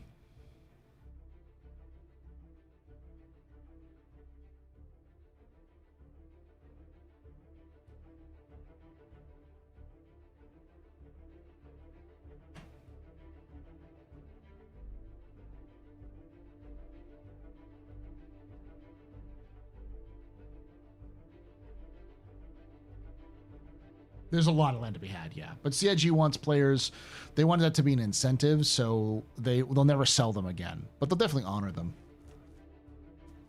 For those of you who don't know, the UEE land claim parcel lets you claim land in the UEE for free.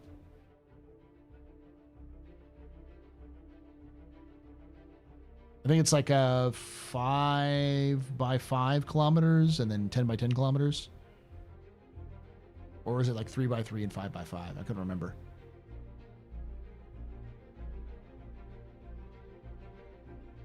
Yeah, all the pioneers before this year came with land claims. Or not all of them. I think some of them did. 4 by 4 and 8 by 8. Thank you.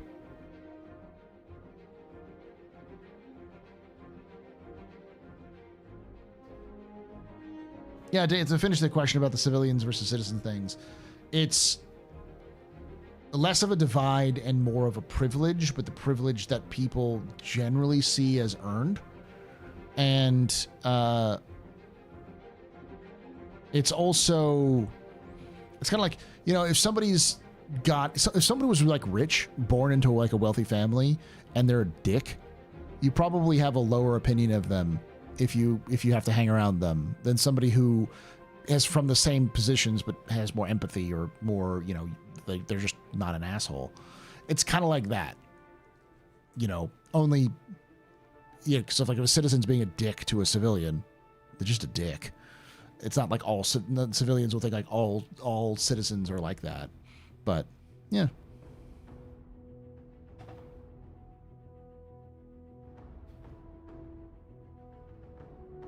Very Roman citizenship, that's what it's based off of.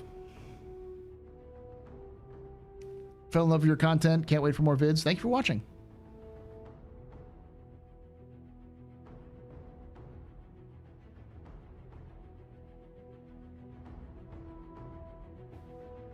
Yeah, Luna, I wasn't meant to preaching at you. I was just trying to explain my perspective.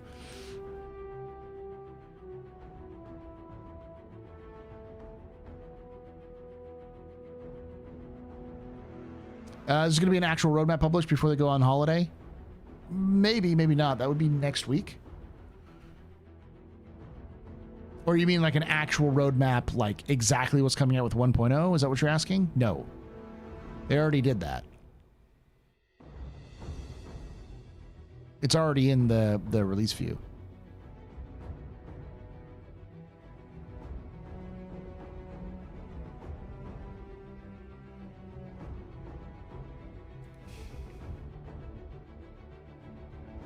Not very noble, yeah. But just like Roman and Greek citizenship, there's plenty of people who got citizenship because their daddies or mommies were very, very important people. So they were able, it was easier for them to get citizenship. Didn't mean they didn't have to like serve or do things, but it's probably a lot easier for them to grease the wheels and get that citizenship than it was for other people. Because they were sons of senators, yeah. Your Drake and Anvil lore videos were great. I'd like to see more videos like those. I also did one on Crusader, which it isn't titled the same exactly, but it was the reason why I ended up doing the Anvil and Drake videos was because that video I did on the history of Crusader did well. Yeah, citizenship is not inherited in Star Citizen Universe. Citizenship is a separate, you have to earn it in the verse.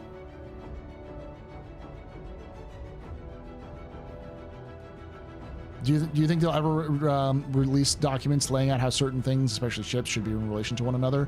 No, because that would put them in a position where they feel like they have to. They should, but like that's not something I expect CIG to do. It. They work so well. They don't work so well. They work off of so much rule of cool that them sitting down and actually hashing out like a rock paper scissors algorithm for what ships are going to be would probably be too restrictive for CIG's developers. if Star Citizen is based off the Romans, is there equivalent to Etruscans? Equivalent Etruscans which influenced the UEE? I mean, there are progenitors. There's the UPE and the UNE. One of the reasons why, at least in fiction, why the UEE is so Roman is because the Messers loved the Roman Empire. So.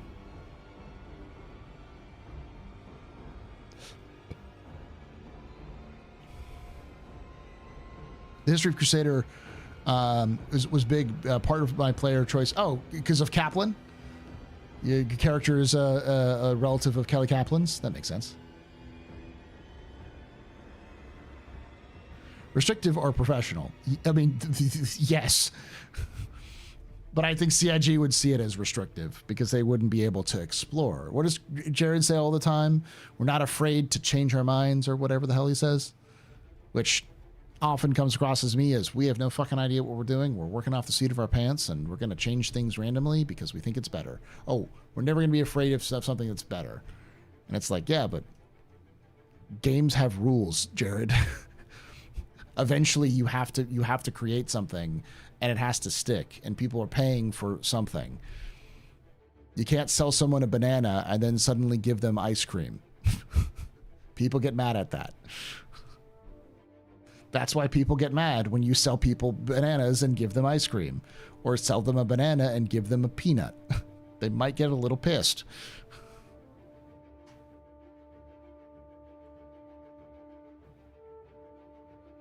Did the Messers implement citizenship then? No.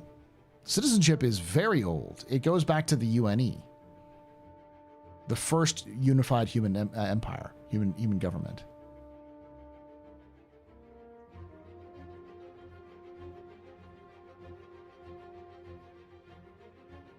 Good morning. Hey, 404, how you doing?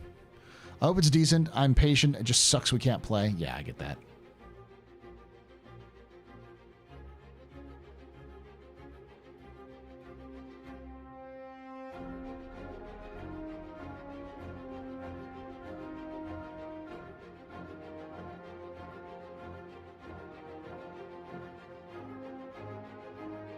Is one of the things I am frustrated on with CIG is that they're so in love with their ideas of rule of cool that they...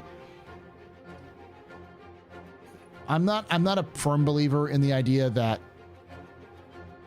that restrictions breeds creativity. I think it can, but I think it can also stifle it. There's a balance to it.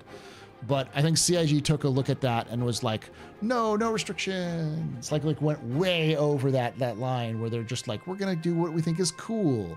And it's like, yeah, it works to a degree. It's a video game. There's lots of like liberties that video games take with designing stuff because it's just cool or because it's a video game.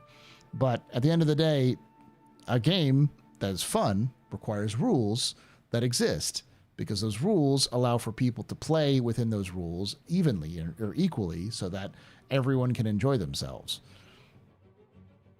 Sometimes it can be fun to break those rules and see what can happen, but generally speaking, most people like to play within the rules because they want to have a fair game.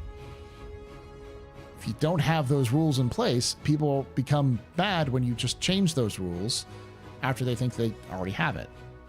So... I'm good. Thanks for morning coffee and lore talk. I'll leave you happy. They love the rule of cool so much they make all elevators real. Yeah. I mean, that's a good example, honestly. Like, think about... I was watching a video on video game cities that somebody did. They actually referenced Morphologist's video on Night City, which was kind of funny. But they were talking about how cities in video games are designed to evoke the feel of a city, not necessarily the actual city. Because cities are boring.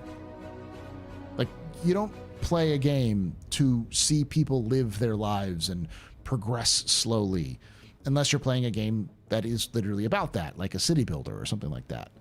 But generally speaking, a city in a video game like Night City or, you know, Novigrad from Witcher 3 or those sorts of, you know, the cities in Skyrim, they're not really there to be cities. They're there to be set pieces where your gameplay takes place in.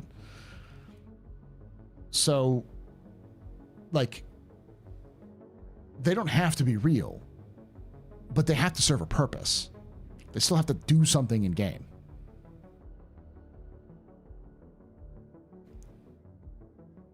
Yeah, but Los Santos isn't like a functioning city. It is a city, and it takes a lot of the feel of what Los Angeles is, but it's not Los Angeles. It's not like a one-to-one Los Angeles. Assassin's Creed did a lot of work on trying to recreate a bunch of, like, you know, medieval Jerusalem and medieval like Venice and Florence, but they crafted it so that it was authentic enough that it looked like it, but still was just, you know, rooftops were just far apart enough that you could jump from rooftop to rooftop. You know, scaffolding was placed in just a way that you could escape. It was designed, the city was designed to look authentic while also being a playground for your character. And I think that's kind of the thing that should happen, in my opinion, when you're looking at stuff like that, applying it to Star Citizen, is that ships need to have a purpose. They need to exist for a reason. They can't just exist because they look cool, because if they just look cool, then people won't enjoy using them. They need to be something beyond just cool.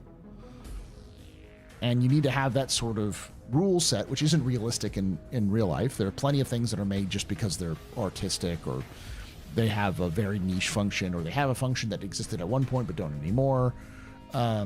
Plenty of like classic vehicles, like how many cars out there that exist that people own that are, you know, trailer queens or one run once a month sort of thing, that are built from, like, you know, from made back in like the 60s or 50s.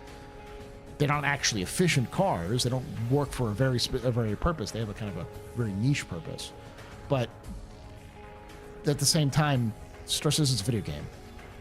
Like, if you have a luxury ship, it sounds cool because there are luxury vehicles, but that luxury ship needs to have a fucking purpose. It has to do something in game. Otherwise, it's just a set piece. And that's a lot of work for a set piece.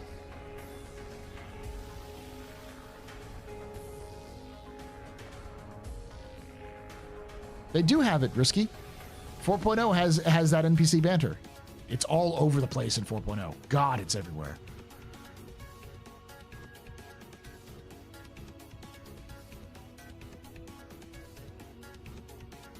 Yeah, outside of bars.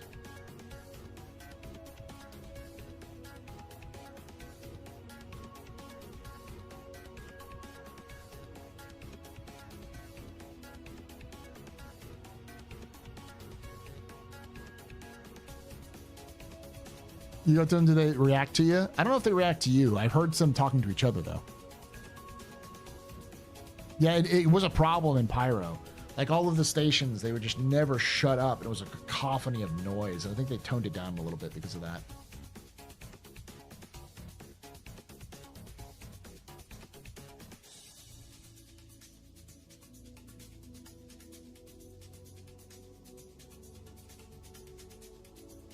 Yeah, that's one of my pet peeves of CIG. It's like, and maybe it's because I come from like a Mech Warrior background, where Mech Warrior has a set system that they play around. They have rules, but in those rules, they have a lot to play with. What is a light mech? What is a medium mech? What is a heavy mech? And what's a salt mech? It's based off of weight. And so sometimes you can have a light mech that acts more like a medium mech, but it's in the light mech category. And so it's still a light mech. It still has all the characteristics of a light mech, but it has, you know, more guns, or it's thicker armor, or something like that, or it's taller. There's still some aspect that still makes it a light mech. So there's a category you can put it in, and so you know that generally speaking, if you put a medium mech up against that heavier light mech, you're still going to probably beat that lighter mech because you're heavier tons.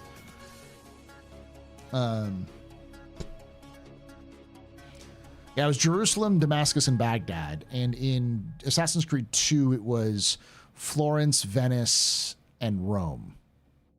I want to say Rome. I think Rome was a small section of it, though, yeah.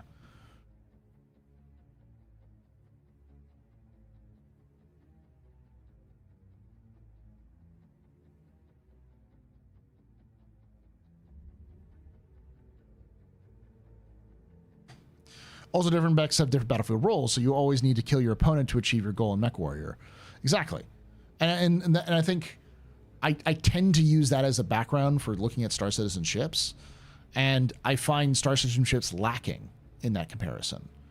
You know, because what is a light fighter? What's an interceptor? What is a light interceptor? And how is it different from a medium interceptor? Why do these designations matter? How do they function in terms of Star Citizen, where I can look at a ship. If you say, oh, that's a heavy interceptor, I can go, I know what it's supposed to do. I know how this ship works. They don't have those classifications, which is why people come in and say, well, the Hammerhead's a Corvette. And it's like, they classify it as a Corvette, but nowhere else is it called a fucking Corvette. It's not a capital ship because it doesn't have capital components, and it's like, fuck CIG. And the problem is they've changed these designations like 7 times over the last 12 years. So it's like, And I get changing things because like sort of things change over time, but having some sort of actual set of understanding of how you want things to be balanced, and then using that thing without changing it is also important. E.g., light mechs being scouts, spotters to help plan for effective deployments, heavier mechs of artillery platforms. Yeah. The new Guardian is a heavy interceptor. Yeah.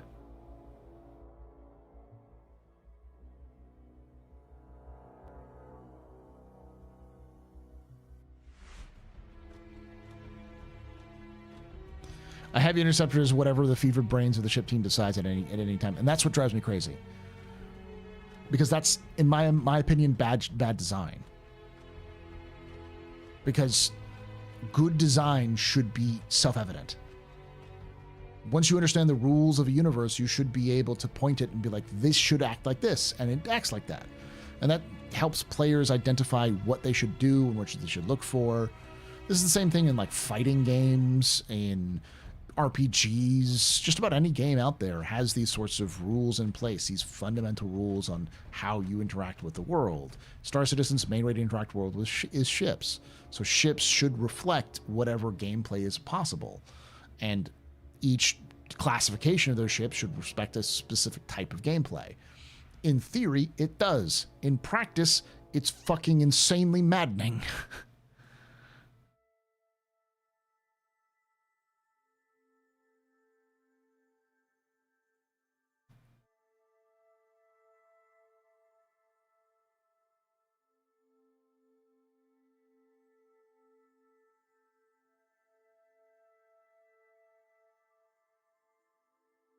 I personally think too much is done on whims. I agree.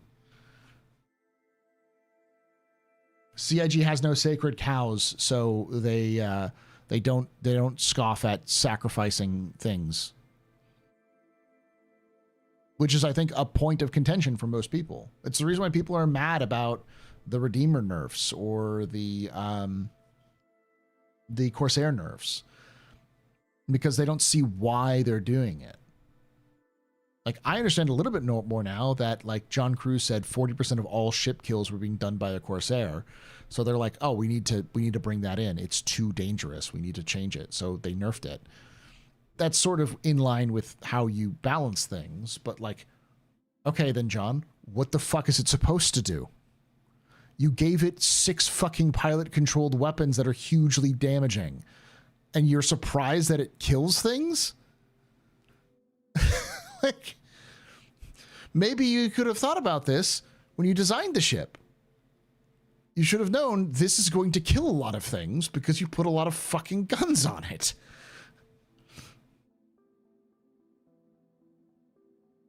It's still a beast, yeah. But I mean, like, you can see the question. You know, it's like when people look at when I myself look at the Paladin and go, that's going to get nerfed. Either the size 5s would become size 4s, or the size 4s would become size 3s. Why? Because CIG put a fuck ton of firepower on a ship in a very small package. Basically, 2 people could control like a hammerhead turret and what was the entire firepower of the Redeemer.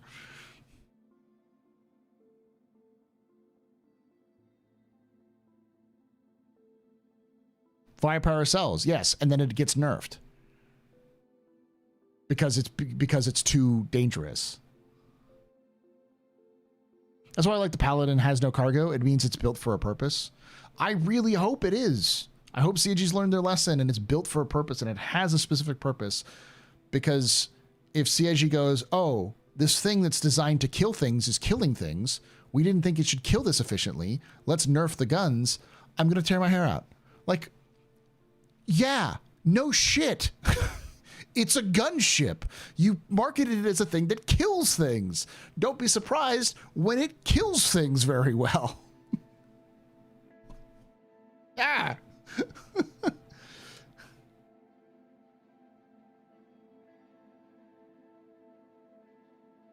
Good night, Redmond. Have a good night.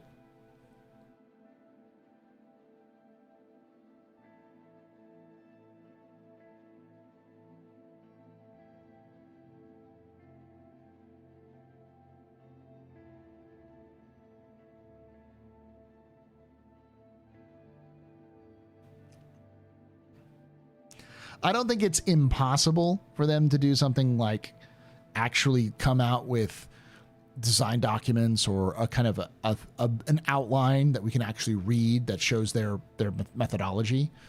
I'd love for them to do it because I think that would put I would have more faith being able to read that and seeing this is where they're going.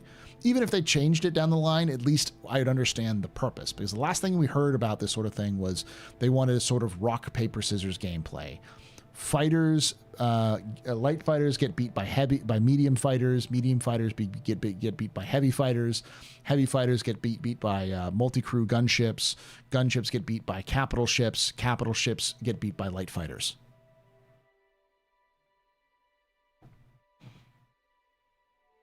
So every ship has a counter to it. And I know I just said capital ships get beat by light fighters. What I mean is that light fighters should be able to pick apart a bigger, heavy capital ship because it doesn't have as much defense without also having some defense around it, some other big fish that can help defend it. You still have to account for skill. Yeah, I mean, there's still going to be skill in there, but having the understanding of like what each role is and what it's supposed to do, so that player can understand when they say a medium interceptor, oh, it's a medium like size or weight, whatever that medium stands for, and it's an interceptor. So it's designed, it's this weight, but it also can intercept ships for whatever. Does anyone tell me exactly what a medium interceptor is and what makes it different from a light interceptor or a heavy interceptor? Or the difference between a dogfighting ship and a multi-role fighter ship?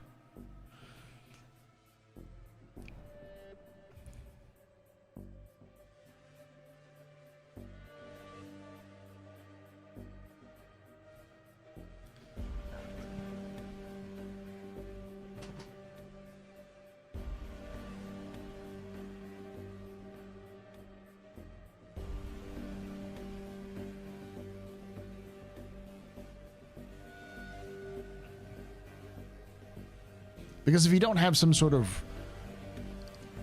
like, each ship understanding what it's supposed to do, or the reason why you choose it to do it, then people will just choose the most meta ship and use it. It's one of the reasons why Master Modes was built in the first place, was to give each ship a valuable role, so that skill, while still mattered, wouldn't be the only thing that determined what you do. The problem with pre-Master Modes flight controls was you just took the best ship. And if you use the best ship, you won. Skill mattered a little bit, but you could find the most meta ship that it combined all of the best elements and just use that.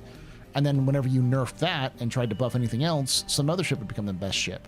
There was no incentive to use other ships other than the best ship. That's why you had light fighters flying around forever, because no one could beat them. The only thing that could beat them was another light fighters. It became boring.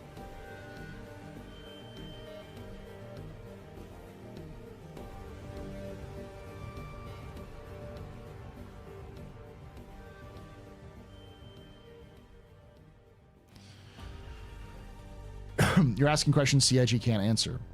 I know, but they should. They should be able to know these sorts of things if they're going to be building a spaceship game, an MMO, and selling ships for money that it's supposed to do things. Anyways, that's a little bit of the negative Paul sort of thing. I'd love for them to be able to answer that question. Is my thing. I'd love for us to sit down and be able to read a document that explains CIG's methodology when it comes to ship classifications and what they intend each ship to do. Not necessarily exactly, but in terms of roles. That would be great. Hey Astro, I've been watching your videos quite some time. I love the lore deep dive. Question, brainstorm idea for everyone. What is Star Citizen? What if Star Citizen became a free-to-play game? Basically, you can play but have no ship, therefore you are incentivized to crew other people's ships, etc. Probably a bad idea. The one problem with free-to-play games is that they have a different mentality. So people who play free-to-play games don't care about the game as much. And on top of that, so they'll do things because they're like, if I get banned, I'll just make another account. Fuck you, kind of thing. The other thing is that there's already been a group of people who've been trying to create cheats and hacks for Star Citizen. Making the game free to play will just give them more accounts to test hacks to see how long they take to get caught and stuff like that. I do think getting a discount package, a package that is slimmed down without a ship, like a friend package, maybe you can only buy it when you already have the game. So you can get them like a $20 package and you can give it to a friend so they can use it to access the game. Something like that might make sense. I've been a big proponent of a starter package that has no ship at all. That's just FPS equipment or something like that. But yeah.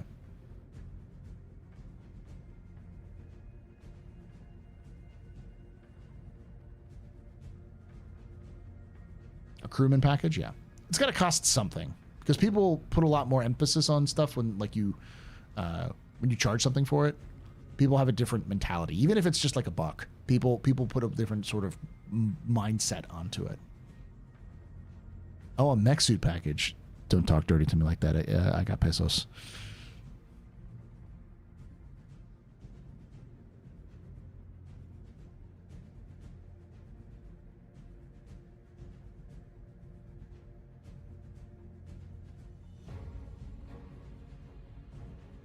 All right, y'all.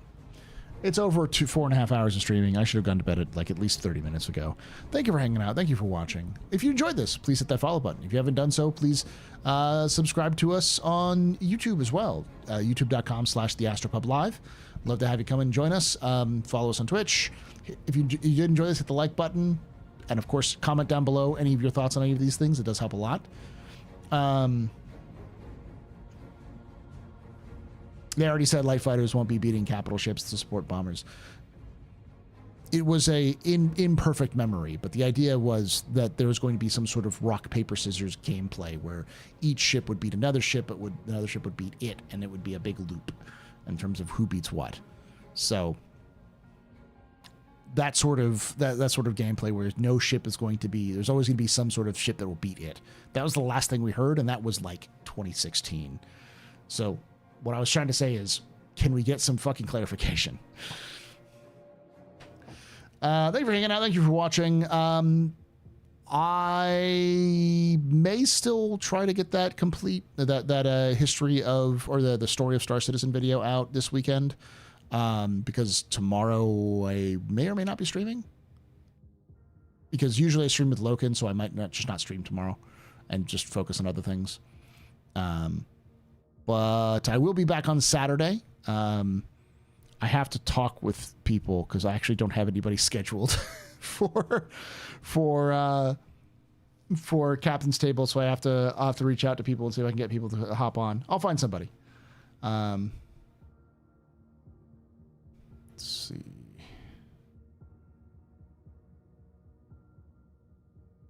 Yeah, but then and I don't know the topic quite yet. It might be 4.0. And then I will be back on Sunday with a lore crew, where we're going to be finishing up Save Stanton. We'll do the Save Stanton 4. What is it? Mission 4, Tier 4, Phase 4, Phase 4. Thank you for watching out. Thank you for watching. Thank you for hanging out. And like I say every time, hope to see you someday in the black.